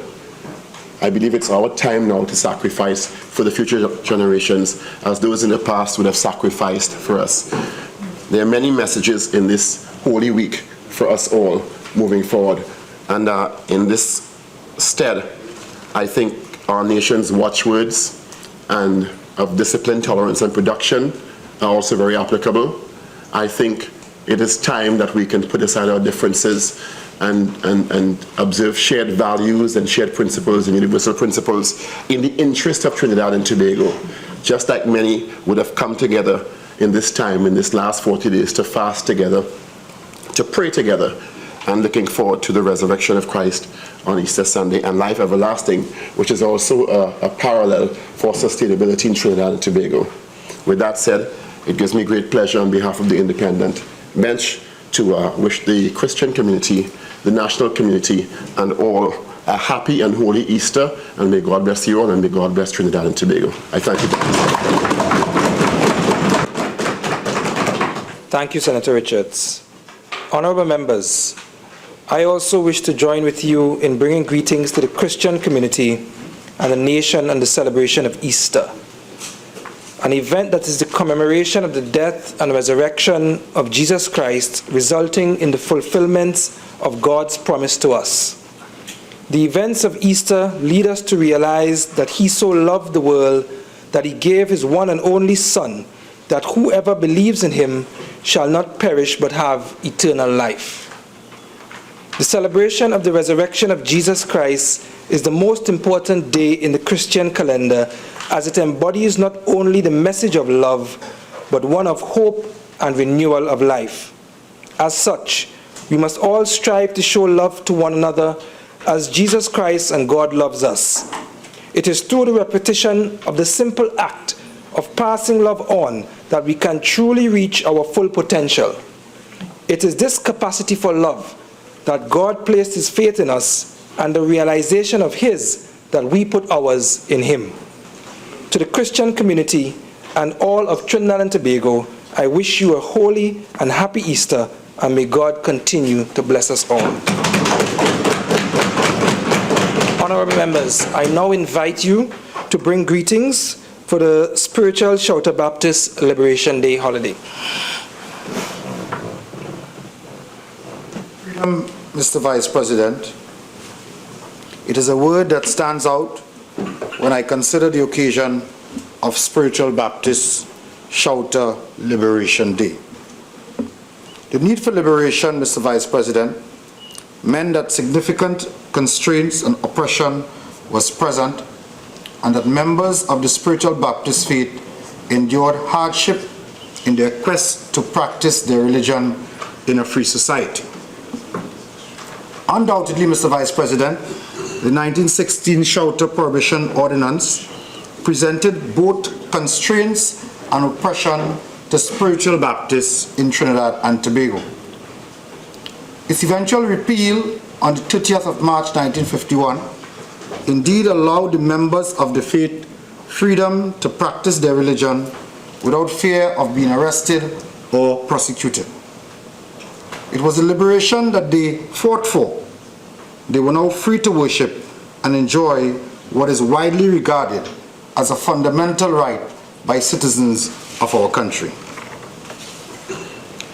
The fact that the repeal of what we now consider oppressive legislation stayed on our law books for such a long time should clearly demonstrate to all of us who are privileged to serve in our parliament that we are here not for self-gratification, self-promotion, or any such reason. We are here to assist in the dispatch of the people's business, which must at all times redound to the benefit of all our citizens.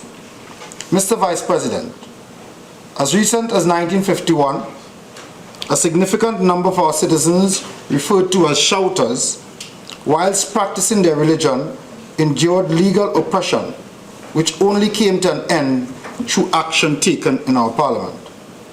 And so, Mr. Vice President, as we look forward to this celebration and observance of the repeal of that oppressive piece of legislation, we are reminded that many who went before us fought for the freedoms we enjoy and take for granted today.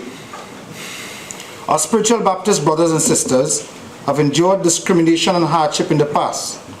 They have persevered and held fast to their faith, beliefs, and practices, and continue to strive forward. Today, Mr. Vice President, on behalf of the government, I join with my colleagues and the rest of Trinidad and Tobago in wishing all members of the spiritual Baptist community, of which I am a proud member, a happy, holy, and spiritually enriched Liberation Day. May the story of the unwavering strength and endurance of the faith continue to be an inspiration to members and non-members alike. And may the prayers and good works of the spiritual Baptists continue to benefit and bless our nation of Trinidad and Tobago. I thank you, Mr. President. Thank you, Senator Cummings. Senator Mark. Thank you very much. Mr. Vice President, permit me to take the opportunity in bringing greetings to the people of Trinidad and Tobago on the momentous celebration of Spiritual Shouter Baptist Liberation Observance on Wednesday, March the 30th, 2016. It was the late Archbishop Elton Griffith who was labeled champion for the cause who led the campaign for the repeal of the shelter prohibition ordinance, ably assisted at that time by Albert Gomes. And on March 30th, 1951, members of the Spiritual Baptist shelter community were allowed to practice their religion freely. However, it was in 1996, under the administration of the Honorable Basdio Pandey, that the Spiritual Baptist shelter community was granted a public holiday in memory of the struggle and in recognition of the repeal of the prohibition law. Trinidad and Tobago may boast of being the only country globally to celebrate a public holiday for the spiritual shelter Baptist faiths. Locations such as Belmont and Mova, to name a few, were popular for hosting feasts and thanksgiving as expressions of gratitude to God for His blessings. This year, Mr. Vice President, would mark the 21st anniversary of this major event.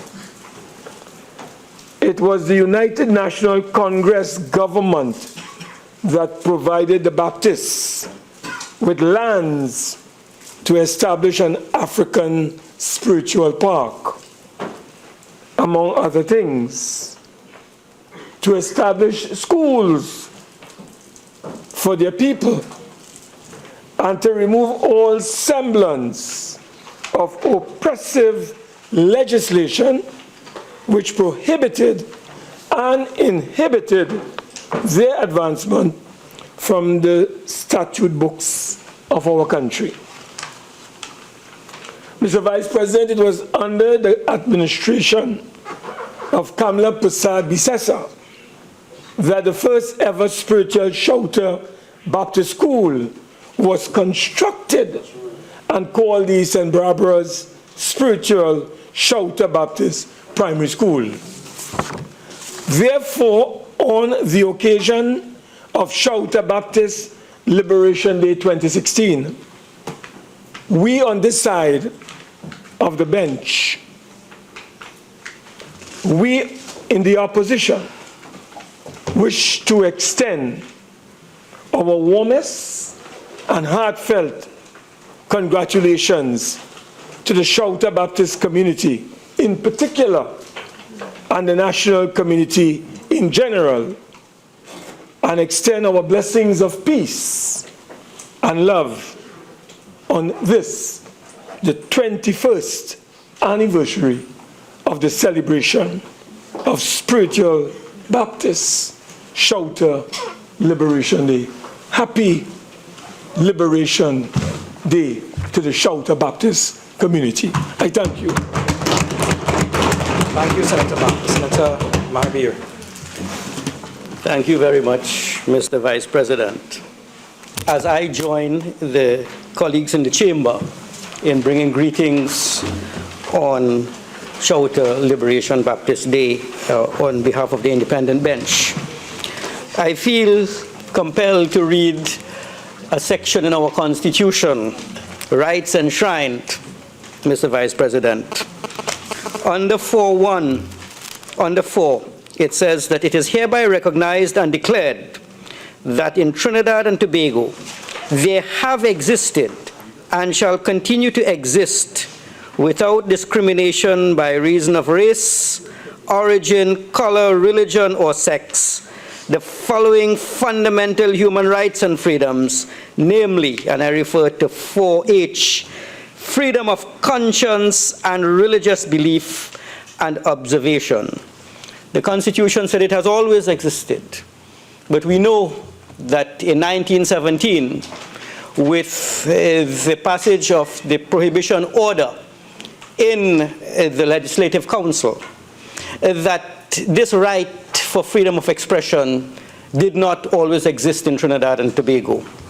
And when we actually read the prohibition order, I found that that was perhaps one of the best drafted pieces of law that I have ever seen, because under clause 2 and under clause 3, they indicated that once two people gathered, if a magistrate held the view that they engaged in Shouter Baptist practices, whether they indicated they were Shouter Baptists or not, whether they swore on oath that they were not Shouter Baptists, as long as the magistrate held the view that they were engaging in this practice, then they were guilty of an offense charged to £50.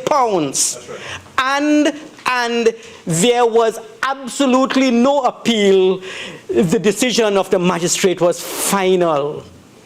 Wherever two people got together and they engaged in a practice that, in the opinion of the magistrate, was associated with the practices of the Shouter Baptist Church, those two individuals were deemed to be engaged in an illegal gathering.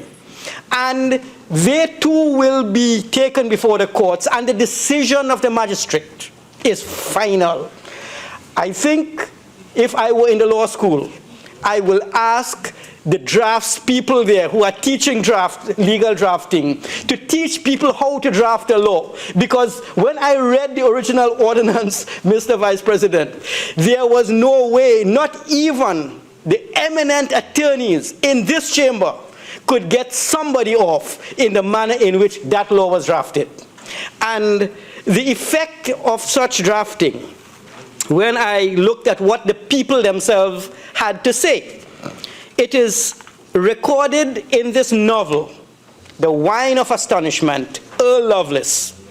While it is fiction, it captures really how the oppressed people felt. And if, with your leave, Mr. Vice President, I can quote a couple of paragraphs.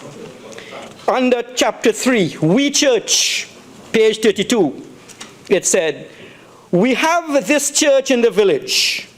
We have this church. The walls make out of mud, the roof covered with carrot leaves, a simple hut with no steeple or cross or acolyte." And he continues, "We have this church where we gather to sing hymns and ring the bell and shout hallelujah and speak in tongues when the Spirit come. And we carry the word to the downtrodden and the forgotten, and the lame and the beaten." Author continues, "All of a sudden, they start to teach in their schools and in their church that we uncivilized and barbarous. They start telling the little children all kind of lies to scare them away from us. Spiritual Baptist bad, spiritual Baptist stupid, spiritual Baptist does deal with the devil, spiritual Baptist ain't going to heaven. They frighten away the little ones so and draw away from us, especially those who were going to their schools, the bright little ones whose brains they will confuse with their education. And finally, but even so, enough of us remain. Enough of us remain to sing the hymns and clap hands and make a joyful noise unto the Lord who keep us and strengthen us to reach another day in this tribulation country." What we know was that the people for 30-some years who were oppressed, Mr. Vice President, they found that their churches were destroyed, their icons were smashed, their places of worship desecrated. They were told that what they were doing was illegal. They faced a fee of £50. I would like to put £50 in today's value. I don't know what the inflation rate was. Enough to make them bankrupt. But that punishment, while they could break the icons, while they could destroy the churches, Mr. Vice President, they could never destroy the spirit. They could never destroy an individual's right to freedom of worship, freedom of expression. And today in our Constitution, while we have that section on the freedom of religious practices, we know we owe a great deal to that dark period in our history when it was not always so, and then when people were not free to believe. And so to the members of the Spiritual Baptist Church, on behalf of the independent bench, I would like to say, we thank you, we recognize your struggles. You have made a contribution to the society of Trinidad and Tobago. You have indicated to us that we must fight for that which we believe in, and we will prevail. Hallelujah. Thank you, Mr. Vice President.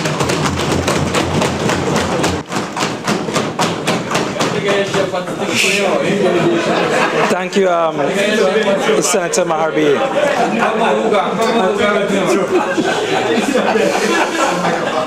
Honorable members, I too wish to join with you in bringing greetings to the Spiritual Shouter Baptist community and the wider nation in the celebration of Spiritual Shouter Baptist Liberation Day. A day by the mere fact of its recognition embodies the meaning of the word faith, which by definition is to have confidence or trust in a person or thing, or the observance of an obligation from loyalty or fidelity to a person, promise, engagement, or a belief not based on proof, or it may refer to a particular system of religious belief. It is this faith that would have been tested for 34 years with the passing of the Shouters Prohibition Ordinance. It is this faith that would have kept your ancestors going until its subsequent repeal in 1951. From persecution to praise, from praise to practice, yours is a faith tested. It's a faith realized.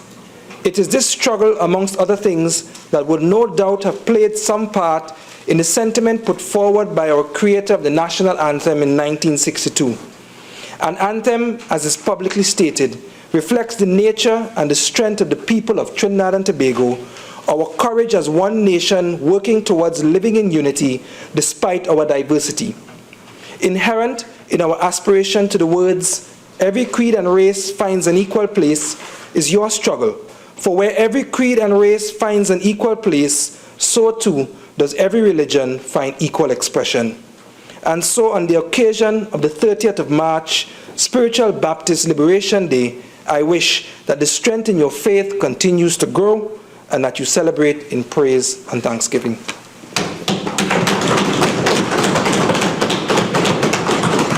Honorable Senators, the question is that this Senate do now adjourn to a date to be fixed. Those in favor say aye. Aye. Those against say no. I think the ayes have it. This Senate now stands adjourned to a date to be fixed.